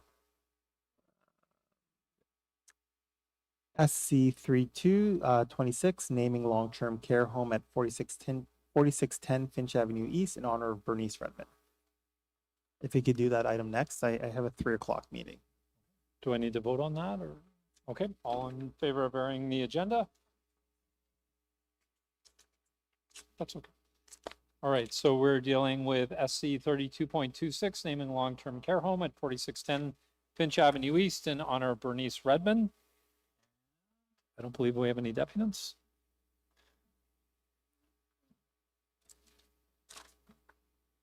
Councilor Myers, you have questions of staff? Nope, just Would you like to speak? Yes, please. Go right ahead, unless somebody else has questions of staff. Nope. Councilor Myers, the floor is yours. Thank you. So very excited to be able to vote on this item. I thought I would just read a letter from Bernice Carnegie, which is Bernice Redmond's namesake and her niece.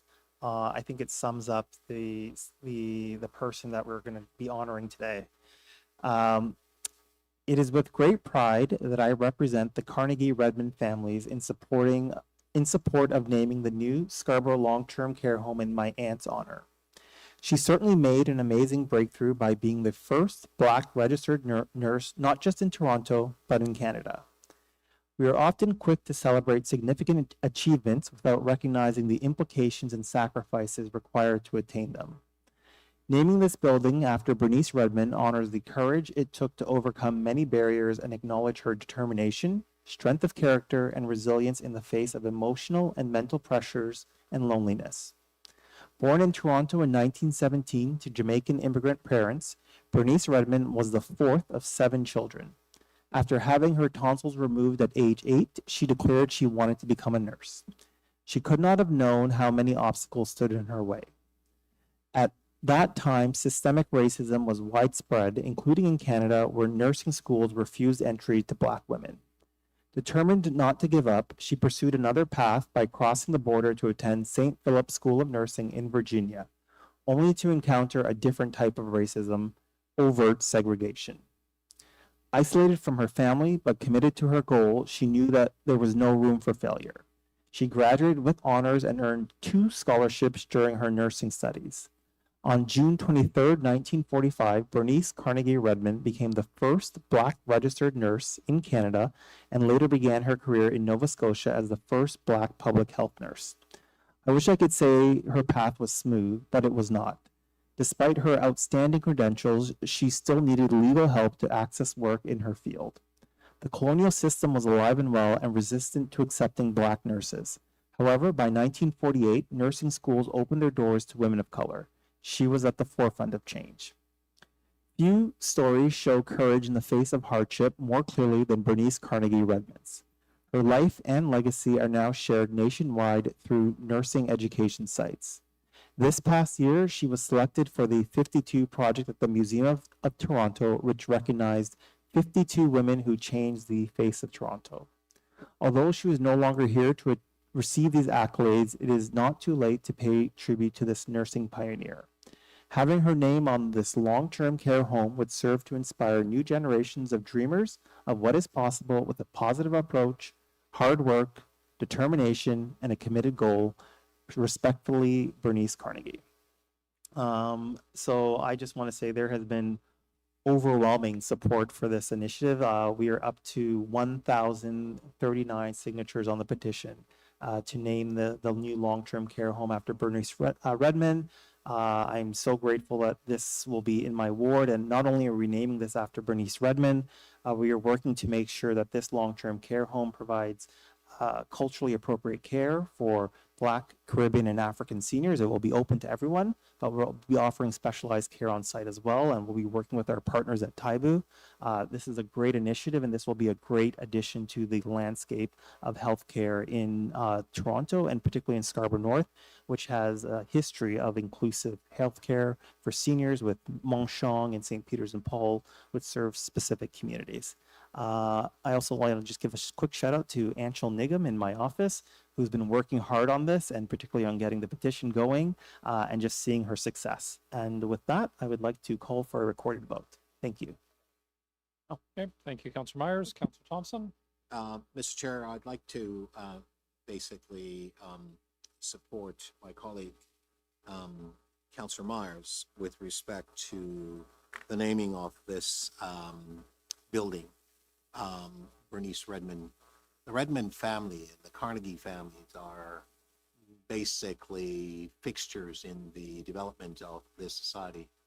I had breakfast just last weekend with Frank Mahavridge and a group of people that I meet with usually on Saturdays, and he talked about the Herb Carnegie and the Carnegie boys and how amazing they were as young men up in the north, and they became great hockey players.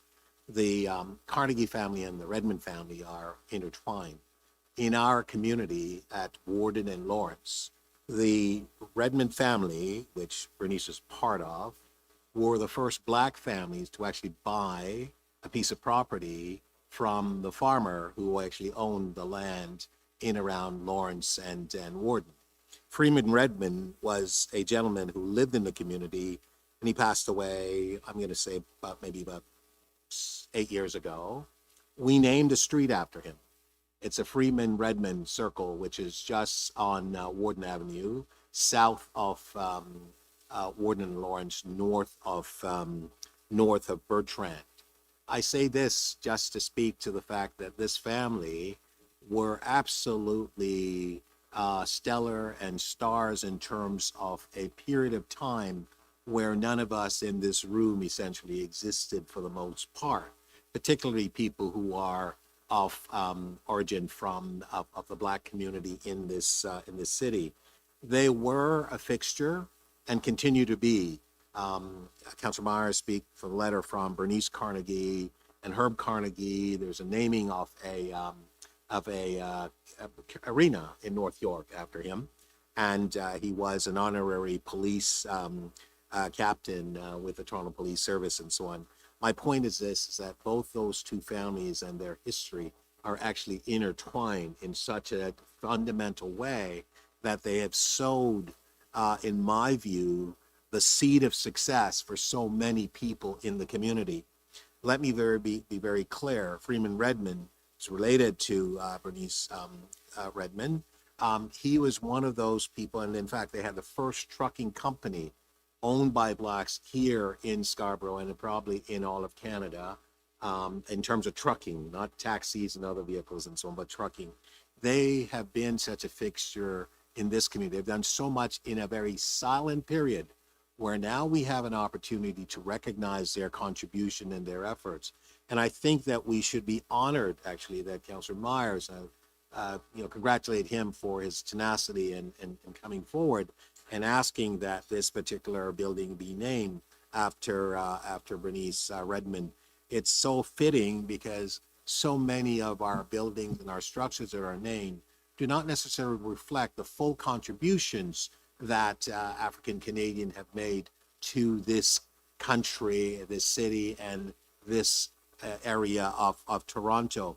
The reason why that's important, because what happens is that we fail to recognize their importance, and we fail to offer the learning and the teaching to other generations of people who have actually come into the community and so on. So oftentimes there's a dispassionate approach in terms of dealing with people of color or recognizing the contribution they've made, because we don't celebrate it, we don't announce it, we don't pronounce it, we don't basically create the profile of recognition. So many others often think that we haven't made a contribution because we fail to be recognized in some of our community structure, our city structures, and so on. And I think this is one way of setting the table or right-siding it in such a way that create a sense of understanding, create a sense of purpose, and it validates the contribution that these folks have had in the development and the betterment of our community. And so the recognition that they have offered a great contribution to making our community better can only come by having structures that are named after them, having parks and other facilities such as what we did with Freeman Redmond. Basically, we named a street after him within the community that he had actually been so much of a valuable contributor to its development and its advancement. So I support this wholeheartedly, Mr. Chair. Thank you. Thank you very much, Councillor Thompson. Other speakers? Councillor Shan? Thank you, through you, Mr. Chair. I also want to speak in support. Being about 20 years ago, I was a school board trustee in York Region, and we named a school after Herb Carnegie at that time in Vaughan, and had the pleasure of working with Manish on the future ACES Foundation in a number of schools as well. And many years later, I'm glad to support this renaming or this naming of this facility, particularly also because of what this facility speaks to, that we have an aging population growing, and a lot of the time diverse, racialized, Black, Indigenous, and racialized seniors have had multiple issues in access and culturally, linguistically, spiritually sensitive and supportive programming. So I think what Councillor Myers is putting forward and supporting to make sure that we have African, Caribbean, Black seniors have a space that has that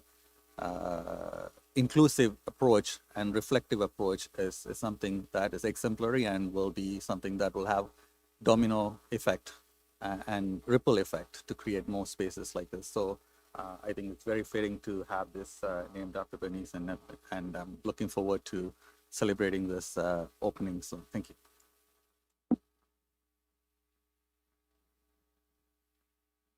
Okay. Thank you, Councillor Shan. Any other speakers? Saying none. So we have the recommendations before us. Do you want to record a vote, Councillor Myers? And a recorded vote on the recommendations? All those in favor of adopting the recommendations in Councillor Myers' letter, Councillor Thompson, Councillor Shan, Councillor Myers, Councillor Candeval, Councillor Ainsley, that motion carries unanimously. All right. Thank you very much. All right. Our next item of business is SC 32.12, 777 Victoria Park Avenue, construction staging area. This has been deferred twice, held by Councillor Candeval. Councillor, oh, sorry, we have speakers. Our two registered speakers, the first one is Todd LeBlanc and Kevin Rampasing. Are they online? All right. Yep, right here. Mr. LeBlanc, you have 5 minutes to address us whenever you're ready. Before I get started, can I have permission to share my screen? Yep. I'll wait for that to come through. Okay. Thank you. Oh, now presenter. Okay, let's do it. Share. All right, can folks let me know when they can see? Yep, we can see it. Go right ahead. Brilliant, thanks. Hi, everyone. My name is Todd. I'm here to speak about SC 32.12. Long-time listener, first-time speaker at Scarborough Community Council like this. My name's Todd. I'm a resident of the ward. I've been Ward 20 for the last 6 years. I commute through this stretch of Victoria Park Avenue multiple times a day for work. I commute to using TTC. I'm a dad of one, and my son loves TTC subway, and so we're actually going there on the weekends a lot too. So we're passing this stretch a lot of the time. I'm working from home today because I want to make sure I can contribute. It's my first time kind of speaking like this, so looking forward to having a voice, and we'll see where we go. In terms of current state of what this construction space we're talking about, it's the east sidewalk closure of Victoria Park Avenue between Denton and the entrance to the TTC station for the next 3 years, give or take. In the process, there's actually been a north lane reduction on Victoria Park for cars, and then also pedestrian rerouting to the west side of the street all the way to both sides of the construction site. In terms of some visualization to kind of get a sense of what we're talking about here, this is, again, looking north on Victoria Park. On the east side, you can see the bit of a portable for the construction. There's also a lot of the vehicles for the construction workers in that space that have taken away a lane as well as the full sidewalk. As you look here, you'll see some pedestrians having to cross over to that left side, that west side, and then move their way across. You'll see later the inverse from the station. This is looking south. So the left side of the screen is the east side of Victoria Park. Again, that one lane closure and then the full wide sidewalk. You can see all the folks having to go across the street this way here. You'll see also at the entrance to Victoria Park Station, a lot of folks waiting. The crosswalk is rather lengthy there, but it's not our only part of the concern, but we'll talk about that a little bit later. And then I think what's happening here is, in addition, is that people are also choosing other means of navigating this transit. This is just me walking on the 15th going to work that day, but people, that's actually two people there. It's hard to see behind the van, but there's one person going north, one going south. One of them actually has a stroller.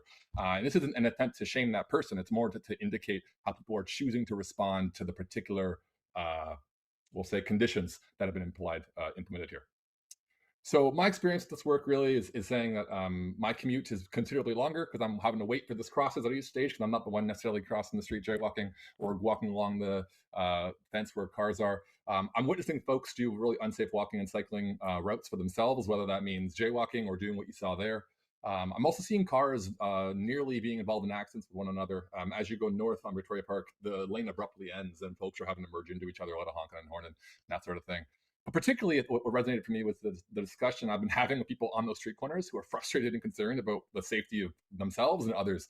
And so me not being involved in any community work at all was just like, let's do something about it. So I went to my Instagram, I made a quick survey, and I thought rather than me coming to a deputation and give my perspective, why not get those the people in the community? I got 23 respondents. I stood outside the station for about half an hour one day, and I talked to neighbors on my street. It wasn't a lot of detailed work. By no means is this the most robust or empirical study. This is what I took away and thought it'd be worth sharing. In terms of what people's most common travel modalities were for who I surveyed, majority, and again, people could choose multiple, hence why the number is larger than respondents. Majority were walking, but we had a lot of folks that leveraged TTC buses in that space. A lot of those were walking with strollers. That was a different response. And then also a lot of drivers. And so these 5 pieces of data on the bottom here I thought were quite illustrative. One is the fact that 87% of people overall that responded felt they felt less safe navigating this area. 69% witnessed unsafe travel routes by different people in different ways. 52% of those admitted to actually doing unsafe routes themselves. That means jaywalking, not waiting for the light to change, or walking along that particular fencing that I showed. 56% witnessed accessibility challenges for people with mobility devices or with strollers or whatever it may be. And I think also poignant here is 71% of drivers who responded to the survey felt they also felt less safe driving in this space. In their words, here's some 3 quotes. I had a qualitative response. 3 people said, okay, people are making unsafe decisions to save time. My TTC commute when traveling with my child in a stroller has become much less safe, longer, and inconvenient. And then interestingly enough, and really important is the fact that one person said, it's scary as a woman to walk by the wooded west side at 5:30 a.m. as they commute to work. In terms of the response to the motion that we're probably going to look at here in a little bit, very supportive. And I want to give a shout out to a member of Councillor Cannavale's team, John Dunning, has been a super great advocate for me. It's kind of like enabling me to say, how do I go about doing this?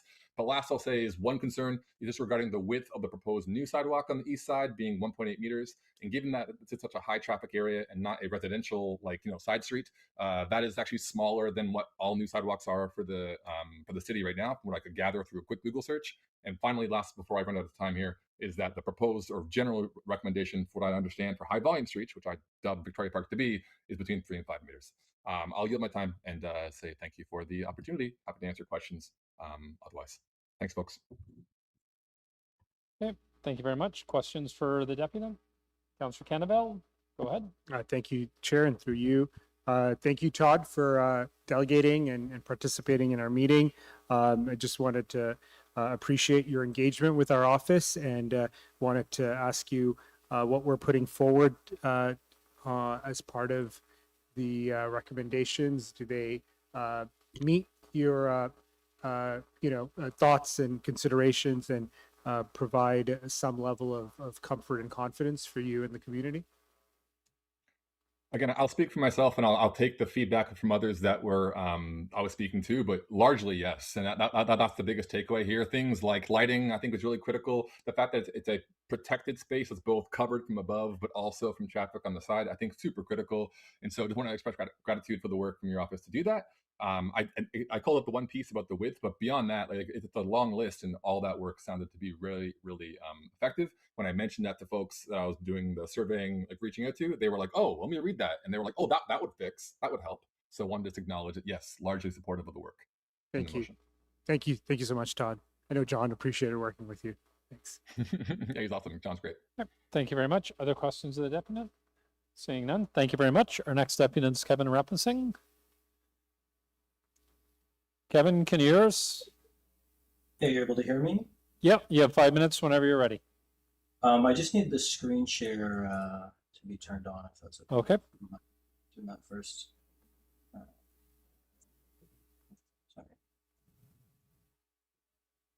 Do you know if... oh, perfect. Okay, we can see you. And just want to see if this is... do you let me know when the screen is shown? Yep. We can see your presentation. Wonderful. Not a presentation, I'll just be doing a little couple of drawings, but yeah, good afternoon, I'm Kevin Rappensing. I'm a resident in South Scarborough, and building on some of the comments from the last deputant, I thought did a phenomenal job laying things out. I'm definitely concerned about what is being proposed, or at least in the staff recommendation, about the construction staging here. Now, I walk, I bike, I drive, and I take transit. I'm often at Victoria Park Station, and particularly the way that people are going to have to move around this, I don't think is appropriate for what we actually have here, which is one of the 3 subway stations in Scarborough. I just want to help walk you through why, in case you haven't been here or seen it yourself. So this is the actual construction staging on the left, the diagram. On the right, just a little bit of street view, just so we can kind of see what's going on. So if you see here, you can see the kind of this building here. That's what we're looking at.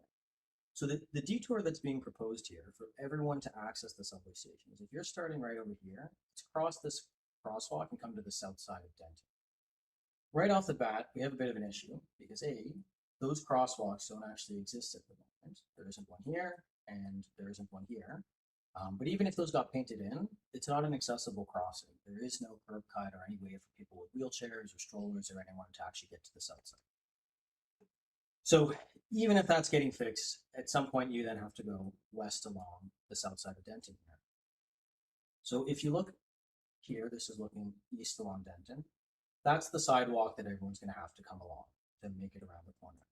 You can see it's pretty narrow, and it's certainly not anything like what you would expect what's actually currently on the north side, which is much, much wider and gives people space for things like their wagons, their strollers, or if they're walking 2 or 3 abreast. This is what's being, this current sidewalk on the north side is being replaced with something like this. When you get to the southwest corner, you have a very, very constrained area that is going to have lots of people crowding before you have to go and cross the road. Again, when you look actually at the existing sidewalk, this is on the east side of Vic Park, so that's the blue area here. So you've made it over here, now you're looking out this way. This sidewalk that actually gets people to the station, there's thousands of people that use this every day. There's towers all over the place, and this is, again, one of the few subway stations that lots and lots of people can actually walk to here in Scarborough. Replacing that with the 1.8 meters that was suggested, I mean, if you want to get a sense of what that looks like, this is a little narrower than 1.8, but this is more or less what's going to be available for people for 3 years to get to and from the station. Barely enough for 2 people to get by, and essentially what that's going to be is single file, everyone, you know, walking single file to the station and walking single file away from the station. Everyone with strollers, with mobility aids or wheelchairs, if you've got a grocery cart, every single person is going to have to be single file without anyone being able to overtake, and you're going to feel that discomfort of being in a constrained, confined environment. The alternative is, instead of taking that covered walkway, you might choose to cross to the west side, and I think the previous speaker had pointed this out too. You're going to get stuck on a very narrow island here, and then you're stuck walking next to a ravine where it's dark, there's nothing else there before you have to cross back to the station. I don't think this is actually very difficult to fix. Obviously, this is a really important construction project, having an affordable housing site here at the old parking lot at Victoria Park Station. But I think it's actually relatively straightforward if you are going to try and fix this. This portion of Victoria Park is a little bit wider than it actually needs to be. If you go just off this map, so if you look at this light here, that's what I'm looking south at right now. Just north of here, Victoria Park is one lane each way. There isn't any reason that we need to maintain all of the traffic lanes that are here. This was much more appropriate when this parking lot was open. People had to turn in and out. There was a lot more people driving to the subway station itself.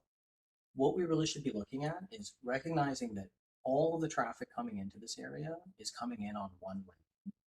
We should really just be looking at, okay, can we bring Victoria Park southbound to one lane of traffic south, keep a left turn lane, and shift all of the northbound traffic a little bit over. And that's going to give you an extra lane of space that you can use to keep the pedestrian space open for people for years, so that it's much more similar to the existing sidewalk condition. And you also have a bit of an edge line or a bike lane that people do use here that's not available right now. I think recognizing that there's so many people that are walking to the station, and that this would not fly if it was a different subway station in other parts of the city, we really should be thinking about how do we make sure this is not just kind of meeting the bare minimums of accessibility, but making sure that it is as comfortable and safe for people to keep walking to and from the subway station. So I would encourage you, I mean, I'm not sure the full details of the motion. I don't know if Councillor Kendall is bringing something forward, or if the scope of it's already in what's on the table today, but I would encourage that you get some input from staff on how to widen the pedestrian clearway and reallocate this traffic. Thank you very much. Okay, thank you, Kevin. Questions for the deputant? Any questions for the deputant? Seeing none, thank you very much, Kevin. We'll bring him into committee. Questions of staff? Thank you. Councillor Kenneville?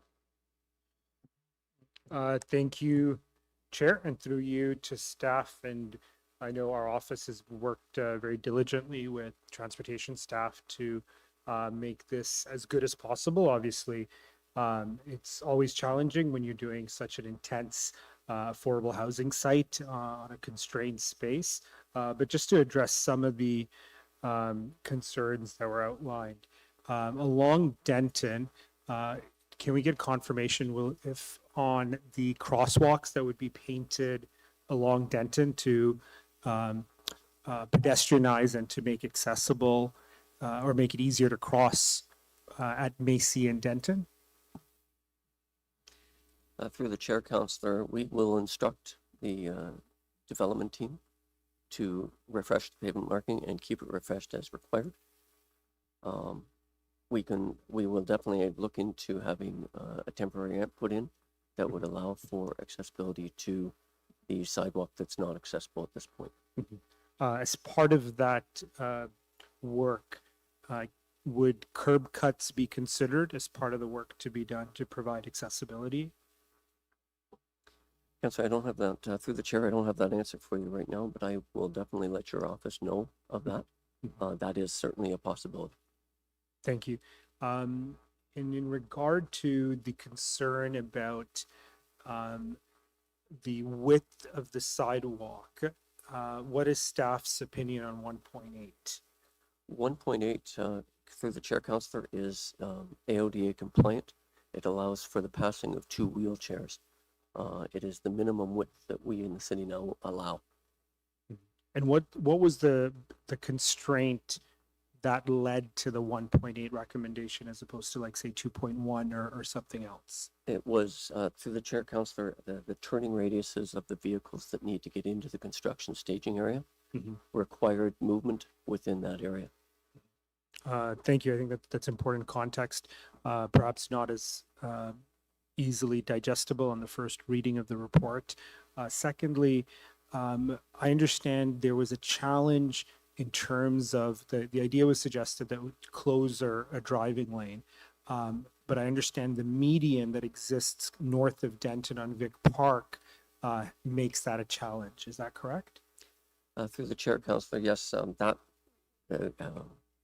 was looked at exactly, and it was found to be operationally negative. TTC could not maneuver through it with it removed. So the decision was made not to remove it. Understood, and I imagine there are financial implications to that. Not to say that's an impediment, but certainly I know a restriction or constriction that we had heard from Roger Brown, the director. The other concern that was raised by the deputant was the width of the sidewalk on the south side of Denton. Is there any scope to widen that as part of this project? Through the chair, councillor, I believe through the streetscape plan for the project, yes, sidewalks will be widened. Okay, good. Thank you for that clarity. That's important. It was a valid point that was raised, given the traffic would all be concentrated on that portion, and we know the dominant form of traffic would be coming west along Denton. So it's good to know that. And I think if I captured all the concerns outlined, there was one on the cycling, and I've got a motion to help, mitigate those impacts to some extent, which I'll speak to in the next portion. But I think finally, if you could speak to the lighting that'll be provided as part of this, especially, we heard concerns from both deputants about vulnerable people perhaps being concerned about lighting in the area during dark times.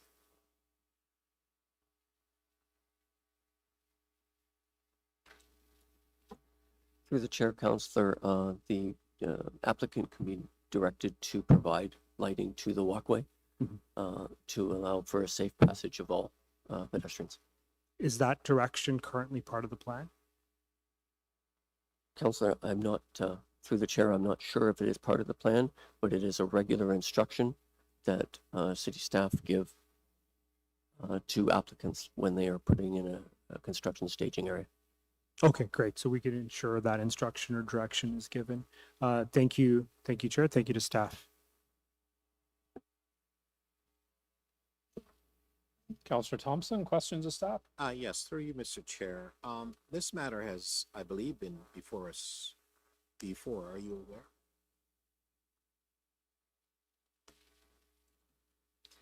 Through the chair, councillor, yes, I'm aware that this report has come to council, I believe, twice.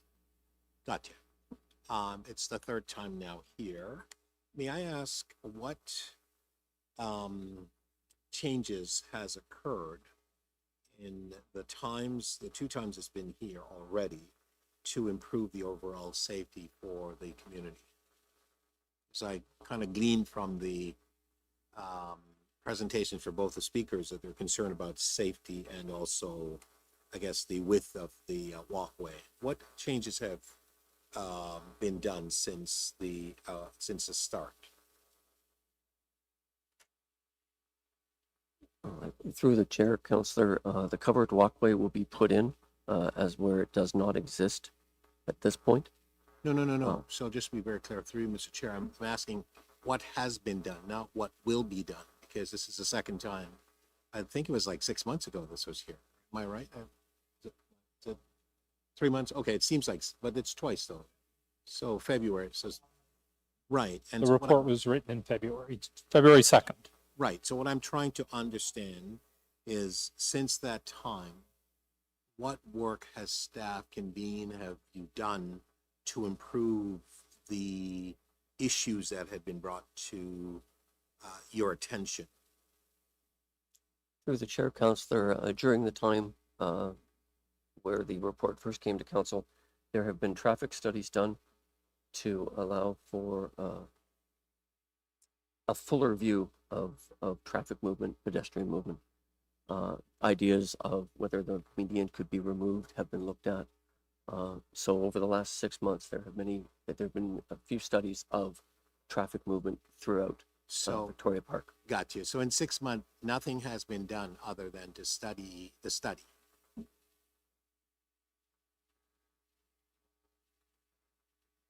Through the chair, council, I'm not following your question. I thought my question was pretty clear. You brought a report 6 months ago. It was deferred twice, and you indicated that you're studying it. So, and the question I asked was, what action have you taken to improve? So my understanding is that actually nothing other than to study, because a study doesn't implement anything until it's been approved by staff or by us here based on bringing something back. So my question was, what action was taken to improve the overall conditions or the challenges or the problems that had been discerned? Have you just simply studied it but taken no action? Or have you studied it and implemented some changes to make the area safer? Which of the two or both? And do you understand the question now? Yeah, through the chair, Councillor, there has been no implementation of any movement yet.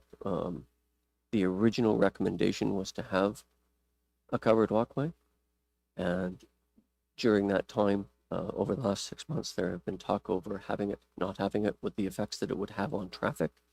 It has always been staff recommendation to have a covered walkway. So, with great respect, Mr. Chair, I'm not quite sure I've got the answer. I'm simply asking a simple question.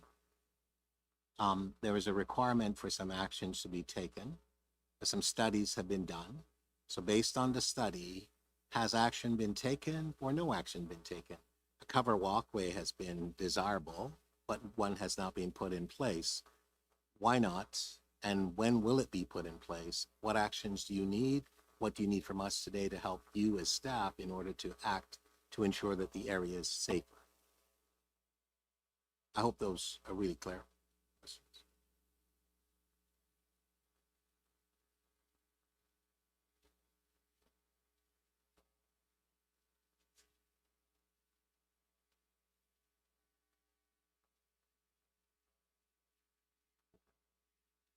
Through the chair, Councillor, there have been sensors installed at the traffic signals. I'm sorry, I didn't hear that. Sir. There have been sensors installed at the traffic signals.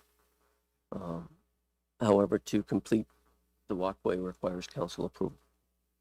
Okay, and is that what we're being asked to do here today? That is what you're being asked to do today, Councillor. Gotcha. So after 6 months, we're being asked. Okay, gotcha. Thank you. Thank you very much.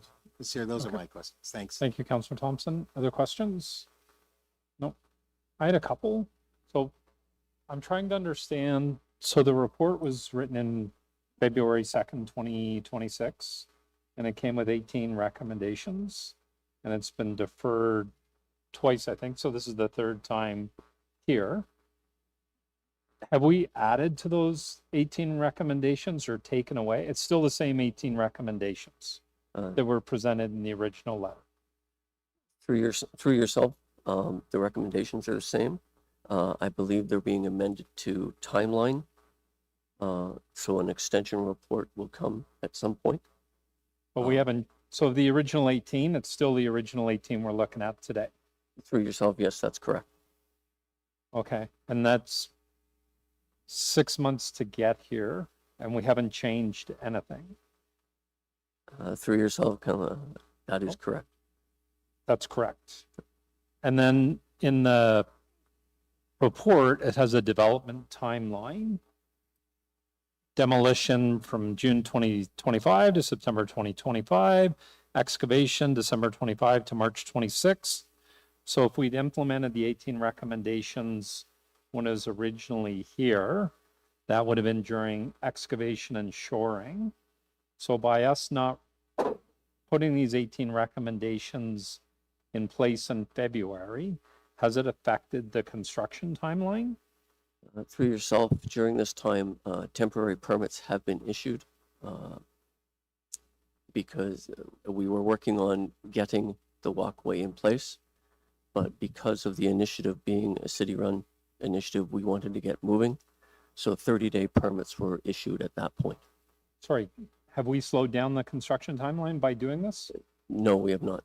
We have not? It's proceeded without the construction staging recommendations put in place. Through yourself, yes, that is correct. Isn't that kind of dangerous? I'll say that rhetorically. Through yourself, thank you. All right, thank you very much. Those are my questions. Speakers? Councillor Cannavale? Thank you, Chair, and through you, appreciate the rightful concerns. I think part of the work that we were doing, our office and transportation, as well as the the developer was to advance the report with the amendments, if clerks can put it on. So this is what we collaboratively worked with transportation staff to make the report stronger, and that was the context for the deferral, was to make it better and safer, and we heard that from the first deputant. So this speaks to the first recommendation is to the temporary pedestrian walkway. Also key to this, working with staff, is that we move the timeline for a 1-year check-in every year through the 3 years to ensure we have the ability to make it safer and better at 1-year increments. Number 2 is to work with the applicant for paid police officers as part of management and safety along that corridor. Number 3 is to work with our office to have monthly community meetings. We have a very organized condo board and residents group that has worked very cooperatively with the developer to make sure, and TTC, to make sure the plans are cooperative and collaborative, and that has been a great success story between community and the developer. And lastly, we are looking at traffic warden program as part of the work we did with Roger Brown and his group to ensure the work zone coordination is appropriate. And lastly, the 5th recommendation or addition is to create shared use lane sharrow pavement markings to indicate that cycles are also part of the users along Victoria Park. So that came out of the concerns raised by cycling members of the community. Thank you.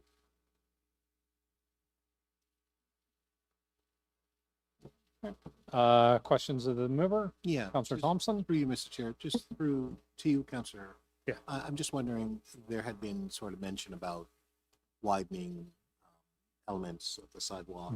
Is your motion incorporate any of that? So we worked with staff, and as you heard through my questioning, 1.8 is AODA compliant. Right.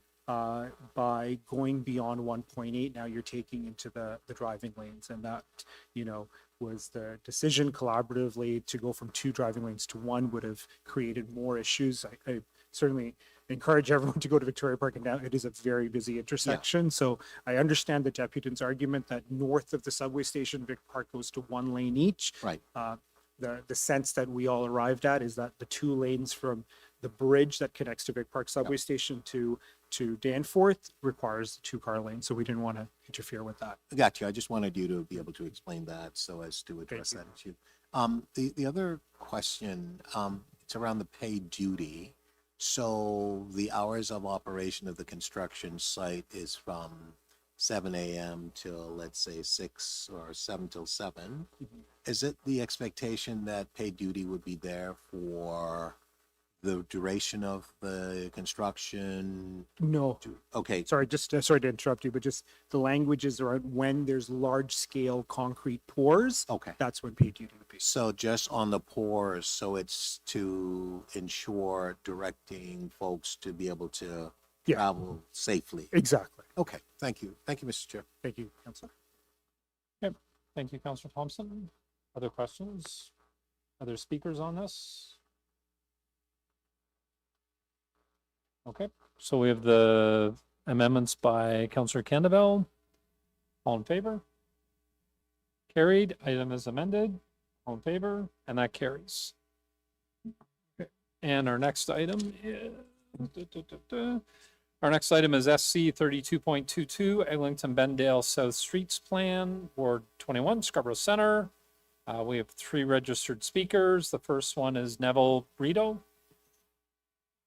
Mr. Mr. Chair, Brito, just come on point of down. order. Mr. Chair, point of order.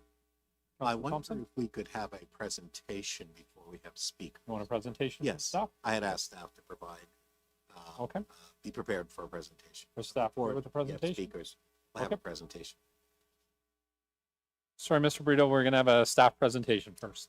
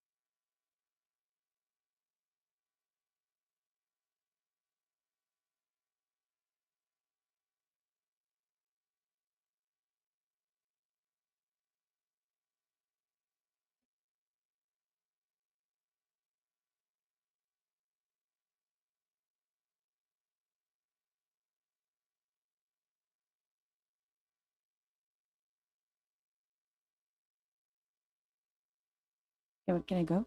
Yes, I'm ready. Thank you so much. Good afternoon, everyone. Chair, members of the Community Council.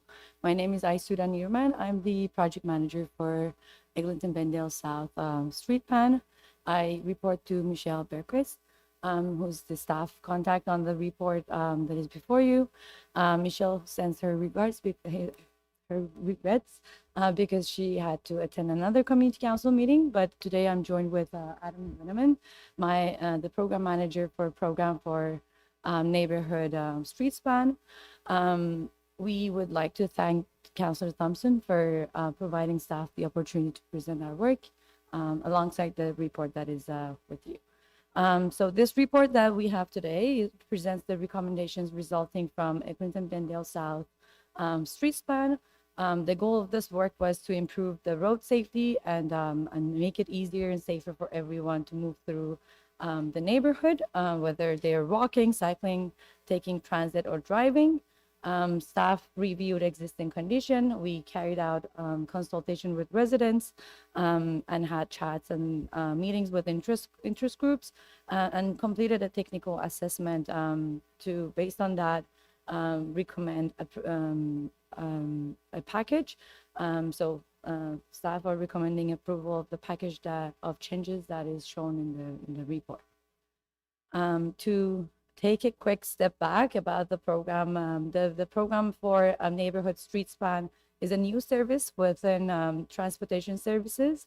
The program was initiated in 2023 to help transportation services respond to the large number of requests for neighborhood traffic and road safety improvements we're receiving. It also helps the division find opportunities to better coordinate improvements with already planned construction, such as road resurfacing, road reconstructions, Toronto water projects or works, and other capital work that was happening within neighborhoods. The outcome of each street plan is a set of proposed changes that can typically be delivered in the short to medium term, which is generally as long as 5 years to as short as 6 months, depending on the complexity of changes, approval requirements, funding, and coordination with other planned work. Proposed changes are typically developed by looking at three main inputs. What we hear from community through two phases of engagement that we do with them, in existing city policies and programs that guide us, and technical evaluation that is done by our team. The technical evaluation includes review of traffic data, collision history. We do site visits, and we coordinate and coordination with city services like fire, paramedics, TTC, solid waste, and snow clearing, so that the proposed changes that we are putting forward support safety without negatively impacting the way impacting the provision of public services. So the Eglinton-Bendale South Street Plan that the report is being presented today focuses on improving safety and mobility for everyone in the neighborhood between Lawrence Avenue East on the north, the West Highland Creek and West Highland Creek to the north, Eglinton Avenue East to the south, Bellamy Road north to the east side, and Danforth Road to the west side. We're now sharing proposed changes developed from community feedback and technical review, addressing four main issues that we identified within the neighborhood, which was conflict issues, like areas that drivers, pedestrians, and all road users were interacting in risky ways, especially at crossings and turn points. Speeding issues, streets where vehicles were often exceeding speed limits, high traffic volumes on local roads, and and congestion and unsafe behaviors around schools. So together, these priorities guided the proposed design and operational changes that are included in the report. So the list of proposed changes, it's long. It's included in a table with all the details needed It's in the report that is before you, and it's which includes traffic calming, new pedestrian crossing, intersection safety improvements, and just more. But this map summarizes what we have and what we're proposing within Eglinton-Bendale South at locations that are identified across the neighborhood. That is my presentation, and I thank you so much for the opportunity. Okay, thank you very much. Do you want to do Questions after the questions after the deputants? The deputy, Yep. yes. Okay, all right. Thank you very much. So the first deputant is, Neville Brito. Mr. Brito, come on back down. And then Adam Stork and Robert Holjek. Thank you.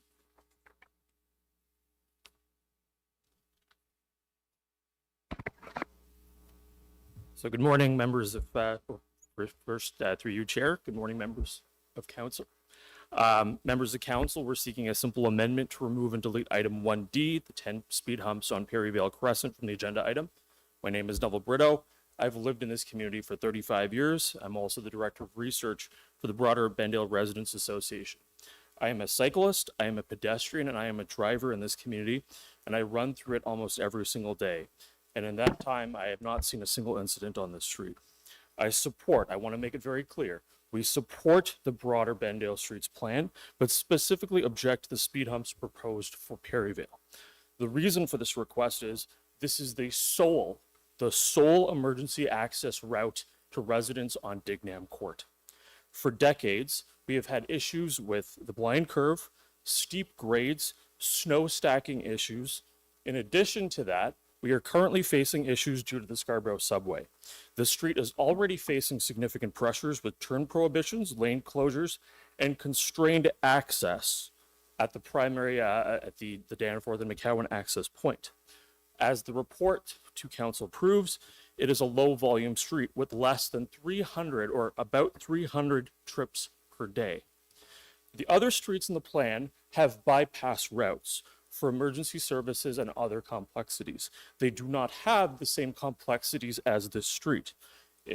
For context, there is no school on this street, there is no church on this street, there is no senior's home. In fact, the closest school to this street is more than 800 meters by car.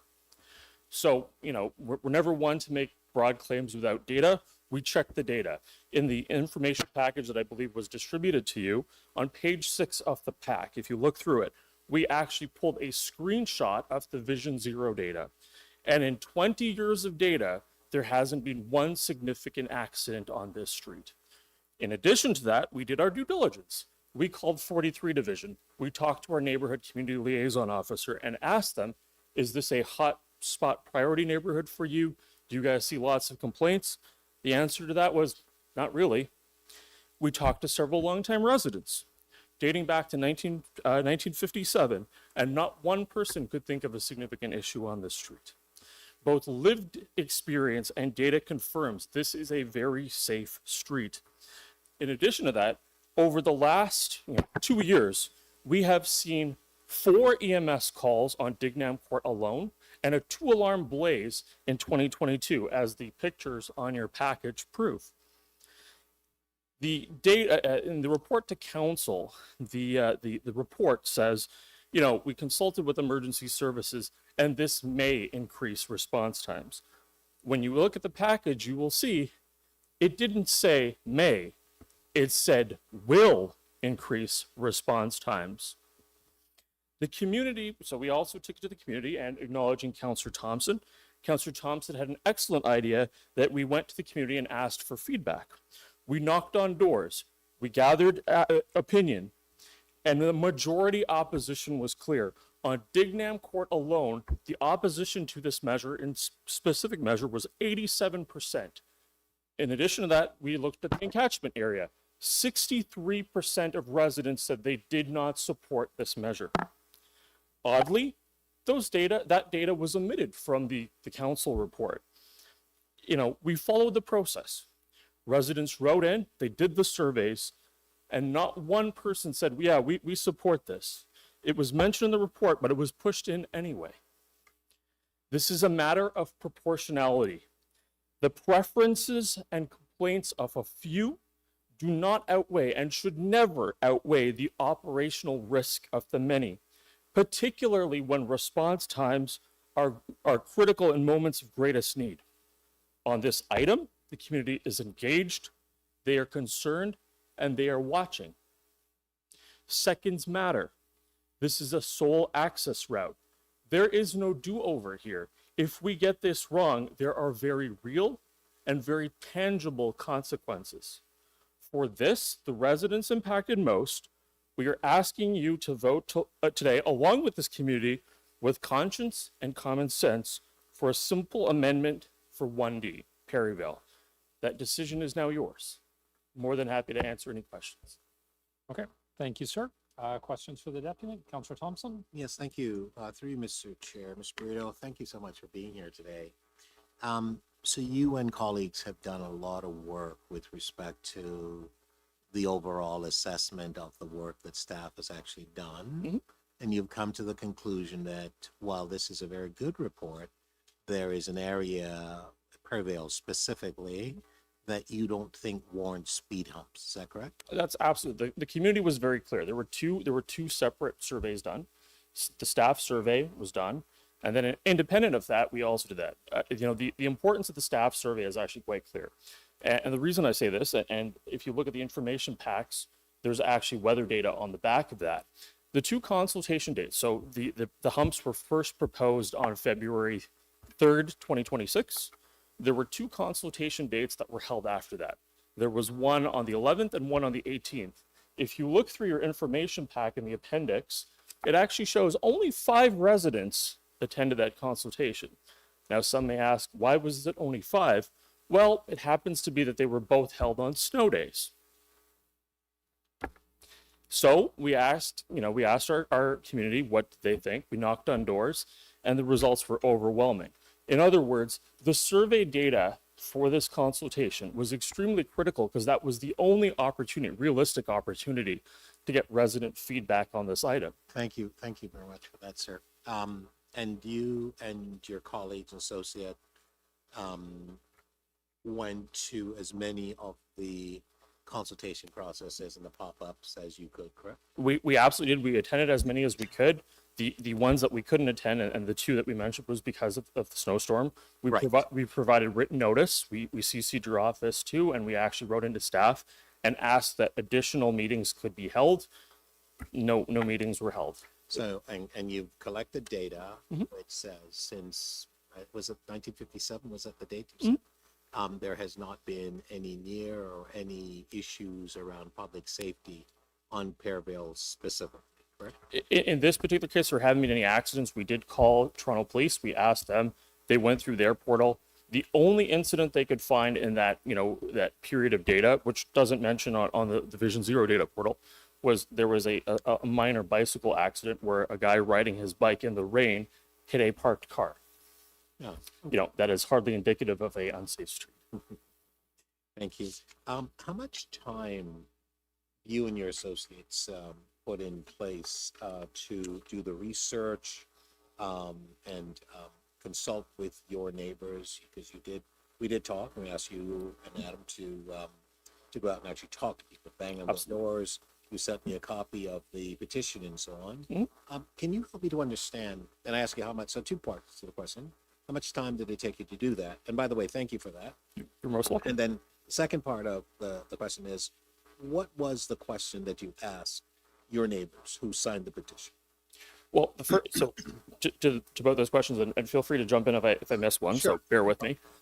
Yes, it took us about 4 to 5 days of knocking on doors. We knocked on doors in person.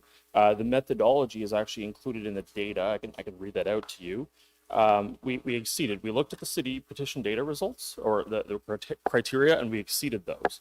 So, in other words, doors were knocked on and canvassed in person. For houses where no one was initially available, 2 to 3 follow-up visits were made. Every house with a Perryvale Crescent address or Dignam Court address was knocked on. Only verified opposition with a name, address, signature, and date was counted in the opposition tally. We used the official City of Toronto map, so that was 57L22, and confirmed with Google Maps and in-person confirmation of addresses. Sure. And the results were staggeringly. And just remind me of the question that you actually asked your neighbors with respect to. Oh yeah, absolutely. It is there. I will read out. Question was essentially, do you support speed humps? Like we said, in our submission to the city, we asked residents, this is what's before you. This is being presented as part of the plan. Do you support speed hump implementation in this case? It was very clear. It was very, legally labeled out. And the results from that were no, overwhelmingly no. Great. Thank you. Thank you, sir. Thank you, Mr. Chair. Thank you, Councillor Thompson. Other questions of the deputy? Seeing none. Thank you very much, sir. Thank you for your time. Our next deputy is Adam Stork of the Broader Bendale Residents Association.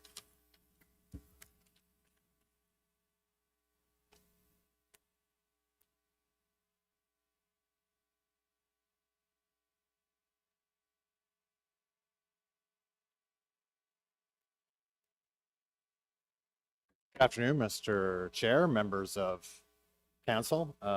My colleague Neville Brito is a tough act to follow, but I will do my best. I'd just like to start by pointing out that the right of a citizen to petition their government is an ancient one, and so I am pleased to exercise that right today. I will be very brief in my comments. I'm simply going to underline and echo what my colleague and neighbor Neville has noted.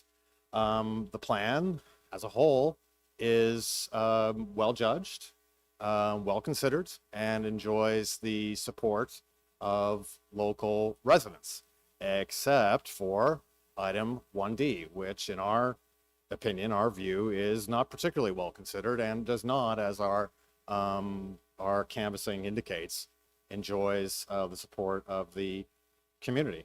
A wise man once said that there are no solutions in politics. There are only compromises. And make no mistake, this is a compromise. And when it is put to the local residents in those terms that this is a compromise, they are not willing to make that compromise. And what compromise, you may be wondering, is that? Well, I will refer you simply to attachment 4, which is EMS's response to this plan on the record. And it is very clear. They say it is important, the applicant, meaning the city, understand that speed bumps will reduce the speed of emergency vehicles, because of course they will, until we live in some sci-fi future where speed bumps can deform themselves when they detect the transponder of an emergency vehicle on an emergency run. We don't live in that world.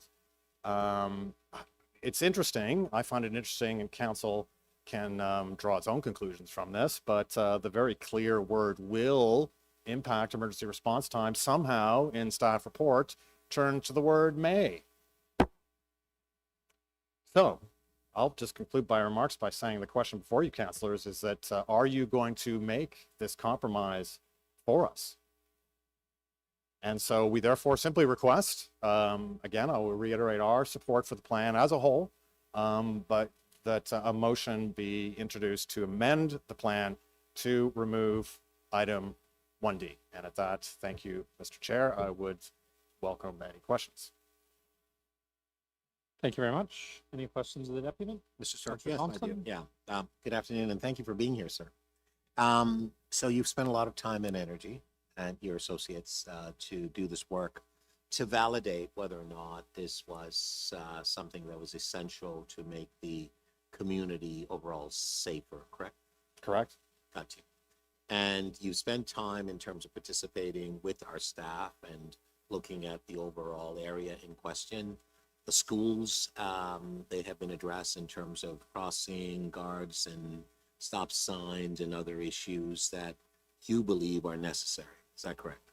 Yes, I would agree with that. Absolutely. I mean, it's really hard, or if not impossible, to argue against increased. Just speaking to the mic, please. I'm sorry, it's hard, if not impossible, to disagree with increased safety measures around a school. Children are obviously our most vulnerable members of society and deserve a special layer of protection. But as my colleague Neville noted, we are a considerable distance from any school. Got you. And you understand that we don't always only put speed humps in areas where there are schools. I understand that. Right, but there are conditions that are required. Correct. Speed humps. and Perivale at this time, as far as you're concerned, and the residents in the area, those conditions are not met. That would be a correct assessment, yes? Okay, got you. So for those reasons, you're not supportive of speed humps on Perivale. Correct. But in the future, if something were to happen and it was a necessity, you would be okay with us reviewing it going forward? I can only answer that in principle, yes. However, to a certain extent, that will never change because we are a prisoner of geography. If you refer to the map, Perivale Crescent backs up against Hague Ravine. So until you're right. I was going to get to that because my next question to you was, do you conceive or perceive major changes that would actually deviate from the condition or the position that you've taken and your colleagues with respect to no speed humps on Perivale? I mean, Well, Councillor, the future is unknowable. So, I mean, all I can say is that yes, if situation changes, the wise, change their opinions to suit, do they not? so do you perceive someday there'll be condos on Perivale or in the vicinity? Well, that is a separate issue that you are, of course, well aware of. And we can always, that particular project that you're referring to, shovels will not be in the ground on that for 10 years. And so Yes, got you. this council may re-examine such matters at that time. Right, and can you tell me how old is the broader Bendale Community Association? We are a fairly young organization as residents associations go. We were actually, as you may know, we were founded almost as a one-issue party, if you will, to agitate and advocate on behalf of residents in terms of the Infrastructure Ontario and the Metrolinx construction of condominiums at Eglinton and Lawrence and McCowan. But that doesn't mean to say that I guess now we're a two-issue party because once the streets plan came across our proverbial desk, we examined it. And again, I want to express our support for the plan as a whole. It's just Perivale Crescent that, in our opinion, is ill-judged. You would agree with me, though, that you and your associates have brought some energy in terms of interest in the community to bring light and attention to issues that are prevalent to you and others, correct? I would certainly hope so. Yes, I'd like to think so. Got you. And the energy and passion that you bring has given this work that staff has actually done your full attention, and you have discerned from that everything is great except for 1D. Correct. And I'd like to point out that this has not been pointed out or entered into the record, and staff did not put this in their presentation. However, we saw the more acute roadway safety issue being the blind curve on Perivale Crescent as it passes and meets the Hague Park pathway. Yeah. Staff saw, that was not included in their original report. Staff saw the wisdom of this, and lo and behold, as you can refer in the revised proposal, there is parking restrictions, permanent no parking restrictions on the inside of that turn, that blind corner. Super. Thank you very much, sir. Thank you, Mr. Chair. Thank you, Councillor Thompson. Other questions of the deputy? Seeing none, thank you very much, sir. Our last deputy on this item is Roger Huljic. What did I say? Sorry, Mr. Huljic, my apologies.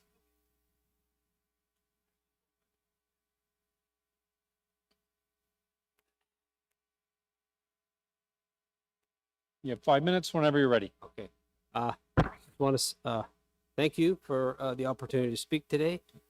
I just wanted to point out I did look at the layout for the speed humps on Perivale, and the issue for Dignam, access to Dignam. I believe there's only one hump between Danforth and Dignam. Just want to point that out.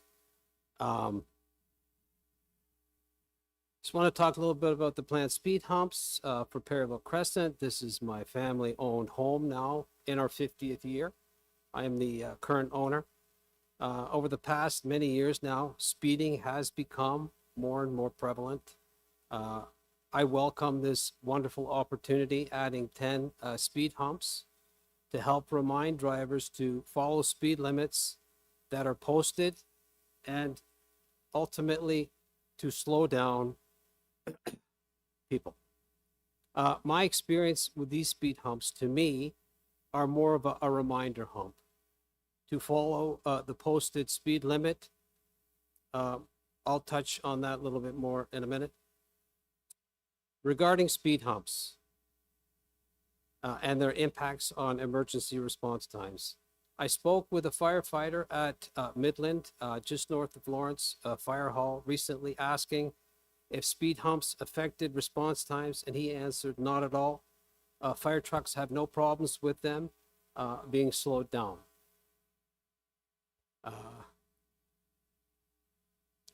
So I decided to conduct a few of my own tests in my 3/4 stiff suspension pickup truck, which is kind of a bumpy, bouncy ride to begin with, meaning I feel every bump, crack that I drive over. So at 30K, it was pretty smooth, no problems. 40K was kind of iffy.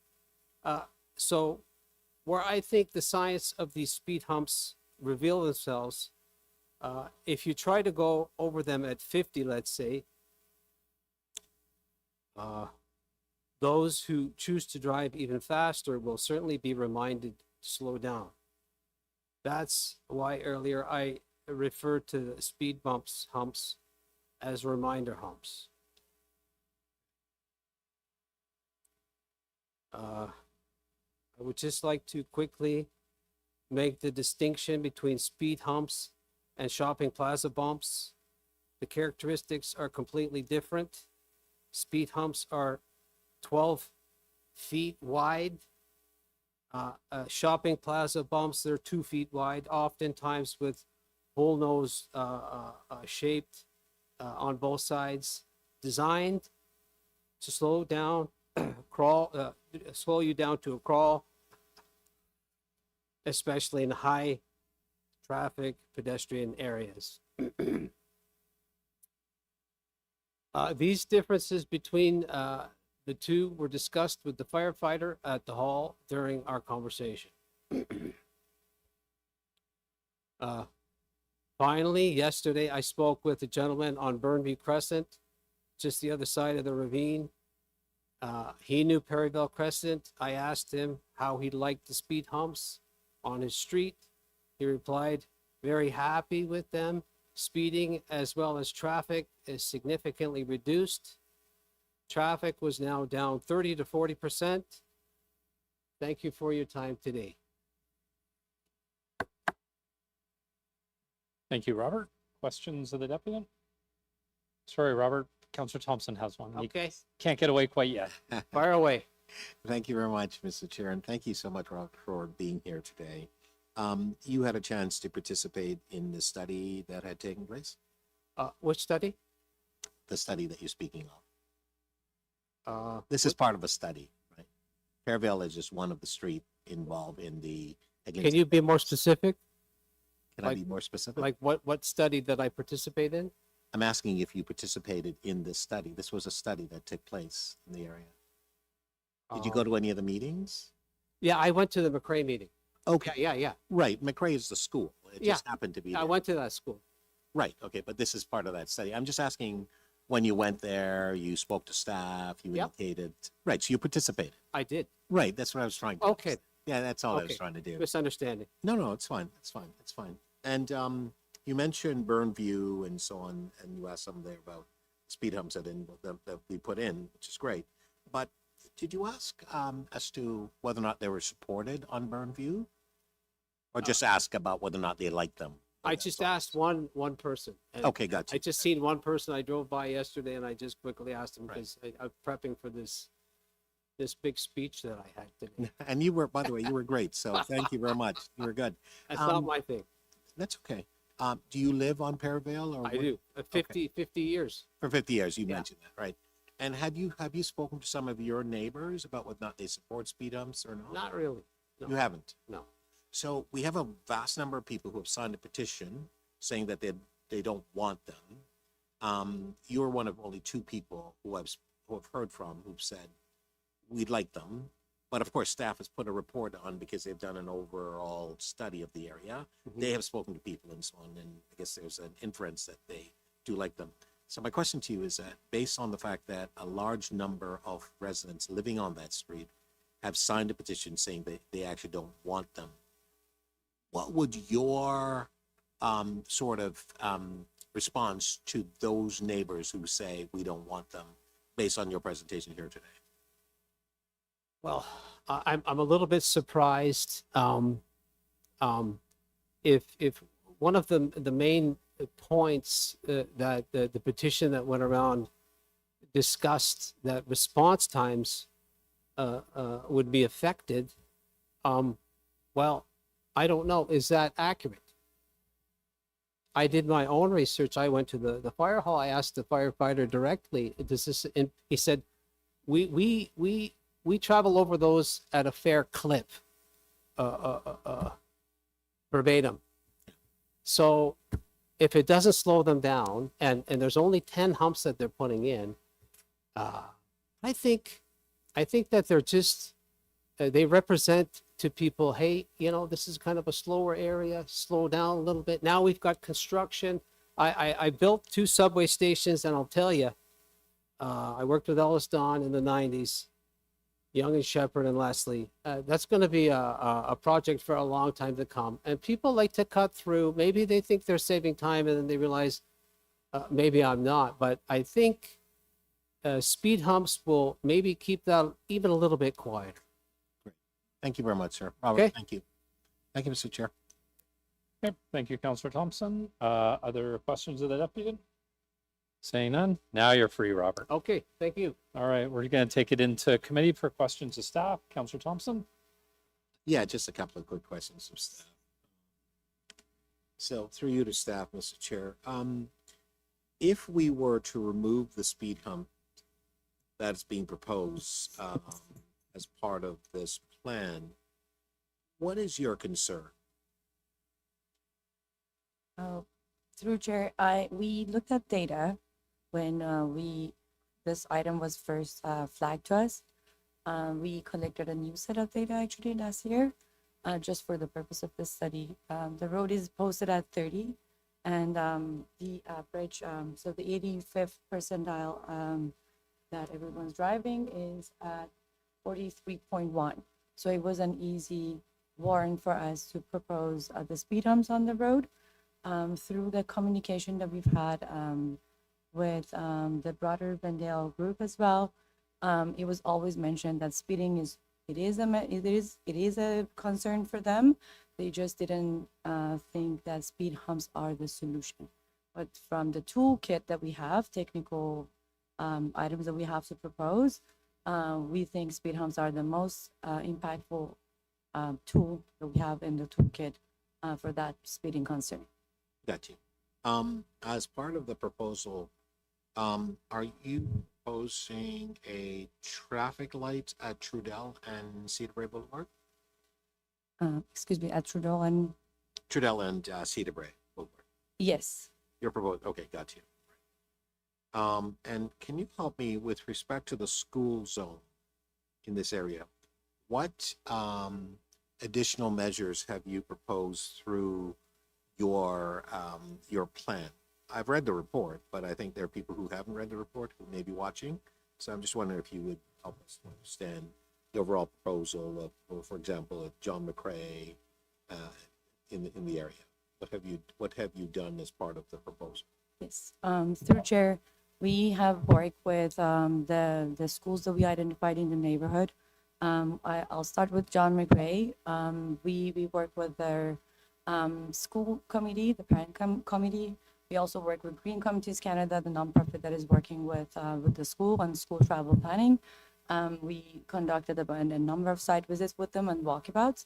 What we're proposing in front of that school specifically is parking restrictions on the west side of the road, on McCowan Road, just to make sure that the road is clear for cars to go into the cul-de-sac and come back to make the movement smoother. We're adding physical obstacles like flex bollards north of the PXO that is right in front of the school to make sure that space is cleared from parked cars, so drivers can see kids, like smaller kids, crossing the road. We We also added like new signages there and a U-turn prohibition just to make sure no one's U-turning right in front of the school and they're all following the route or they go all the way to the end of the cul-de-sac to come back, just to make sure that the traffic moves smoother. In front of St. Nicholas School, we worked with the school. We knocked on the doors on Amarillo Drive. We talked to the residents one by one. The main issue there was drop off and pick up happening on the north side, blocking people's driveways. So what we propose is parking restriction on the north side and drop off and pick up designated zone in the south side. So parents have a designated space to do the drop off and pick up, but then we can keep the north side empty of parked cars so that first the traffic can flow smoother and then the drivers are clear during drop off and pick up. And then we have on Trudeau Street, in front of Philippe Lamarche School. It was I think a long requested for a long time. Residents and school families and students were requesting a crossing point, like a pedestrian crossing or protected crossing on Trudeau. Because of the school, because of the trailhead, because of the park that is on the north side. So we studied that area. So that's why we proposed a PXO, a pedestrian crossover, the one we pushing across there to facilitate more protected crossing. We also proposed parking restriction on the north side because another issue that was brought to us was school buses parking there and waiting. And that was causing side issue for the cars that was driving on Trudeau. So just one final question. With respect to Trudell and Danforth Road, we have a no turn on red at that location. Is that correct? Yes, correct. We have seen and observed that it's not being followed as we would like. What are you proposing there? Are you proposing perhaps larger signage? Are you proposing more infrequent with respect to the police? Are you proposing perhaps a red light camera at that location? Are you doing anything to improve that specific area? Yeah. Thank you, Mr. Yeah, through Chair, we looked at, we did a site visit at that location. We identified that we noticed that all the signage and everything that we need to have in place is in place. Is more of a behavior, like driving behavior. That's why through the contacts that we had, so those items were flagged by residents. So we asked them, encouraged them to request more enforcement at that location because again, in terms of technical items that we can put at that location, they are there, the signage and everything. One improvement that we're making is we relocated the bus stops at that location to be closer to the crosswalk because one major issue for drivers and pedestrians was that the south leg of that intersection is missing a crosswalk. So pedestrians were crossing almost everywhere. By kind of redirecting pedestrians to cross on the north side and then relocating the TTC stop desire line, we try to manage that movement. Thank you. Thank you, Mr. Chair. Thank you, Councillor Thompson. Other questions of staff on this item? Seeing none. Speakers, Councillor Thompson. Thank you very much, Mr. Chair. I have a motion, staff, to maybe just put that on the screen. It is to delete 1D. And the reason why I'm supportive of this, I will explain in a moment. But let me first of all thank the amazing staff for amazing report. In fact, this area has been a problem for some time, a very large area. And when they came forward and spoke about the area that they wanted to study, I, well, supportive, felt that perhaps they would have such challenges in terms of trying to gather all the information. But I'm so happy that that wasn't the case. People came out and obviously supported the process. The staff were very professional, very thorough in terms of the communications that I've had with them. I've actually visited and attended some of the meetings that they've had. The schools in the area have been very, very supportive in terms of their outreach to the community as such. And so it has been very, very helpful with respect to the consultation and the feedback and so on.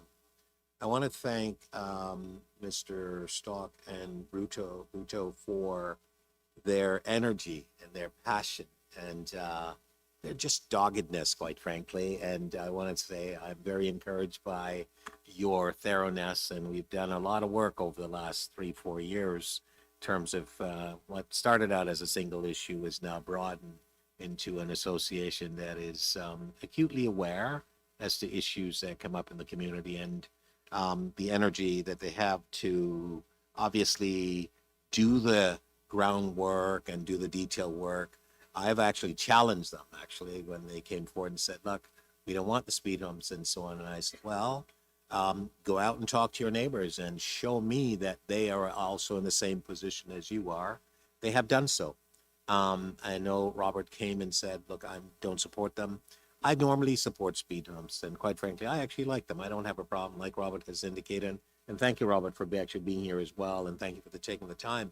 It's not a huge protrusion of the sort of roadway and the energy that it takes to go over them and so on. But I don't live on Perivale. I don't live in the area.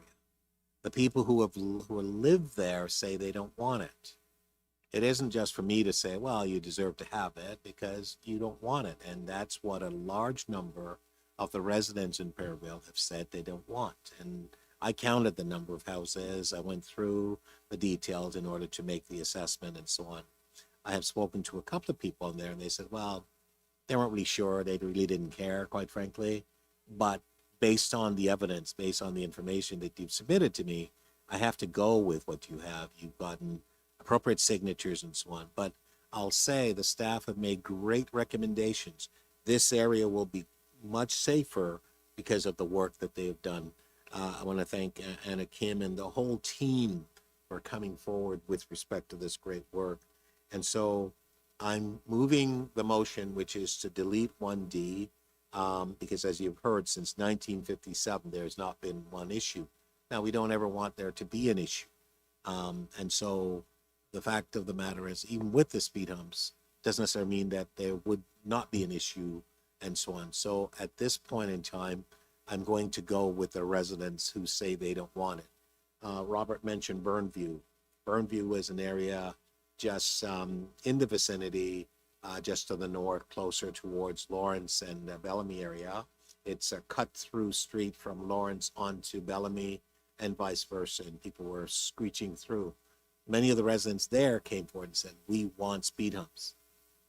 So because they said that, we went through the process of investigating, and the determination was made that, yes, it was warranted and so on. And so while the study has come forward with these ideas about changes, the residents have simply said, on our street, we're happy with it just the way it is, but we thank you for doing all the other work in the community that has the ability to make the community safer and so on. If at some point in the future there's a need for further changes, then we visit it at that particular point in time. But I think based on what the residents are saying to me, I'm going to side with them and basically remove 1D. But this is no disrespect to our staff. They've done tremendous work. I want to again thank them for the energy, the passion, and the time that they've taken. Great work. And so, Mr. Chair, with that, I conclude my remarks. Okay, thank you, Councillor Thompson. Any questions of the mover? Seeing none. Speakers on this item? Seeing none. So we have Councillor Thompson's amendment. All in favor? And then the item is amended. All in favor? That carries. Thank you. We are on to SC 32.25, renaming of a portion of Zoo Road in Ward 25, Scarborough Rouge River. We have one registered speaker, Pauline Browse. I don't see Pauline here. Pauline's online. Pauline, can you hear me? Hey, Pauline, it's Paul Ainsley. Can you unmute, please?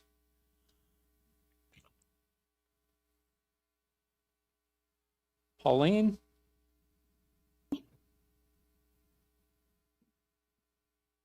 Pauline Browse? Yes. Hey, Pauline. Yes, It's Paul Ainsley. You have 5 minutes to address Community Council.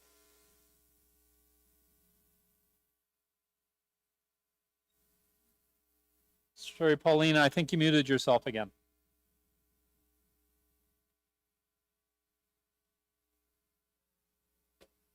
Pauline?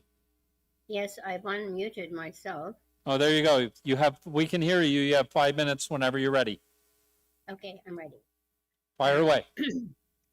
Mr. Chair and council members, this is a great opportunity to speak with you, and I've been following your meeting all day, and you have great patience.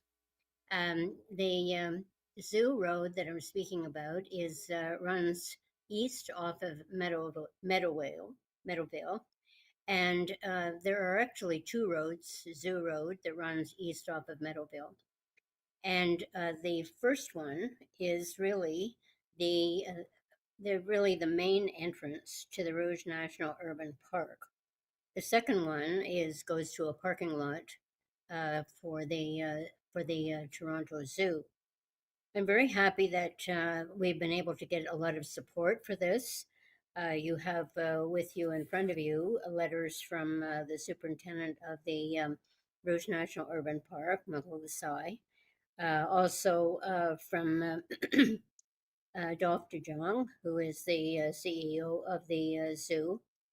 The Waterfront Regeneration Trust from Marlene Kotler, the executive director, as well as from ZooShare, which is from Rob Grand, who is the general manager of ZooShare, as well as myself, who I'm the chair of the Friends of the Rouge National Urban Park. I was also very pleased to see on the agenda the excellent letter from Deputy Mayor Ainsley, along with his recommendations, which I absolutely agree with. The Rouge National Urban Park is an amazing park. It's the first national urban park in Canada, and in fact, it's the only national urban park in Canada. It's 20,000 acres, made up of Scarborough, Markham, Pickering, and Uxbridge. And it's a real treasure. It's an oasis. The city of Toronto should be exceedingly proud to have this oasis, this treasure, this very important park within the GTA. So this road leading into the Rouge is going to be the entrance for the new visitor center that is under construction right now. This visitor center, a $20 million visitor center, which will be opened next year, and I hope that each of you will be able to attend that particular ceremony. It's right on the bank of the Rouge, and it'll be a beautiful view of the Rouge, and we're very fortunate. In fact, you should be very fortunate that we have argued very, very eminently that this visitor center should be in Toronto, and it is, and it's right opposite the Rouge, right opposite the Toronto Zoo. So when you come off Meadowvale, off the off-ramp of Meadowvale, so when you come up there, then you would turn right onto the new road name, the Rouge National Urban Park, or you turn left and you go into the Toronto Zoo. So I'd like to recommend that there be quite a large sign there as you come off the ramp, so people will know where they're going to go, to the left or the right. And the Toronto Zoo and the Rouge National Urban Park have a very collaborative working conditions. They support each other, especially on the research of some of the species, and so it's a great partnership that's there. So I would ask that we would change the name of Zoo Road from Meadowvale to where we would call the Pierce House, and from the Pierce House then up to the Beer Hill. I guess you would continue calling that the Zoo Road, but you still could call that the still call it, the whole thing is the Rouge National Urban Park Road. But we believe that this name change would give clarity for people that are coming to the Rouge National Urban Park. That where is it? It's on the Rouge National Park Road, and as opposed to Zoo Road. So I would strongly suggest and recommend that that you approve this and to have this change made as possible. So we would certainly have it done for the opening of the new visitor center for for the Rouge National Urban Park. Thank you. Okay, thank you very much, Pauline. Really appreciate your time, and thank you for waiting to make your deputation. It's really appreciated. Questions of staff? Questions of staff? Councillor Myers? Oh, sorry. Sorry, Pauline, we have a question for you. Hi, Pauline. Okay. Hi, Pauline. This is Councillor Myers. Just not really a question, just a quick comment to thank you for your decades of leadership in promoting environmental issues and sustainability and conservation in the Scarborough area. Thank you. Well, it's been my great pleasure. I've been working with a lot of volunteers, a lot of people over many decades, and started with this back in the 80s. And one of the things that we were able to do is have a motion in the House of Commons to have the park in the Rouge, and it passed unanimously, and which was a really great start for this. So it's taken a long time. We've been working with all levels of government, the province, the municipality when Joyce Trimmer was the mayor, and the federal government. And so it's been a long time. We've just celebrated our 10th anniversary of the park being actually legislated. So I'm very pleased, and so thank you very much for your comments. No worries. Thank you so much for your leadership and for making this gift that future generations of Scarbarians get to enjoy in perpetuity. Thank you, Councillor Thank you. Myers. Questions of staff? Speakers? Councillor Shan? Thank you very much. And I also want to start off by thanking Honorable Pauline Browse for her leadership, as well as all the volunteers who've done a phenomenal amount of work in getting us the first and the only national urban park. I'm very happy to support this and move this because I'm fortunate to have, I think, almost all of Rouge National Urban Park of the City of Toronto in my ward, and have been able to visit the construction site of this visitor center. It's going to be a phenomenal addition to City of Toronto, not just as an entry point to the Rouge National Urban Park, but also a great site of community coming together, gathering, learning, and celebrating what is great about Scarborough and what's great about our environmental assets. So I think this is a easy one to support. Rouge National Urban Park Road would signal where the easy access for people to find the visitor center, but also would be a fitting way in which the city itself recognizes the importance of this national park to us. I think it's also, as mentioned by Pauline, the support that we see in multiple stakeholders coming together on this and working together is fabulous. I know Deputy Mayor Ainsley is part of the zoo board with me and also part of TRCA and has been active on this and has championed quite a bit of this work. And it's good to see the type of collaboration, type of energy coming together on this. I am fortunate to serve on the advisory committee, and it is great to see multiple stakeholders, including community voices, included and validated and respected. So I hope that continues as we go through this process, as we grow. And at this point, I'm very happy to support and looking forward to seeing this open in 2027, and looking forward to having Scarborough residents actually use this park more as well. And one of our challenges has been, getting more of our residents to enjoy the neighborhoods and assets we have. and the barriers that exist needs to be removed so that they can enjoy it as well. Thank you.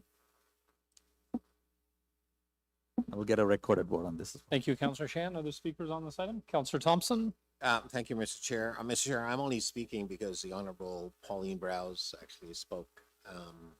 I really just wanted to thank her, not simply for supporting and asking us to support this name change, but for her decades of stewardship of not only the environment, but for Scarborough as well, both as an MP as well as just an advocate for change for our community and so on. I have been to the Rouge National Park on 2 occasions, actually, and both those occasions have been memorable.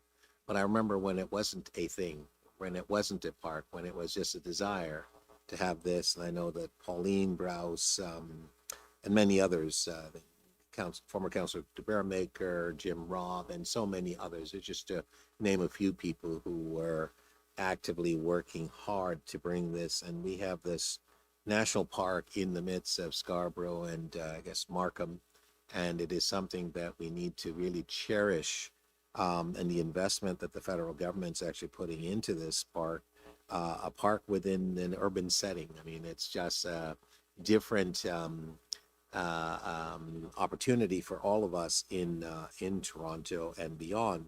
But I would say that Pauline's leadership over the years have just been absolutely phenomenal.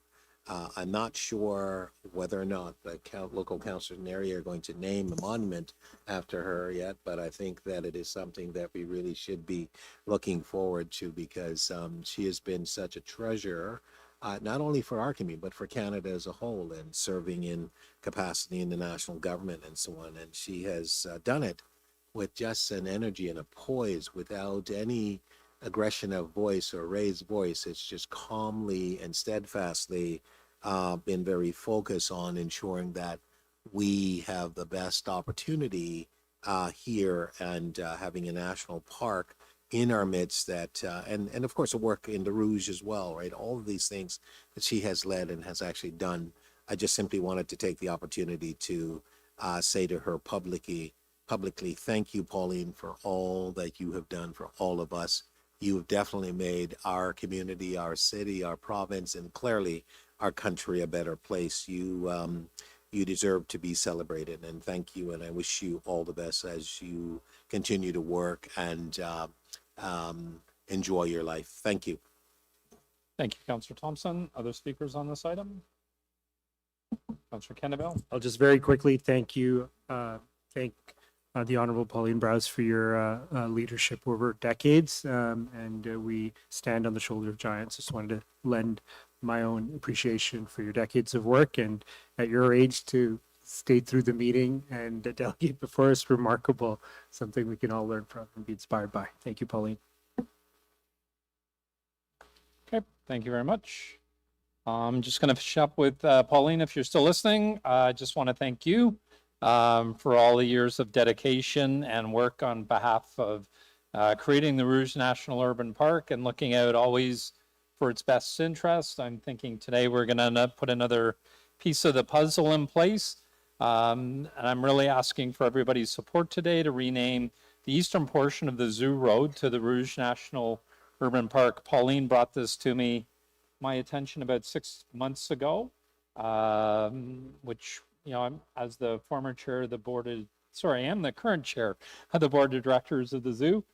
So we're very happy to bring this forward at the zoo and have this passed unanimously at our board of directors. Right now we have 2 separate roadways sharing the zoo road name, which creates a bit of confusion for visitors. It's also complicated emergency response times because the eastern section doesn't actually lead to the zoo anymore. Instead, it serves as the main gateway into the Rouge National Urban Park. With the park's new $20 million visitor center set to open next year in 2027, as Pauline mentioned, this update will fix a long-standing navigation issue and properly welcome people to this national landmark. It has the unanimous backing of every major tenant in the area, including Parks Canada and, as I mentioned, the Toronto Zoo, and I hope we can add our voice in a unanimous support of this motion as well. Thank you very much. So we have the motion before us by Councillor Shan. All in favor? And that's unanimous. Thank you. All right, our next order of business is SC 32.14 Crocus Drive, traffic calming, speed humps. Counselor Thompson.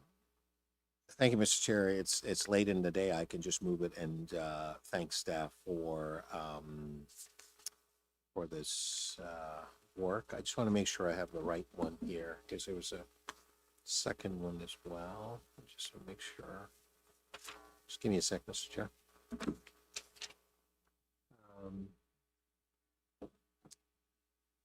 Yeah. Just give me 1 second. Let me just go back here 1 second, Chair, Mr. Chair. Thank you. It's 14. My computer is just coming up here, Mr. Chair. By the way, the computer's really slow here. Sorry? The internet's really slow in this chamber. We're on number 14. Oh, I know which one. I'm just trying to call it up. Okay. And it's really, really super slow. I'm just waiting for it to come up, Mr. Chair. Thank you. Okay. All in favor? No. I'm just. See, it's not even going. It's like. Do you want to borrow my sheets? No, it's. I just want to pull it up again. There was just something I just want to have a quick look at. Sorry, 1 second.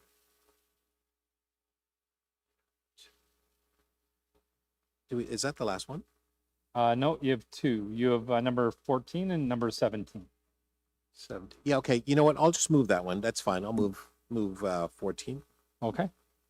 Moving recommendations in thank you, SC staff. 32.14 Crocus Avenue, traffic calming, speed humps. All in favor? Thank you. And then the 17. The next one is SC 32.17 Ellesmere Road and Crocus Drive / Dewey Drive. Right. Traffic control signals. Councilor Yeah, Thompson? I think staff has a motion there. We'll just move the motion. That City Council authorized the installation of traffic signal at the intersection of Ellesmere and Crocus Dewey Drive. The reason for this is that there's 38,000 vehicles are passing there on a daily basis. Residents on both the north and south side have huge challenges trying to get in and out of their own neighborhoods. And while this traffic signal is close in proximity to Warden and Ellesmere, it is actually not as close as the traffic signal at Avenue Road in Danforth and Pears Avenue. That's even much closer, and there's a lot of traffic in that area as well. And I just use that as a comparison. They've actually put a traffic signal there, and it's pretty close.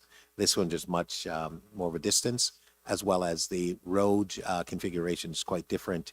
It's a bit of a rise and flat surface, flat roadway on Ellesmere coming from Pharmacy towards Warden, and then it goes down, slopes down, and then it slopes upward from Warden and Ellesmere to Pharmacy. And it's a huge challenge for many of the people living in this area be able to get in and out of their subdivision. So for those reasons, I'm asking that we support the installation of a traffic signal at Crocus on the north side and Dewey on the south side of Ellesmere. Thank you. Thank you very much, Councilor Thompson. Any questions of the mover? Seeing none, all in favor? Carried. Item is amended. All in favor? That's carried. And then our next item is, we have two left. SC 32.28 Cleanside Road and Mendelssohn Street traffic calming, held by Councilor Candabel. I'd like to move the recommendations. Okay, Councilor Candabel is moving the recommendations in number 28. All in favor? That carries. Our next one is SC 32.29 Cleanside Road and Mendelssohn Street traffic calming speed limit designation, held by Councilor Candabel. I'll move the recommendation. Councilor Cannabel is moving the recommendations. All in favor? That carries. And then our last item, SC 32.30, introduction of the bylaws. Who wants to read the bylaws? Councilor Myers.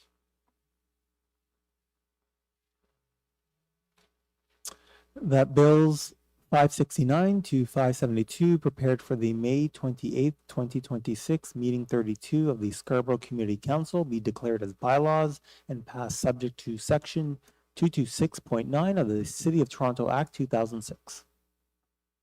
Any questions of the mover? All in favor? That carries.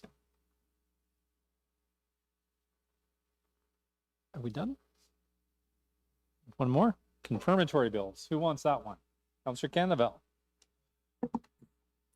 That confirmatory bills to confirm the legislative proceedings of the Scarborough Community Council acting under delegated authority at meeting 32 on May 28th, 2026 be declared as bylaws and passed subject to section 226.9 of the City of Toronto Act 2006. All, any questions of the mover? Seeing none, all in favor? That carries. Motion to adjourn. All in favor? That carries. Sorry? Oh, hold on. Don't go anywhere yet. We're not adjourned.